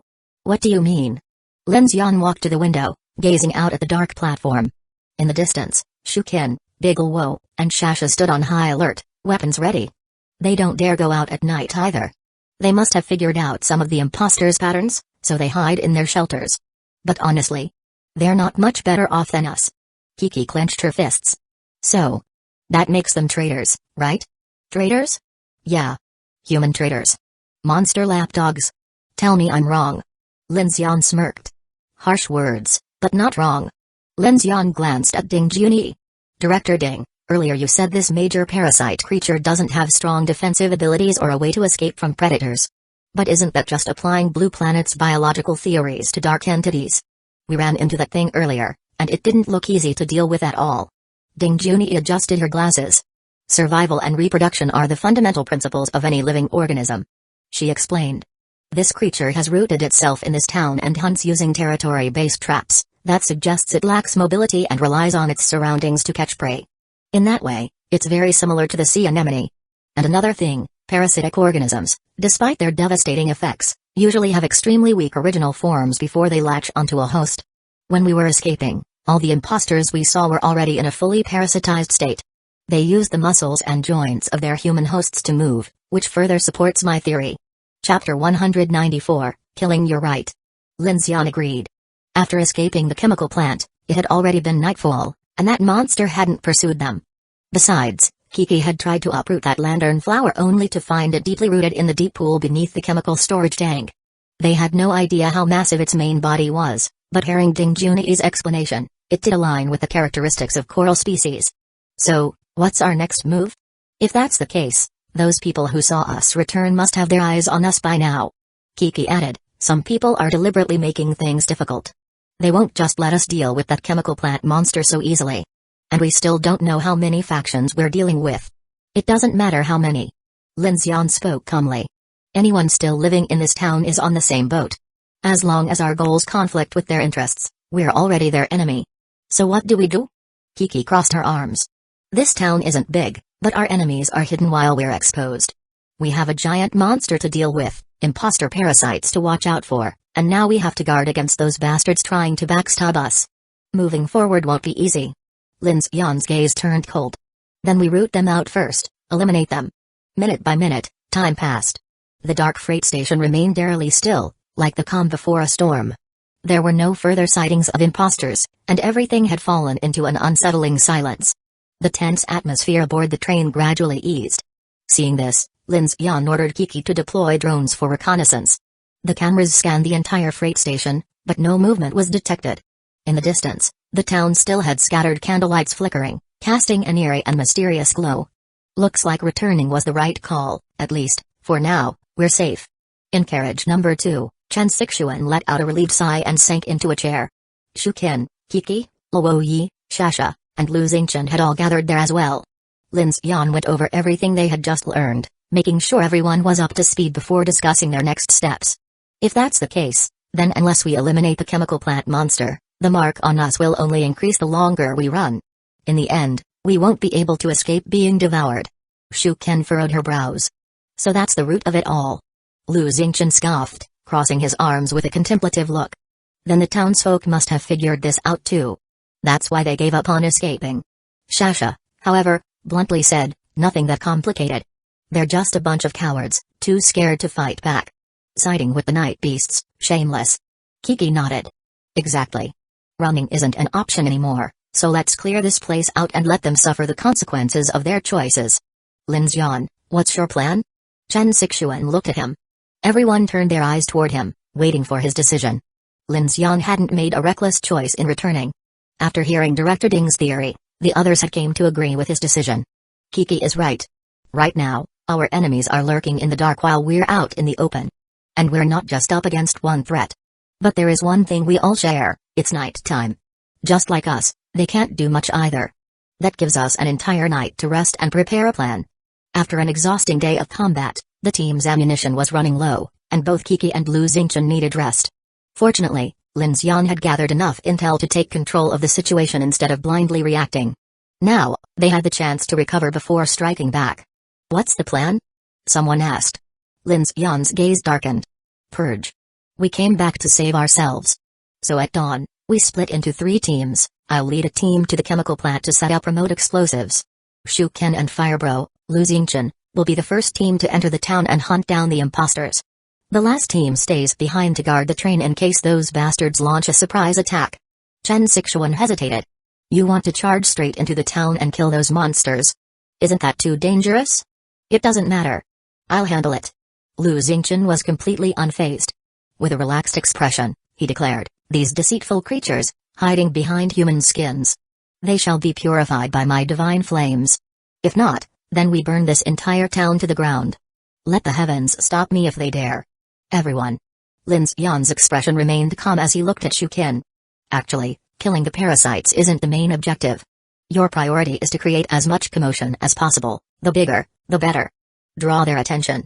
If those bastards try to intervene, you fall back immediately. Minimize casualties. Distraction, huh? Lu Xingchen raised an eyebrow. Fine. Wait, Shuken, who had been strategizing how to take down the imposters, was suddenly caught off guard. Aren't we supposed to wipe them out? Lin Xian shook his head. Take down the leader first. If we exterminate the main parasite, then we can slowly deal with the small ones afterward. What he didn't say was, if killing the big one really erased the mark, then there wouldn't even be a need to fight the smaller parasites. Storming into buildings carried immense risks, and unless there were rewards like airy blood crystals, it wasn't worth it. If Ding King's group attacks you in town, that'll actually work in our favor. Lin Xian continued. It would mean they don't realize we're targeting the big parasite. Shasha tilted her head. I mean, who the hell would think we came back just to hunt that monster? She had a point. In a normal scenario, survivors wouldn't escape a death trap only to willingly return. To most people, facing a monster that massive was a suicide mission. Only a rare few survivors even knew about the mark's existence. Not necessarily. Lin Xian's tone was calm. Even if they don't know about the mark, that monster is the reason Raintown is still standing. To them, it's basically their guardian deity. Now tell me, will they just sit back and let us kill it? True. Bastards. Shasha had quickly learned the term bastards from Kiki and used it with gritted teeth. Chen Sixuan understood Lin Xian's logic but still looked worried. But those imposters won't be easy to deal with. I'm worried about Shuken's team. I know. Lin Xian reassured her. As long as you avoid entering buildings, the imposters won't be much of a threat. The only real danger is their ability to blend in. After saying that, he raised his hand, and a small device materialized in a flash of light. He handed it to Kiki. This is a voice print detector I extracted from the sentry system. The easiest way to identify imposters is through their heartbeat patterns, which are completely different from humans. Set up a sample, and Shuken's team can scan from a distance. Kiki's eyes lit up as she grabbed it. Damn, that's genius. Why didn't I think of that? That fake woman's breathing and heartbeat were totally off. With this, we won't even have to risk close encounters. Shuken and the others immediately felt more confident. Understood, Captain Lin. Shuken said firmly. I know what to do. Lin Xian nodded. One more thing, keep communication open at all times. The big parasite has a special breed of bone worms that can temporarily mimic our own teammates. Keeping constant contact is the safest way to counter it. The imposters were dangerous, but their true threat came from deception. As long as they had the means to expose them, they wouldn't be that difficult to handle. Lin Xian considered every possible scenario, refining his plan. Shuken nodded. Understood. Chapter 195, Preparation. What about the chemical plant? Kiki asked. Same as before, you and me. But this time, just in case something unexpected happens, I'll bring Lu Chang, Miaolu, and a few others along. They can cover us if needed. Huh? Sasa widened her eyes. What about me?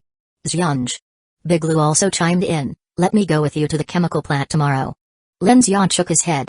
No, I've got a more important job for you too. What task? Guard the train. Huh? Big Lou looked confused. Didn't you say it's dangerous over there? It's dangerous here too.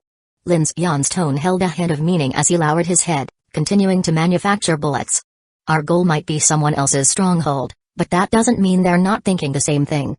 So, Sasa, Big Lou, I want you two to form the strongest firepower with the close-in defense cannons on board. If anyone tries to raid the train, blast them. Big Lou was momentarily stunned.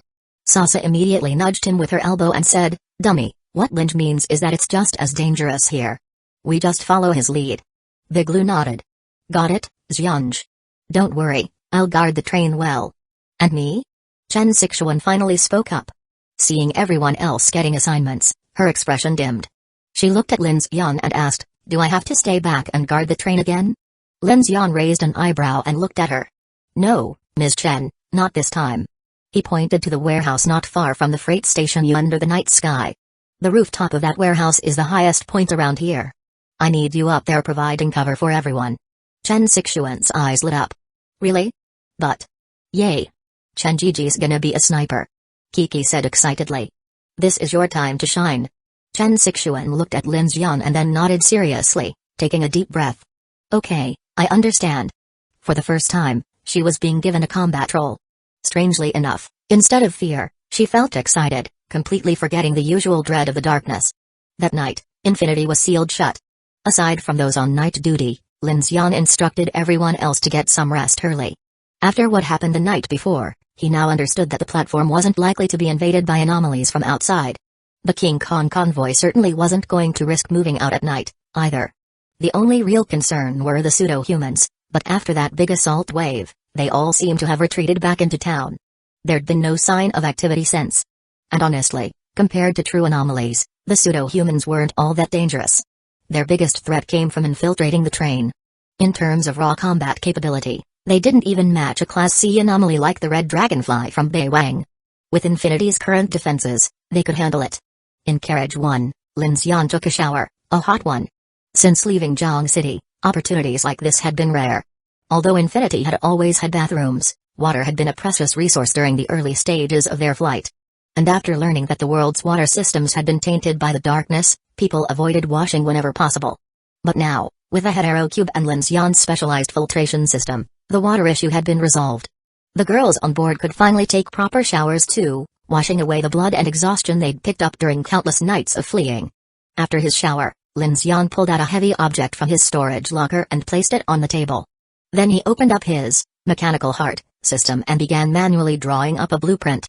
The object on the table was a mechanical arm that Shuken had taken from Gulior's body when they were in Yubai. Lin Xian had already scanned it. The blueprint read, Genesis Industries HG55 series mechanical prosthetic, left arm. It wasn't particularly high-end, intended more for amputees who needed help with industrial work. Still, because it was built for heavy-duty tasks, it had high torque and full metal construction. Even a normal person equipped with it would see a decent boost in combat strength. Of course, it wasn't nearly as agile or versatile as military-grade models. But Gulior had modified it illegally, making it borderline weaponized, and dangerous. Lin Xian opened a recessed slot on the prosthetic's forearm. Inside was a small metallic stick, actually a microbomb. He scanned it and confirmed it contained a high-energy compound likely based on nitrogen anion salts. Crafting something like this bomb was no challenge for Lin Xian, but he wanted to design a simple mounting and detonation system, based on the reactor core setup from the chemical plant. As for the prosthetic arm itself, he considered either scanning or devouring it. Repairing it would take too much time. Instead, he could mount it on the train and use it for external mechanical operations. Oh right, his TRP Mark IV industrial-grade powered exosuit. I need to get my hands on that thing. Lifting a hand, Lin Xian activated the fabrication center. A flash of light and materials swirled together, soon forming a completed microbomb. With that exosuit, I could expand our arsenal. I wouldn't have to rely solely on wind cannon or electrosurge. My research center's blueprint upgrades could center around the suit too. I could even give each team member a set. The thought fired him up. He'd been disappointed that he hadn't scanned a military-grade exosuit earlier. Who would have thought he'd come across one in a backwater town like this? It was a lucky break. After wrapping up his preparations, Lin Xian went to Carriage 2 to check the sentry system and confirm that everything around the train was secure. Only then did he relax and return to Carriage 1. With Shuken and the others on watch, he caught some rest, 4 hours, to be exact. When he got up, it was already past 2 a.m. Chen Sixuan, Kiki, and the others were still asleep. Lin Xian planned to wake up Sasa, Big Lu, and the capable fighters Lu Chang and Miao Lu to start prepping ammunition. He also wanted to let Shuken get some rest. But when he arrived at Carriage 3, he suddenly heard soft female murmuring and panting. His interface scan showed no sign of Ding Quanjun. Curious, he redirected the scan toward the lounge. Sure enough, the sounds were coming from there. Suspicious, he walked over and was about to knock when Ding Junyi's voice came from inside. Wait a second. A few shuffling sounds followed, like someone getting dressed. A minute later, the lounge door opened, and Ding Junyi stood there, her cheeks flushed.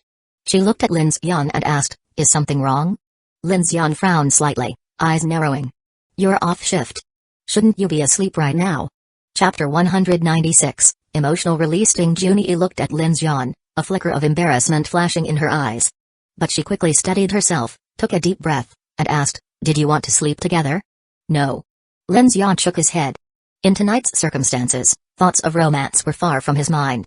"I heard a noise and thought something had happened to you, so I came to check."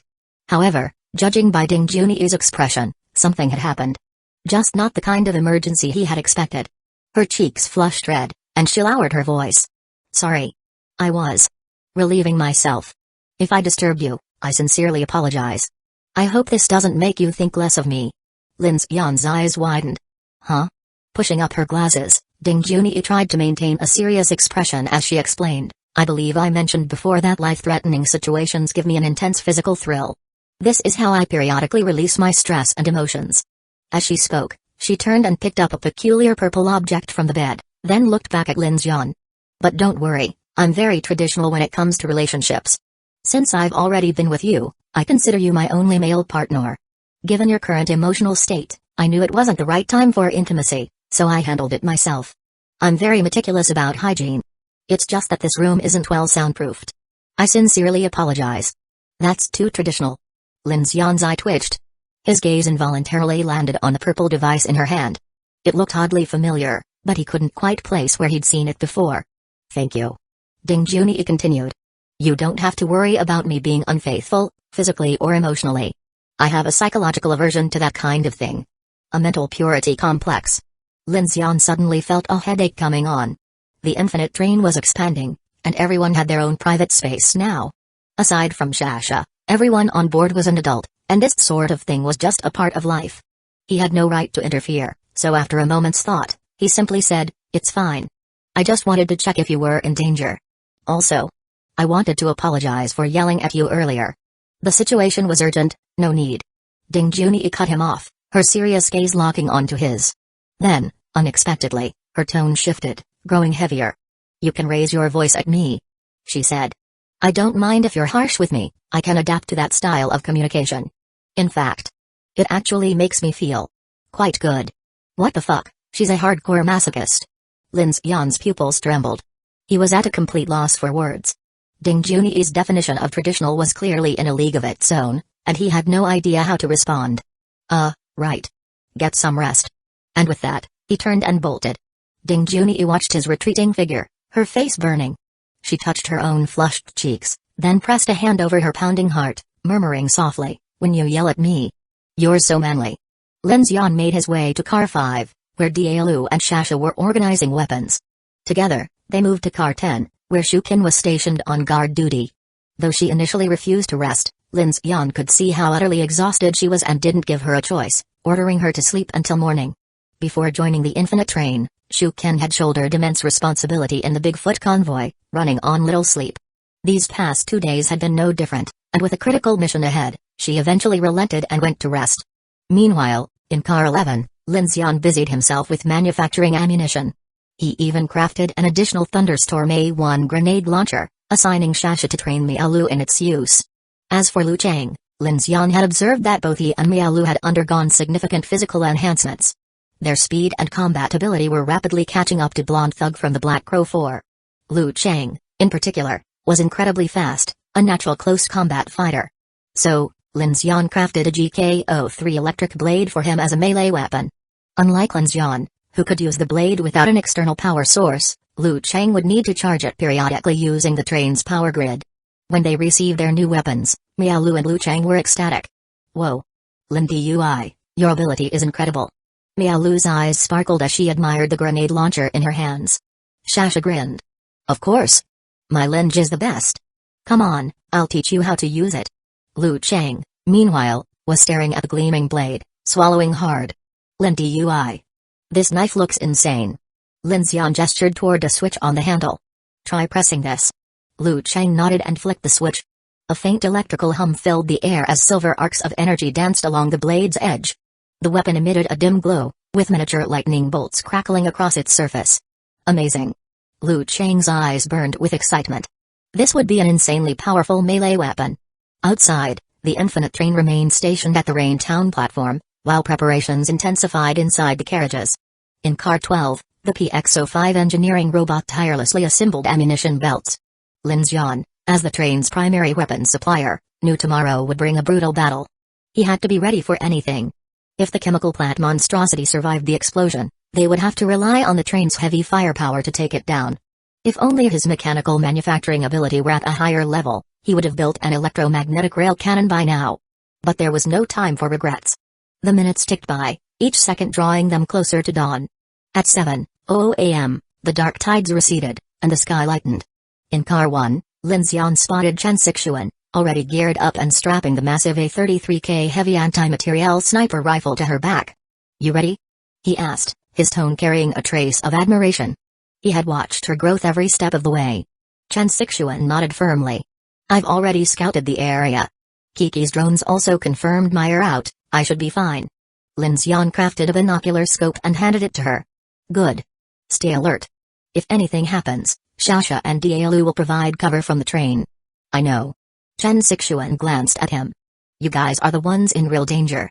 Don't worry about me. Lin Xian tapped his communication device. We'll stay in touch. Chen Sixuan understood. She stepped to the train's exit, took a deep breath, then threw the door open, dashing across the platform. She moved swiftly, slipping through a warehouse alley and entering through a back door. Navigating past storage racks, she climbed a fire escape, reaching a metal air vent. The vent was locked. Gritting her teeth, she pulled out a shock lockpick and jammed it into the mechanism. Snap! A crisp sound echoed through the warehouse as the lock shattered. Chen Sixuan's eyes lit up. She swiftly opened the vent, placed her sniper rifle on the rooftop, then agilely climbed out. Securing the vent door behind her, she scaled a wind tower, settling into position. She began setting up her sniper stand, adjusting her posture, checking the scope for distance and wind calculations. Everything she had learned from the ex-military sniper in their convoy was now being put to the test. In position. She reported through the comms. Back on the Infinite Train, Lin Xian looked up. There, perched high above, was a composed and breathtakingly fierce female sniper, a sight that made his breath catch for a moment. Chen Laoshi. You're my goddess. Chen Sixuan's voice came through the comms, calm and steady. During a mission, no flirting. Chapter 197, Clownfish Infinite Train, Rain Town Operation 3 vehicles rolled out from car number 11, engines rumbling as they hit the ground. Shu Ken and Lu Xingchen led a squad of over 10 armed fighters, advancing along the main road toward Rain Town. Meanwhile, for better mobility, Lin Xian built another motorcycle. He, Kiki, Liu Chang, and Miao Lu split into pairs, preparing to circle around the town's outskirts instead of using the main road to reach the chemical plant. Back at the train, Luo Yi and Shasha remained behind with heavy weaponry, tasked with guarding the train. The non-combat personnel, including Ding Junyi, stayed on board as well. Mission briefing. Shukin, Huge, let me repeat, your mission is to create a diversion. There are still eerie entities hiding in the buildings, so stay on guard. If you encounter enemy convoys, retreat immediately to the train. Understood. Got it. Shuken confirmed. Chin Laoshi, focus on Shuken's team. If they run into trouble, fire immediately for support. Also, keep an eye on any potential targets near the station. Understood. Luo Yi, Shasha, the train's security is in your hands. If we or Shuken's team retreat, you'll need to provide cover fire. From car number 2, Luo Shasha monitored the train's sentinel system, keeping a watchful eye on their surroundings. Another screen displayed the 1130 fire control system, still on standby but fully operational. Don't worry, Lynch. If anyone tries to mess with our train, my brother and I will blast them to pieces. With final instructions given, Lin Xian revved his motorcycle and sped off toward the station perimeter with Kiki. Behind them, Lu Chang and Miao Lu followed closely, carrying a large supply crate on their bike. The station roared to life as engines thundered, the rising sun breaking the eerie silence of the ruined city. Rain Town, Onami Recon on a high-rise balcony, Oworu lounged in a deck chair, lazily scanning the station through a pair of binoculars. He held a can of fruit in one hand, his demeanor relaxed. They had a way out, but they chose to walk into hell instead. Oworu smirked. Dinge is too soft. If we fed these high-level ability users to the blood feast, we could have had peace for a month or two. On the table before him sat 2 walkie-talkies. He picked one up. Fatty, Gosheng, what's the status on that train? A voice crackled through the radio. Wrong, we've been watching all night. The train's got a lot of carriages, but not many people. No more than 50 in total. After accounting for the weak ones, maybe 30 can fight. Just now, 3 vehicles rolled out, loaded with heavy firepower. About 10 plus people. Their leaders, the 2 strongest, took motorcycles and are circling the north route into town. Looks like they're headed for the chemical plant. Chemical plant? Oworu frowned. That bastard Dinking called it. That place has no guns, no firepower, yet they're walking into the lion's den? What are they thinking? Another voice chimed in through the radio. Wrong, their main force left the train. Firepower should be weak on board. Plus, judging by last night's battle, they must have taken heavy losses. Oworu nodded. Some imposters infiltrated. They must have lost a few people. Wrong, should we make a move? This is a golden opportunity. Oworu sneered, adjusting his binoculars as he watched the 3 approaching vehicles. Calm down. Hide and watch first, we can strike whenever we want. Understood. Unexpected tactics. The hidden sentries in Raintown focused their attention on the incoming armored convoy. At first, they thought the intruders had come seeking revenge. But then, the vehicles screeched to a halt outside the town, and over 10 fighters disembarked, sweeping the nearby buildings. Gunfire erupted. Flames engulfed a building within minutes. Through the binoculars, Oworu's expression twisted in confusion. What the fuck? Are they trying to clear us out building by building? Or are they hunting the imposters for revenge? A voice crackled over the radio. These guys are idiots. Oworu chuckled. I thought they were storming in for a real fight. Those buildings are crawling with monsters, they're literally asking to die. Yeah. If they keep this up, they won't last 2 hours. Oworu had assumed the intruders were coming for a fight, given how they had ambushed his group the night before. Instead, they had launched a full assault on the imposters. For what? Resources? The town had already been picked clean. To find someone? Searching door to door was suicide, the imposters were endless. It made no sense. Oworu's eyes narrowed. Grabbing his walkie-talkie, he ordered, Team 1 and 2, move in from the east and west. Gosheng, take Team 3 and circle behind, blow the rail tracks. Fatty, bait them in, toss a few bone worms at them. Do not expose yourselves. That train has insane armor. Roger that. And if night falls and they're still holding out? Oworu turned toward the chemical plant. Then we wait for Dinge. Once their leader is dead and the track is destroyed, they're trapped.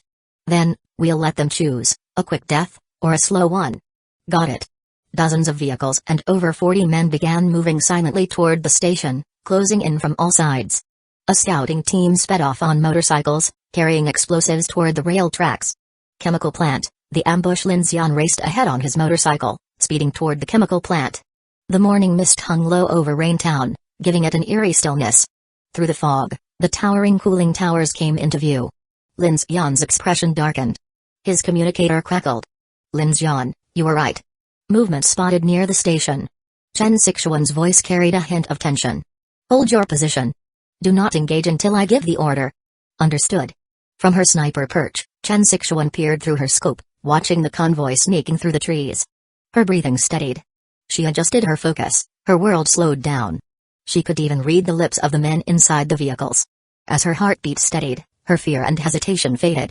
She liked this feeling, calm and control. Showdown at the chemical plant. As Lin Xian and Kiki approached the plant, they spotted several heavy-duty vehicles already parked outside. Over a dozen armed men stood guard.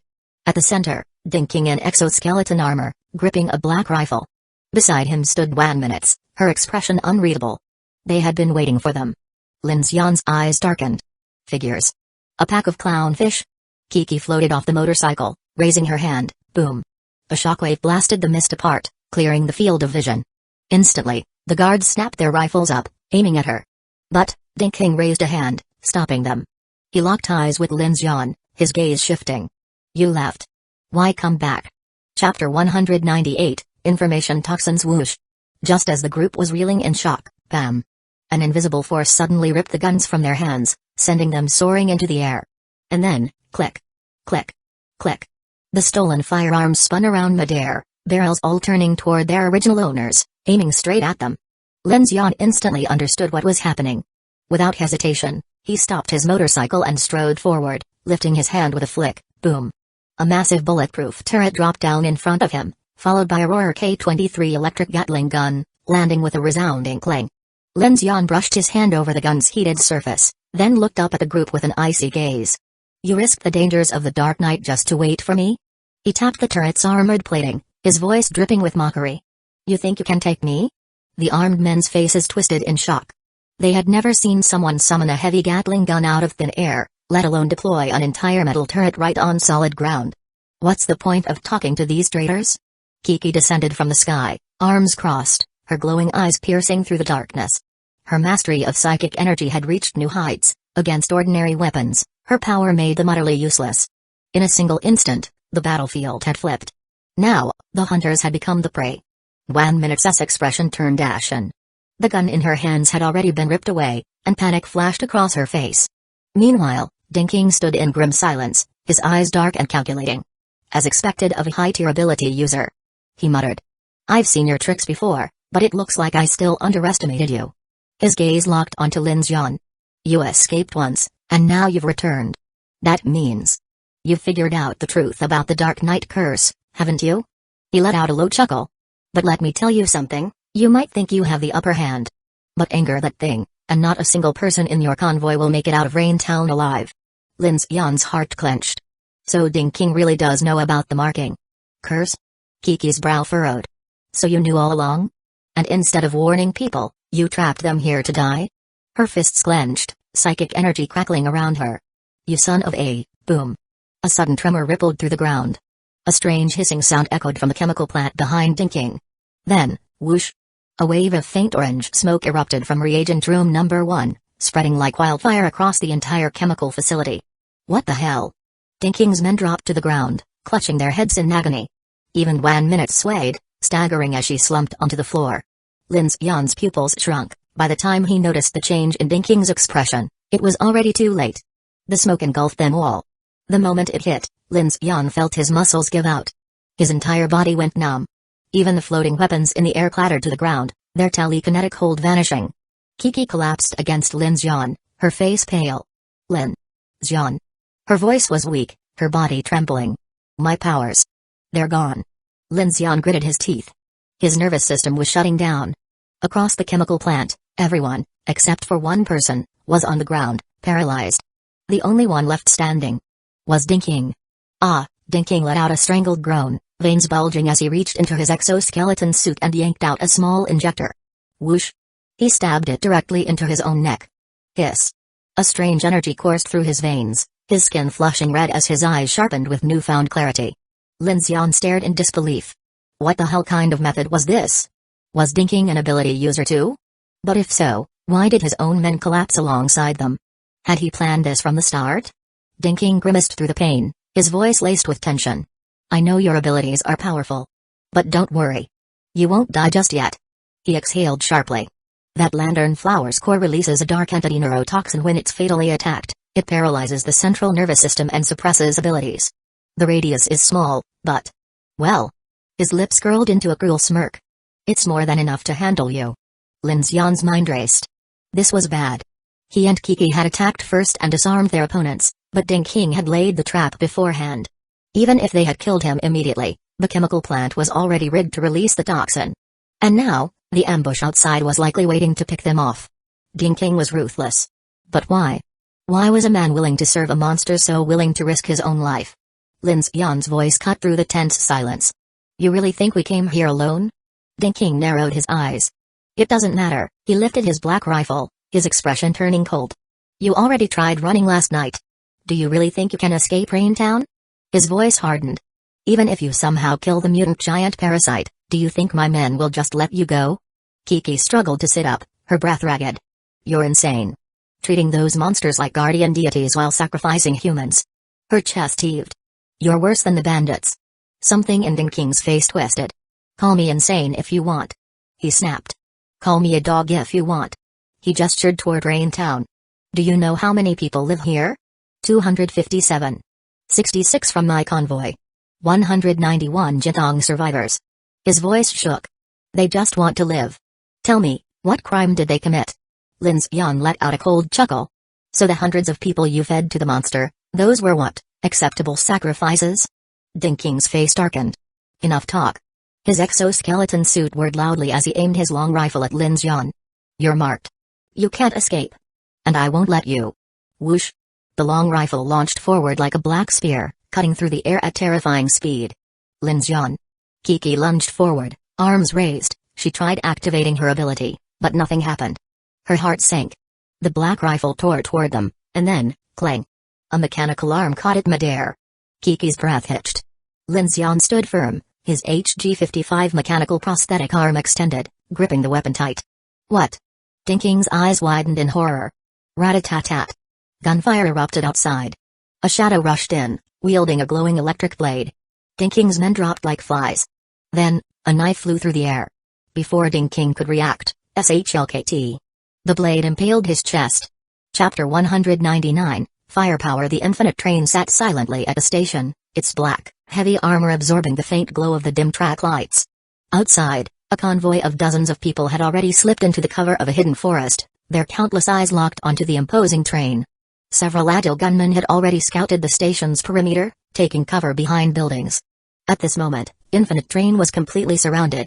Brother Wrong, this train is wrapped in armor so tightly that we can't even find a vent. How the hell are we supposed to get the bone worms inside? A skinny man at the front whispered into his walkie-talkie, his tone filled with frustration. There's no way it's completely sealed. Otherwise, the people inside would have suffocated already. Find the cracks. Those bone worms can sniff out human scent and crawl their way in. Inside the forest, Luo Rong stepped off the vehicle, raising his binoculars to carefully observe the train. Brother Rong, Gosheng and Team 3 are already stationed at the outer tracks. Are we really not going to support Brother Ding? Another voice, this one belonging to a stocky man, came through the comms. No need. Luo Rong's expression turned cold, but he grinned. Brother Ding likes playing the good guy. As for this kind of job that leaves no survivors, I'll handle it for him. His gaze sharpened as he fixed his eyes on the train. At the start, the King Kong convoy had fought its way eastward under Ding King's leadership, showing remarkable courage and tenacity. They had battled through countless nights, growing stronger as a team, enduring hardships, and resisting the darkness together. But after so long on the run, fatigue and numbness crept into their minds. Even Ding King himself had started to doubt whether their group could survive another day. That was when they arrived at Rain Town. At first, the imposters lurking in the town had caused some casualties, but after a period of rest, the group realized something unusual. There were no endless waves of zombies, no eerie entities flooding the streets at night. As long as they hid in a shelter and learned to detect imposters, they could enjoy a rare sense of safety and respite. However, it wasn't long before eerie entities began appearing in town again. Just when they thought Rain Town was no longer safe, some long-time survivors revealed a chilling secret. By throwing corpses into the deep pool at the chemical plant, offering them as nourishment for the lantern flower, the eerie entities would disappear. Upon discovering this rule, the convoy members saw it as a blessing. But when fresh corpses ran out, they started waiting for new survivors to die in town. Then, they would scavenge their supplies and dump their bodies into the chemical plant, creating a gruesome balance of survival. The King Kong convoy and the town's original survivors lived off these supplies and this newfound safety, taking on the responsibility of feeding the lantern flower. But over time, as resources dwindled, their mindset changed. Luo Rong, along with others, began luring unsuspecting survivors into Rain Town. At first, he convinced Ding King and Wan Minutes that they were simply helping lost survivors find refuge from the horrors of the night. Whether they chose to leave in the morning or explore the town for supplies was their decision. If they died, well, that wasn't their fault. Deep down, everyone knew this was just an excuse to ease their guilt. But as fear of the night took hold and reliance on Rain Town's shelter grew, even Ding King seemed to accept it. Until Luo Rong started directly attacking survivors who entered town. That was when they realized, they had already become executioners of the night. And now, this ambush on the Infinite Train was orchestrated by Luo Rong and his men, ruthless killers who had long since abandoned morality. To them, Survival in Raintown was worth any cost. Everyone, get ready. Luorong raised his walkie-talkie. When Team 3 blows up the tracks, open fire. Let's see how they react. If they panic and try to escape, we'll wait until they derail, then we move in. Team 2, guard the station gates and prevent their teammates from counterattacking. Roger that, Brother Wrong. The shadows in the forest stirred. A trap was quietly set in place. The King Kong convoy's vehicles were armed with heavy machine guns, rocket launchers, and other firepower. Their team had fought and evolved through countless battles, and their individual combat abilities were nothing to scoff at. Inside the infinite train in car number 10, Luo Sha stood by the window, gripping the Roar K-23 electric Gatling gun, his eyes scanning the surroundings with caution. In car number 2, Luo Shasha stared at the surveillance screens, her brows furrowing as she noticed movement in the trees. Brother Lin was right. These people really are here to attack our train. But what are they up to? The Sentinel system, combined with the radar system, could detect infrared and heat signatures. Luorong's squads, despite their attempts to move stealthily, appeared completely exposed on Shasha's screen. She activated the targeting function, setting the system to track their movements in advance. Shasha. A voice came through the communicator. It was Chen Sixuan. Someone's moving in from behind the train. Shasha nodded and signaled to Luohua, who immediately headed toward car number 11. I see some of them heading to the front tracks.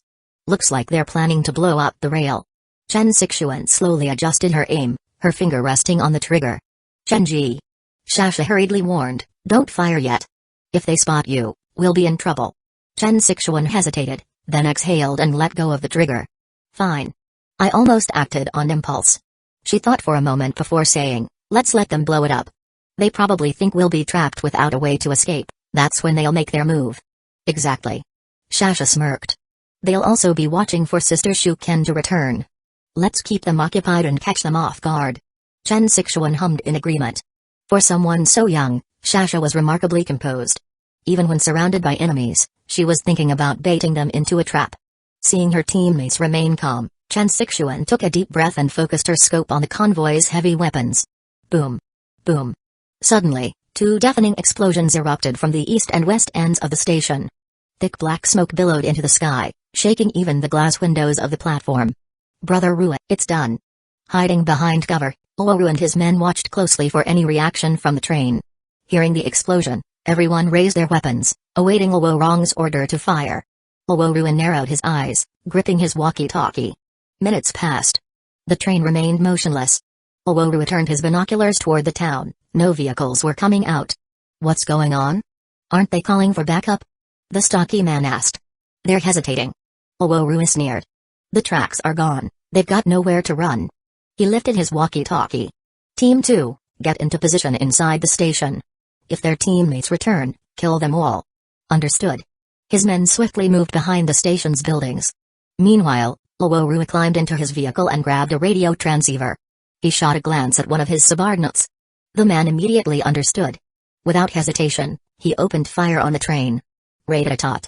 Gunfire erupted, breaking the silence and igniting the battle. Luoru pressed the transceiver button, his voice echoing through the train's external speakers. Listen up, people on the train. We've blown up the tracks. Your friends aren't coming back. I'm giving you 1 minute to open the doors and surrender, or we'll show you what real firepower looks like. The train stays, but you? You don't. Chapter 200, Carjacking Silence. After Luoru's shout, the station remained eerily quiet, as if there wasn't a single soul on that train. Seeing that no one responded, Luoru lost his patience. He had no intention of waiting for the enemy's main force to return before taking action.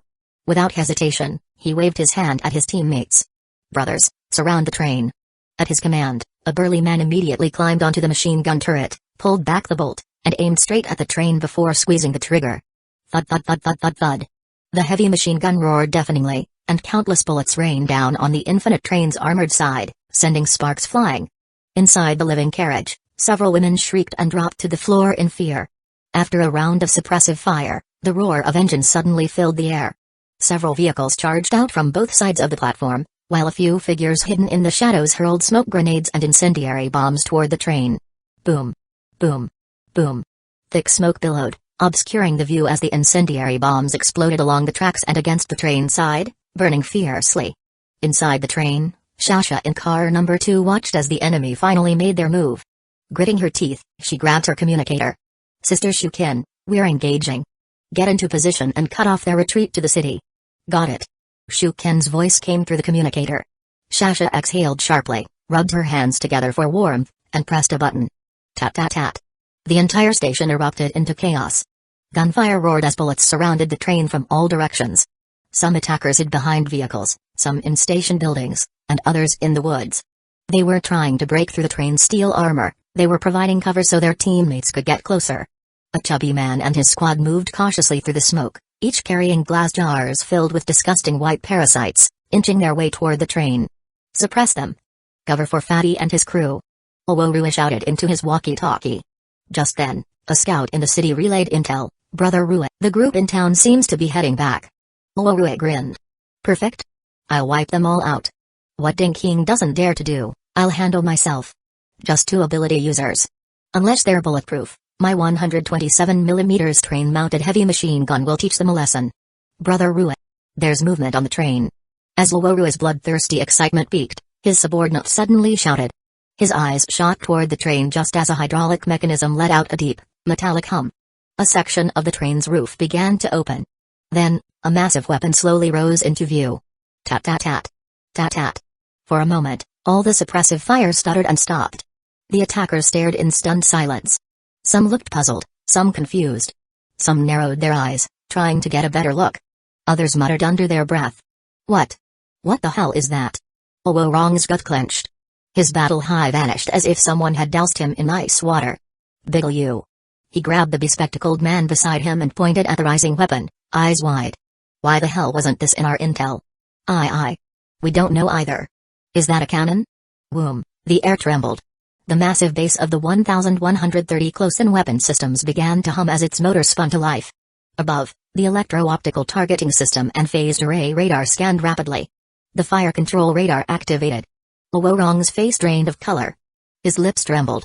I'm fucked. The next second, he grabbed his walkie-talkie. Run. Woo. The 1130 close-in weapon system roared to life.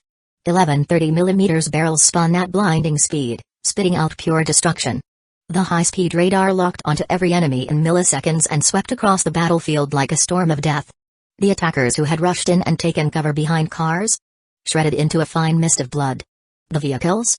Torn apart like flimsy plastic toys. Oworu's retreat command barely left his lips before his men's legs gave out, they were already sprinting for their lives. Too late. The close-in weapon systems' tracking system operated in milliseconds. Even those hiding inside station buildings had no escape. The walls themselves were blasted apart. At the same time, car number 5's automatic door hissed open. From inside, Big Owo stepped out, hefting a Gatling gun. The gun's electric motors spun up. Boom. A relentless stream of high-speed metal rounds tore through the scrambling enemies. The train's cockpit door opened. Owo Shasha emerged, cradling her Thunderstorm A1 grenade launcher. She didn't hesitate. Thud. Thud. Thud. 3 grenades arced out. Boom. Boom. Boom. Explosions rocked the battlefield. Screams. Shouts. Cars and buildings blasted apart. Trees collapsed. Deep in the woods, Oworong and his crew scrambled onto their vehicles.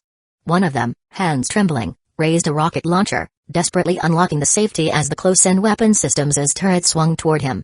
Crack. A single sniper shot rang out. The rocket launcher, and the man holding it, exploded into a shower of gore. Blood and flesh splattered across Oworu's windshield. Panicked, he stomped the gas pedal, trying to escape. At last, he understood, this train hadn't run because it never needed to. This train was a damn mobile fortress. Crash. His SUV slammed into another car, jamming the escape route.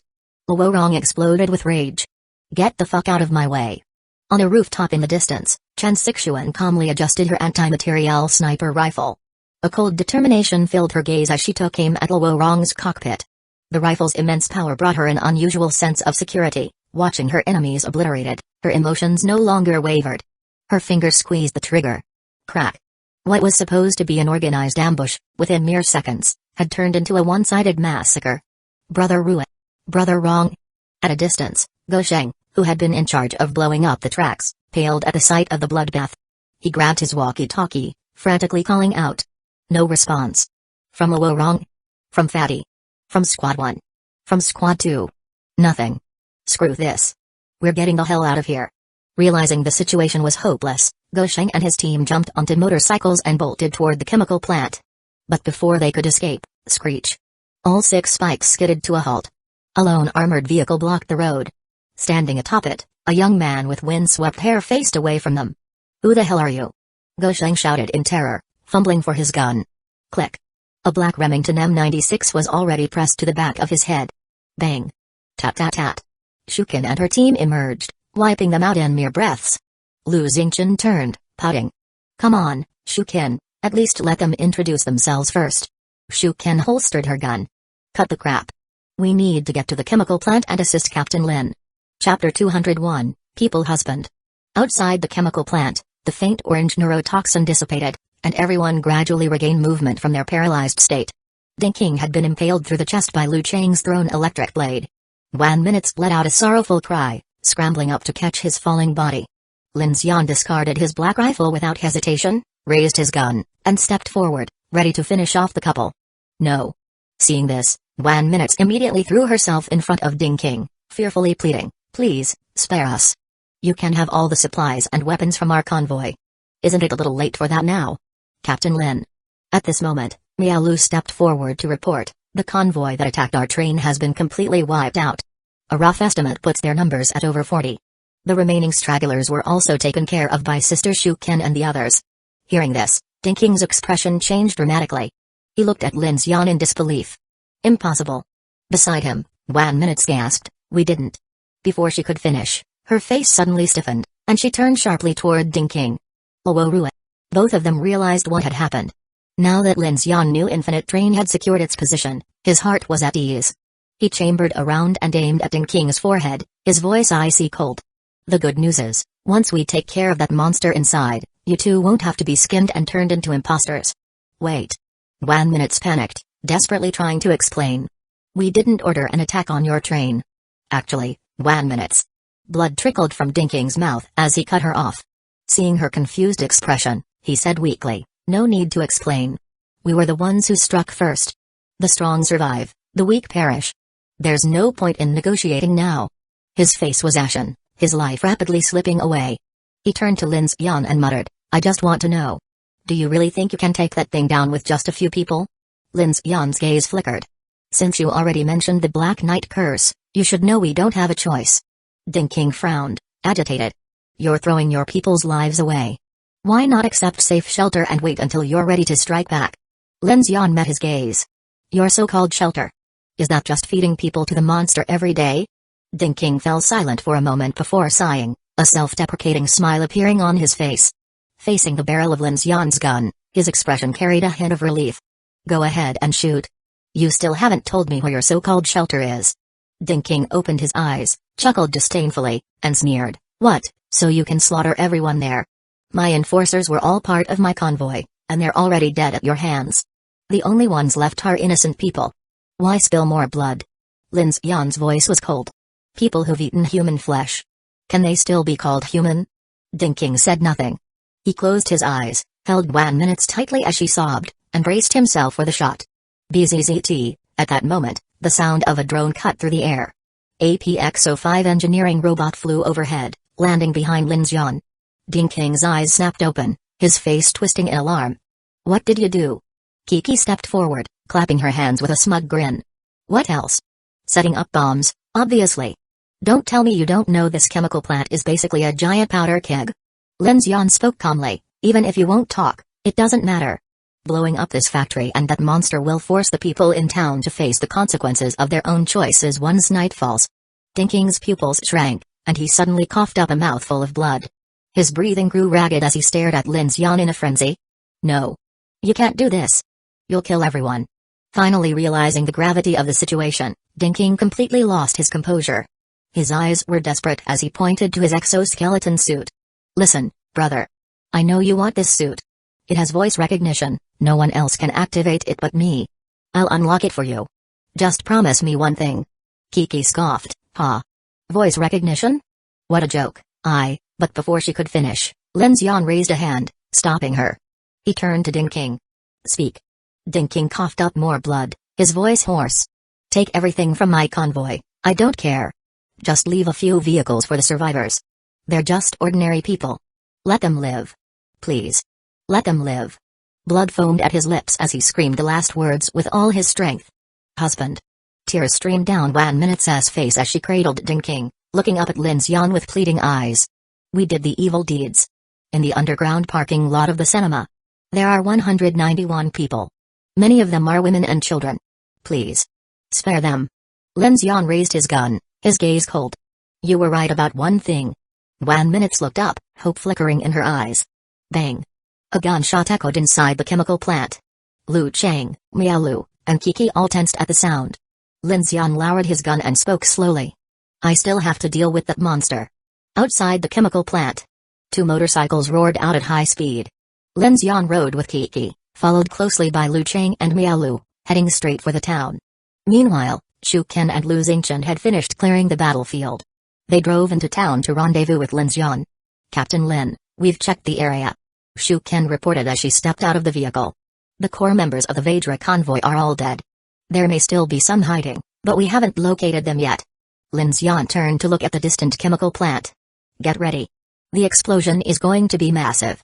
The town will definitely be affected, and it might even flush out those imposter creatures. Lu Xingchen grinned. Perfect. Saves me the trouble of hunting them down one by one. Lin Xian, what if it doesn't die? Kiki asked. That thing is definitely stronger than a C-rank entity. Its vitality is insane. If the explosion doesn't kill it, we'll drag it out. Lin Xian's tone was firm. If it's really as immobile as Director Ding said, we'll take our time wearing it down.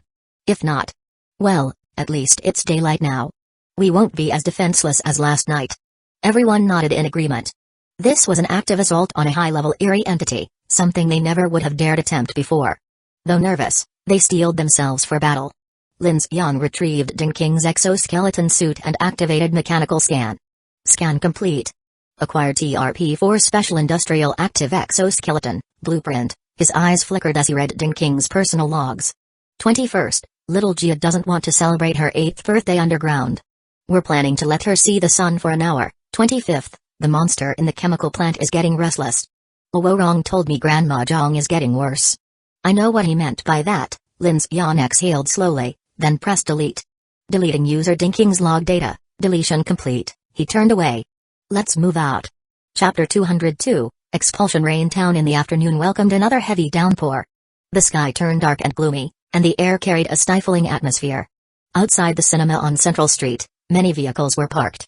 Some of these vehicles belonged to the Titan convoy, still stained with dried blood. Others were ones Ding King had collected and repaired from around the town. These had no real defensive capability, and barely enough fuel to go 100 or 2 kilometers. In the underground parking lot, over 100 people nervously stepped out under the aim of guns, lugging their belongings. The crowd was full of unease and confusion, with children crying and women sobbing here and there. The moment they learned the town was on the brink of destruction, everyone's first reaction was fear and uncertainty. No one had any clue what awaited them tomorrow. In the rain, some families began loading their luggage into the cars. A few people took charge of organizing the survivor vehicle assignments. Everyone moved in silence, while members of the Infinite Train stood on the street, holding guns and watching it all unfold. Countless targeting beams swept over to Lin Xian. Some people began to realize, this was the man about to confront that monster from the chemical plant head-on. The same man who was pushing them out of this warped but safe haven. The looks they cast at Lin Xian were layered with meaning. He said nothing, quietly watching them pack nervously, car by car driving away. He knew most of them probably wouldn't live to see tomorrow. But if the Mark theory was confirmed, and if they succeeded in taking down the monster, maybe they'd live a few days longer. Once everyone was gone, Lin Xian didn't waste any more time. He told the team to board the train. He and Kiki stayed behind in town to handle the detonation. Considering all the aspects of the Mark, Lin Xian had Lu Chang bring the Hell's Black Chrysanthemum in that big box. He wanted to see whether, after taking down the monster, it could absorb the black smoke. Over on the Infinite Train, everyone except Lin Xian and Kiki had already returned to their cars. Because the battlefield was too brutal, Shukin only allowed those with strong mental resilience to handle cleanup.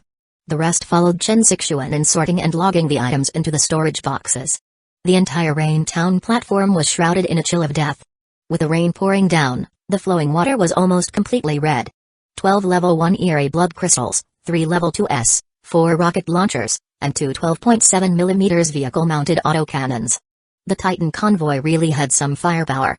Inside the carriage, Shuken stared at the confiscated records, inwardly shocked. If it weren't for our heavy weapons, they probably wouldn't have gone down that fast. Chen Sixuan added. Wouldn't have mattered. Lu Xingchen's face was dark. These people had already lost their fighting spirit. Just stray dogs now, turned into demonic hounds. No guts left to fight. Just sneaky scumbag work at best. Chen Sixuan fell silent at that. Self-preservation was basic human instinct. Everyone on the infinite train, including herself, had been forced into survival on the brink. After fleeing through so many nights, it was inevitable that people would change once they found a place that could shield them from the darkness. All right. Chen Sixuan looked out the window and reminded, everyone get ready. We need to support Lin Xian and the others. Then she turned to Daluo. Daluo, take a few people and do some emergency repairs on the track up ahead. I checked, it's not too damaged. No need to wait for Lin Xian to return. We may have to evacuate at any time. Got it, sis. Daluo accepted the order solemnly. Carriage number 11 was stocked with prefabricated track steel and all kinds of lifting and welding tools, something Lin Xian had prepared long ago. As long as the terrain wasn't completely destroyed, even without Lin Xian or Kiki, the others could handle emergency repairs. Chen Sixuan was meticulous and thorough. In Lin Xian's absence, and after entering combat herself, that soft and restrained demeanor had slowly given way to a composed and chilling calm. Everyone started to respect her even more. Under Chen Sixuan's command, the crew across the infinite train began preparing the evacuation in an orderly fashion. Rain Town, Clock Tower. Lin Xian held a remote detonator cobbled together from a simple communicator, looking down the silent streets of the town. Behind some shattered windows, he could vaguely see eerie human silhouettes. Those hiding within the buildings, their eyes seemed to sense the invisible threat, quietly gazing in Lin Xian's direction. Kiki floated behind him, arms crossed. I knew it. You ran back in there earlier because you were eyeing that mechanical suspension arm, huh? Planning to install it on the train? Not a bad idea. Lin Xian replied, there's still a lot of potential in my mechanical ability. Like you said, if this works out, maybe we really will head to Star City and have a talk with the federal government. Kiki raised an eyebrow. The radio said the old federal government already renamed it to Dawn City, and merged the original defense force with some private security companies to form a full federal army. They're no joke. We'll have to sneak in quietly, can't just roll up in the infinite train with the Gemini 11R nuclear electric locomotive. If nothing unexpected happens, their power and influence will keep growing. Lin Xian said. You think a lot of survivors will join them? Lin Xian nodded, then took a deep breath. If the Dark Mark theory holds up, there'll definitely be more people heading to Dawn City. Then a whole new debate could break out among survivors, whether to flee or hold their ground. That kind of situation would be extremely bad for the Phoenix. Kiki furrowed her brows, falling silent for a moment, then spoke uneasily. Right. If people are afraid of being marked in the dark, the Dawn City Underground project might gain a better reputation. That would definitely shake things up within the constantly migrating Phoenix. Yeah. But it won't happen overnight. Humanity still can't survive stably in the polar night. That unknown creature in Underground City number 9, still a mystery. Run or hold, each has its own logic. Most people will lean toward escaping the darkness. But solving the Dark Mark. That's what really matters.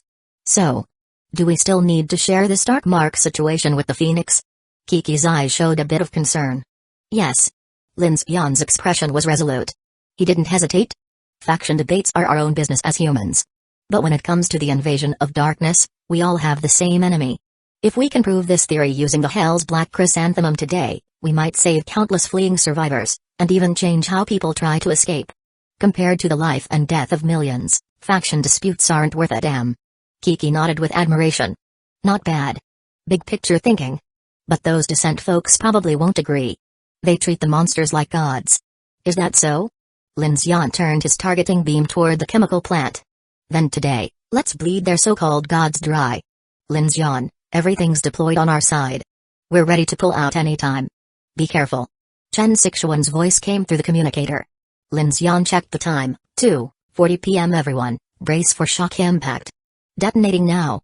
Chapter 203, Detonation inside reagent room number 1 of the chemical plant. Eerie lantern flowers emitted a faint orange glow, their blood-red veins flickering constantly. Below them, the deep black chemical pool lay still, concealing countless flesh-boned beings just beneath the surface. The workshop was eerily silent. A massive metal reaction kettle hung high above, connected to an overhead crane by mechanical suspension arms. A silver, Specially made bomb glowed faintly with a green light, suspended above an underground storage area filled with a dozen large silver tanks. A pungent mix of chemicals and a stench of decay filled the air. In the town, the imposters sensed danger. Perhaps they, too, had been detected by the entity beneath the lantern flowers. The orange glow on the flowers grew brighter, flickering more intensely. Outside, the entire chemical plant was shrouded in a torrential downpour, the sky dark and oppressive, resembling an eternal night. On the open ground near the entrance, blood pooled beneath Dinking's chest. 1 minute held his gradually lifeless body, her face blank and numb. "Honey, look, they're all gone," she whispered. "Zhao Jia and the others. They made it out alive." Dinking struggled to keep his eyes open, gazing toward the distant horizon where the survivor convoy had long since disappeared into the rain. 1 minute turned her head toward the chemical plant, leaned close to Dinking's ear, embraced him tightly, and smiled. "Don't be afraid. We don't have to run anymore." Boom. Atop the clock tower, Lin Xian had constructed a heavy blast-proof door to shield against the explosion. Behind him, Kiki's glowing eyes flickered as she formed an invisible psychic barrier, wrapping them both in protection. Seeing the moment had come, Lin Xian pulled out the detonator and took a deep breath. Beep. Then, he pressed the switch. Boom. Inside the chemical plant, the signal lights on the crane suddenly flickered wildly before detonating. The crane structure alarm snapped, and the reaction kettle, filled with caustic alkaline solution, plummeted directly in front of the lantern flower, smashing onto the storage tanks below. Thud. The storage tanks ruptured instantly. In the blink of an eye, a dazzling explosion of white-hot flames erupted. Boom. A deafening explosion rocked the entire chemical plant. A colossal fireball engulfed the reagent room and the condensation towers, sending flames shooting dozens of meters into the sky. For a moment, even the heavy rain was blasted aside, creating a vacuum in the downpour. Billowing black smoke, like a massive dragon with outstretched claws, surged into the sky, obscuring the heavens. The sheer scale of the blast cast a dark veil over the land. The shockwave rippled outward like a tidal wave, shaking the ground violently as if an earthquake had struck. Rooftops and windows across Rain Town shattered in an instant, sending a thick cloud of dust surging through the streets. "Watch out!" Lin Xian braced himself against the blast-proof wall as the invisible force slammed into the clock tower. Chunks of plaster and masonry peeled off the walls and columns, while Kiki's psychic shield deflected most of the flying debris. In the swirling dust, a white spherical barrier became faintly visible. The force of the explosion even shook the infinite drain at Rain Town Station, sending shivers through everyone on board. Seconds later, the ringing in their ears and a choking dust gradually settled under the relentless rain. Lin Xian shoved open the blast-proof door and, alongside Kiki, peered into the distance. The chemical plant was now completely consumed by fire and black smoke. The explosion had obliterated any recognizable structure, its towering condensation towers reduced to rubble. "Did it die?" Kiki shouted. "Roar!" A thunderous bellow echoed across the town. Instantly, the sound of frantic movement erupted from every building. Imposters surged out of dark corners, some even hurling themselves from windows, their human-like bodies shattering on impact. These parasitic creatures shrieked and scrambled toward the chemical plant in a frenzied rush. More and more imposters emerged from underground tunnels, residential buildings, and beneath bridges, some still humanoid, others grotesquely rotted and shedding skin. The streets flooded with their grotesque forms, all charging toward the inferno. "There are so many of them," Lin Xian muttered, his expression grim. "That damn parasite must have consumed a lot of people." "Lin Xian, look!" Kiki suddenly gasped, pointing at the chemical plant. Under the dark clouds and crackling lightning, amidst the suffocating black smoke, a massive shadow loomed. As the lightning flashed, the monstrous form was revealed. Several enormous tentacles flailed wildly, its body still wreathed in raging flames.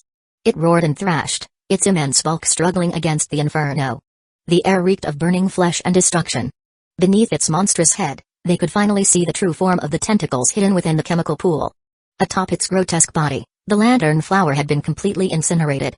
The massive tentacles writhed desperately against the scorching flames. Roar! Suddenly, the parasite sensed Lin Xian's presence. Without warning, it lunged through the fire, scrambling toward the town. "Run!" Lin Xian's face darkened. Without hesitation, he leaped from the clock tower. Thud! With the assistance of his exoskeleton, he landed from over 10 meters high with ease, hopping onto his motorcycle and speeding toward the outskirts. Kiki soared overhead, watching in shock as the flaming monstrosity barreled toward the town. "Didn't Director Ding say it wasn't mobile?" she shouted. "A cornered rabbit will still bite. And those tentacles sure as hell aren't just for show." Though clumsy on land, Its sheer size and reach allowed it to wreak havoc. It plowed through the town, knocking over buildings with every massive sweep of its burning tendrils. The rushing imposters were instantly consumed by the flames it carried, igniting into living torches. Yet the imposter horde did not stop, more surged forward, heedless of the fire, pouring toward the creature. The enormous eerie entity had gone berserk. With a single sweep of its tentacle, an entire building was reduced to rubble as it relentlessly pursued Lin Xian. Aboard the infinite train, the entire crew gathered at the windows, watching in horror as the parasite set Rain Town ablaze. Smoke and flames engulfed the entire town, consuming the cinema and shopping district. Not even the torrential rain could douse the inferno. Chen Sixuan snapped into action.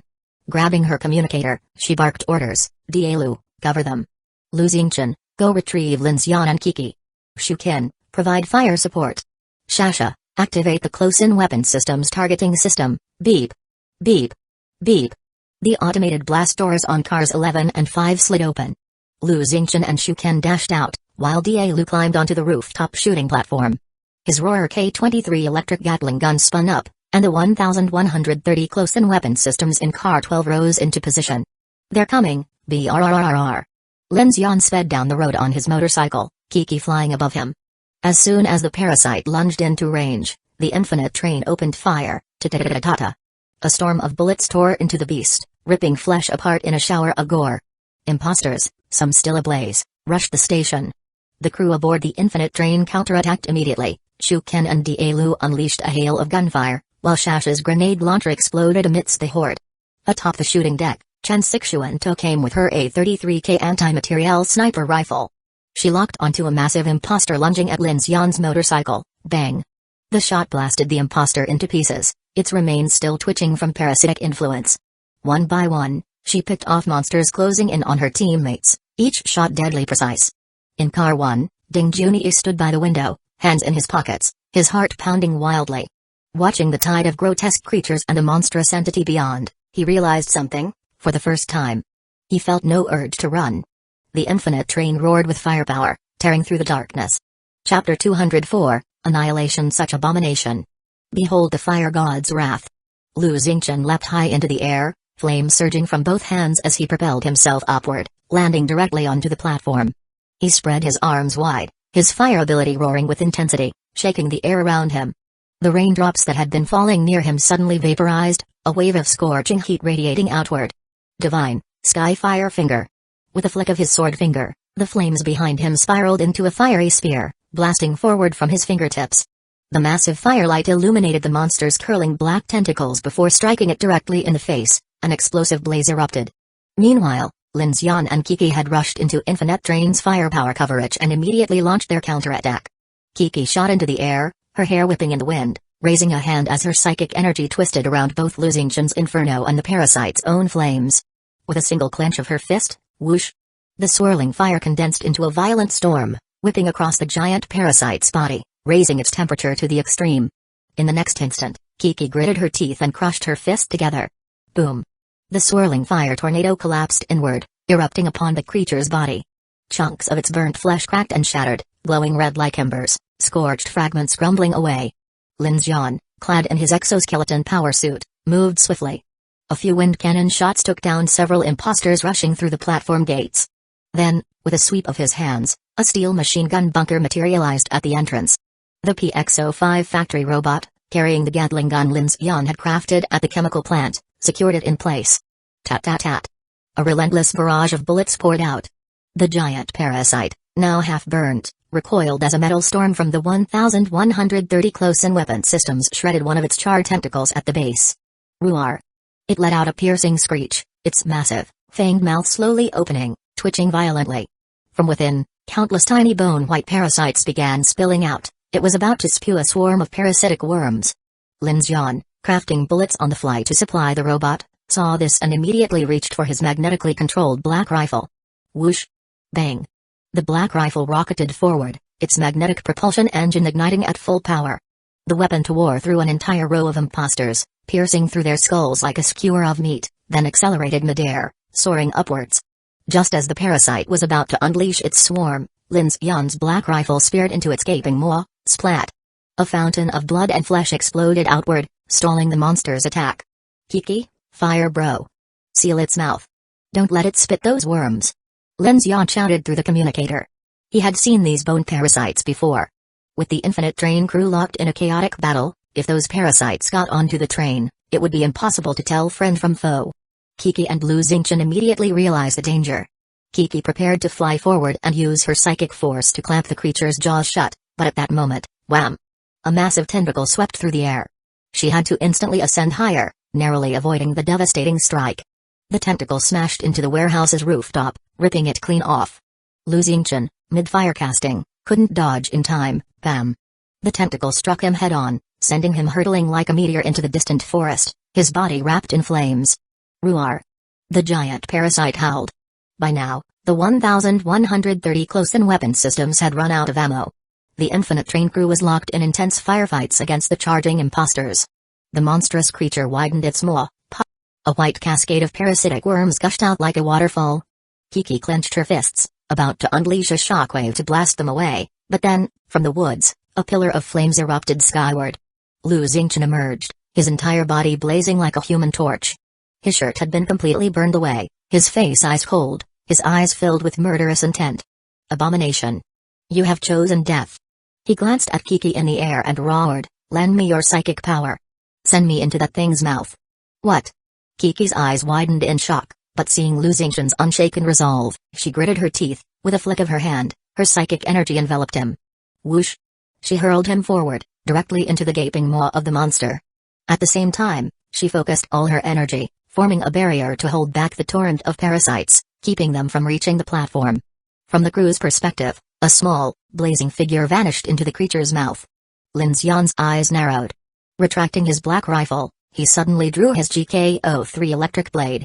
Amidst the storm of bullets, he dashed forward, his power suit's speed mode activated.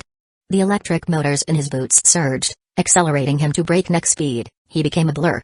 The moment he reached the parasite's supporting tentacle, shing! A flash of lightning. Slash! The thick, black tentacle was severed. Whoosh! The black rifle spun back toward Lin Xian's grip. With a reverse grip, he drove the weapon into the freshly cut wound, vaulting himself into the air. Mid-flight, he pulled out 2 pre-made metal bombs and shoved them deep into the exposed flesh. Then, he twisted in midair, landing gracefully.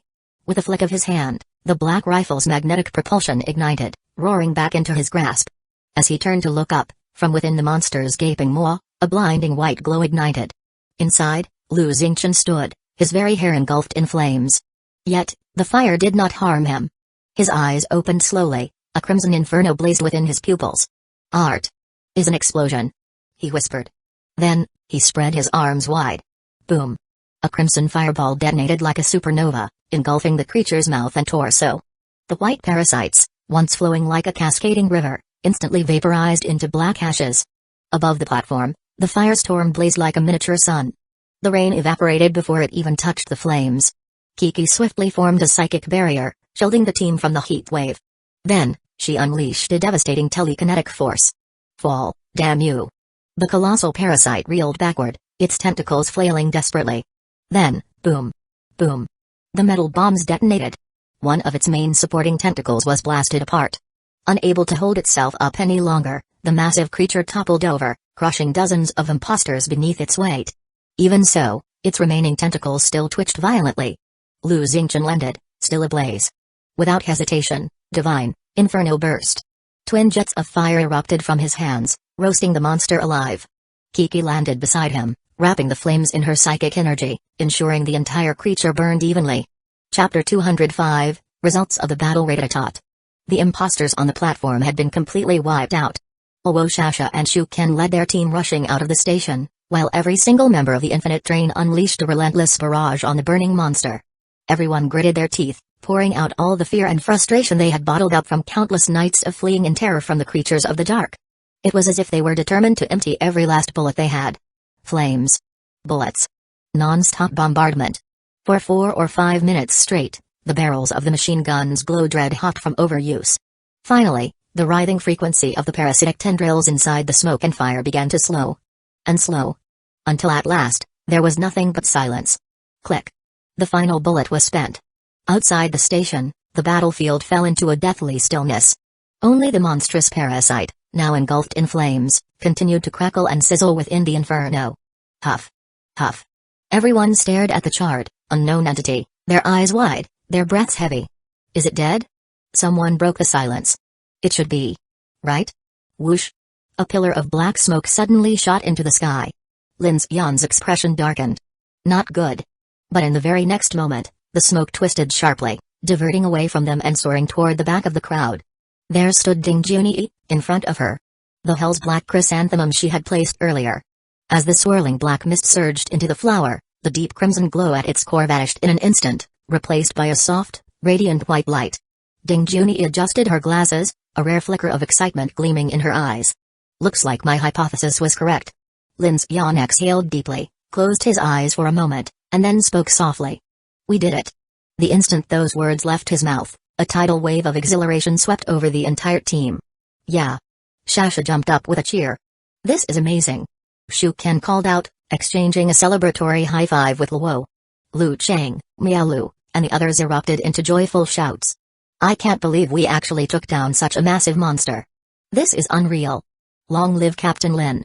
Chen Sixuan stood there, pale-faced, chest rising and falling with deep breaths.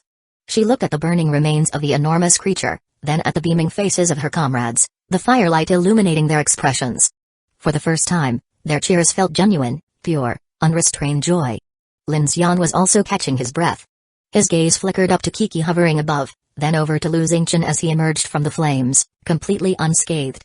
At that moment, he couldn't help but smile. I could never have done this alone. It was all thanks to you guys. And fire god descending from the heavens. Lu Xingchen strolled over, his expression as composed as ever despite the chorus of excited cheers around him. It was merely a wave of my hand, nothing more. His tone was indifferent, though he glanced down at his slightly singed sleeves. TCH. I got a little dirt on my coat. I must strive for further perfection. Luge was insane today. So badass. Some of the female squad members crowded around him, voices filled with admiration. This guy. Seriously? Kiki landed beside Lin Xian, rolling her eyes at Lu Xingchen. He totally stole the spotlight today. He's probably feeling smug as hell inside, but look at him, pretending to be all calm and collected. A little dirt on my coat? Where's your damn coat? Lin Xian chuckled. You know, I actually agree. He really did steal the show. Oh, check this out. Kiki raised her hand, and a jet black orb suddenly shot out from the flames, landing in Lin Xian's palm. His expression shifted. This is a blood crystal? It should be a level 3 blood crystal. Ding Junyi said as she walked over. According to the Federation's database, level 3 blood crystals are extremely valuable, equivalent to the resources needed to sustain an entire battalion. Whoa, seriously? Kiki's eyes widened. Lin Xian weighed the crystal in his hand, his gaze sharp. Considering the price we paid for this fight, getting something valuable in return is only fair. But figuring out how best to use it. That's up to you, Director Ding. He handed the crystal over to Ding Junyi. She took it, adjusting her glasses once again.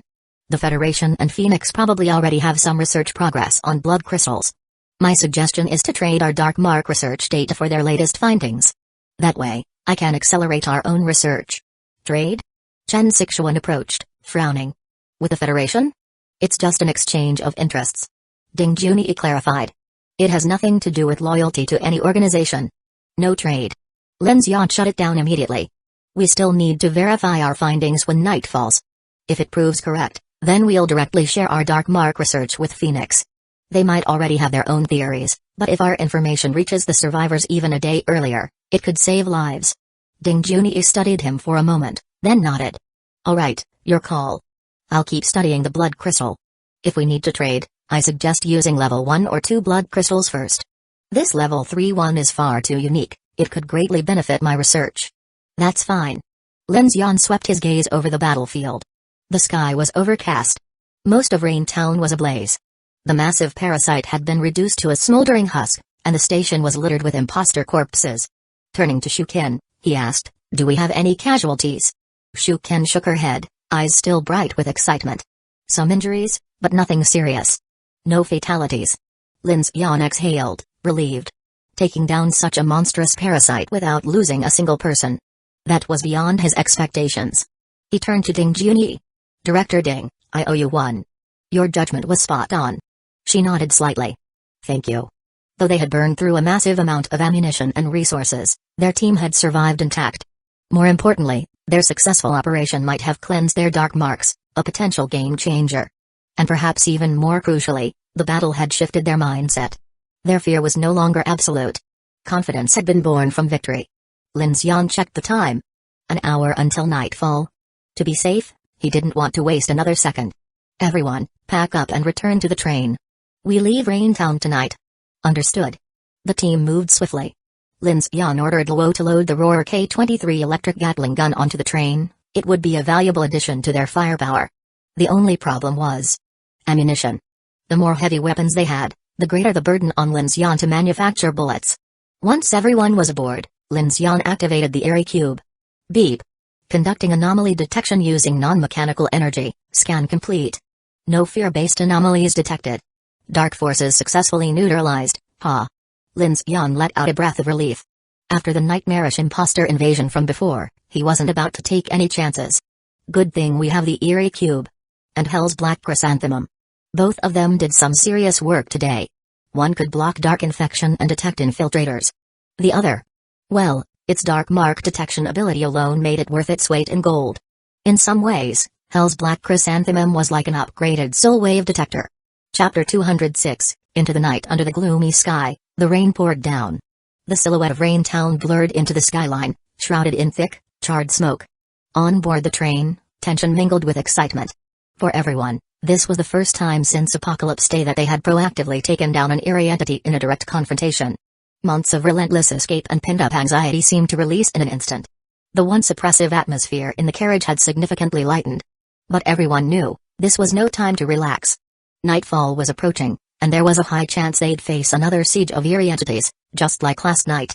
Shu Ken remained on high alert, leading the group in restocking ammunition. The last battle had nearly depleted 80% of their ammo, and even the 1,130 close-in weapon systems' ammunition belt had been emptied. Fortunately, this devastating weapon had done its job, keeping that mutant giant parasite from breaching the platform, forcing it back onto the hillside. Meanwhile, Lin Xian was just as busy. Along with Big Luo and Shasha, he was rapidly producing bullets in carriage number 5, distributing them in preparation for whatever came next. Inside carriage number 2, Kiki monitored the train's surroundings, while Ding Junyi and Chen Sixuan focused on updates from the dark radio. ZZZ. ZZZ. Federal. Global broadcast from the Phoenix radio. The dark tides from Abyss Zone number 3 will merge with Abyss Zone number 5 in 36 days, near Quancheng and the Tagun Desert. Survivors moving northeast should evacuate immediately. Phoenix has established aid stations in Zilan and Quancheng. The dark tides from Abyss Zone number 7 will merge with Abyss Zone number 5 in 29 days, near the Wei River, Longjiang, and Jinhai. Survivors moving east towards Xingcheng, Kangcheng, and Yangcheng Port should evacuate immediately. Phoenix has established aid stations in Jinhai and Yangcheng Port. Federal radio emergency report from the Yangjian Plains. A reconnaissance unit of the Nighthawkers has discovered an S-class eerie entity deep within the Palma grasslands. ZZZ. Phoenix Global Broadcast. Dawn Center is currently located at the northern foothills of Yun Ridge, coordinates 116.39134447 degrees, 39.90533937 degrees. It is expected to arrive at Danji in 4 days. Phoenix Global Broadcast. Further research from the Nighthawkers suggests that prolonged exposure to darkness increases the risk of dark infection. Adult survivors should not remain in darkness for more than 48 consecutive hours. The elderly, injured, and those with hereditary conditions should limit exposure to 24 hours at most. Lin Xian frowned as he stepped into carriage number 2. So, staying in the darkness for too long is dangerous. Seems like the theory of dark invasion has been confirmed. If we enter the night and don't encounter a large-scale attack, we can verify this logic. Our next step should be finding someone from Phoenix to confirm it. Kiki suddenly had a thought. Does that mean the longer we survive in the darkness, the faster our abilities evolve? Ding Junyi immediately responded. If you view dark invasion as a trigger for evolution, then yes, it makes sense. But from a biological standpoint, there must be a natural limit to this process. Let me give you an example. Plants use photosynthesis to convert carbon dioxide and water into organic matter, storing energy. But that doesn't mean they can photosynthesize 24/7. In reality, plants have biological rhythms. They generate energy during the day and consume it at night for respiration. If they were exposed to constant sunlight, their natural cycle would be disrupted, leading to death. Moreover, dark invasion energy is still an unknown force. We have no idea how it affects the human body. Only groups like Holy Revelation, who worship the darkness, would consider it a treasure for human evolution. Lin Xian's brows furrowed. So, eerie entities need the darkness, while humans need sunlight. And the dark tides aim to plunge the entire world into eternal night. If we want to defeat these nightmarish creatures, maybe we shouldn't only look for answers in the darkness, but also in the light. Ding Junyi's expression changed. She stared at Lin Xian in silence for a long moment before abruptly turning and heading toward carriage number 3. Chen Xixuan watched her reaction and murmured, "Looks like you struck a nerve." Lin Xian shrugged. If only it were that simple. He turned to Chen Xixuan. "Ms. Chen, get ready, we're moving out." Nightfall was only minutes away. Lin Xian had no intention of waiting until the eerie entities appeared before setting off. It was best to gain speed in advance. If anything happened, they could rely on the train's velocity to break through. Chen Xixuan nodded, though she looked puzzled. "I thought you'd want to test things here first." "No need. There are too many corpses here. If we want accurate results, we should head to an open area." Kiki smirked. "You really do have a scientist's mindset. Guess Director Ding's influence rubbed off on you." Lin Xian sighed. "This is a matter of life and death for everyone. If we can confirm this theory, it'll greatly reduce our risks moving forward." Kiki leaned back in her seat, floating slightly as she mused. "You mean reducing risk by not running away and fighting instead?" Lin Xian's expression hardened. "You're misunderstanding me.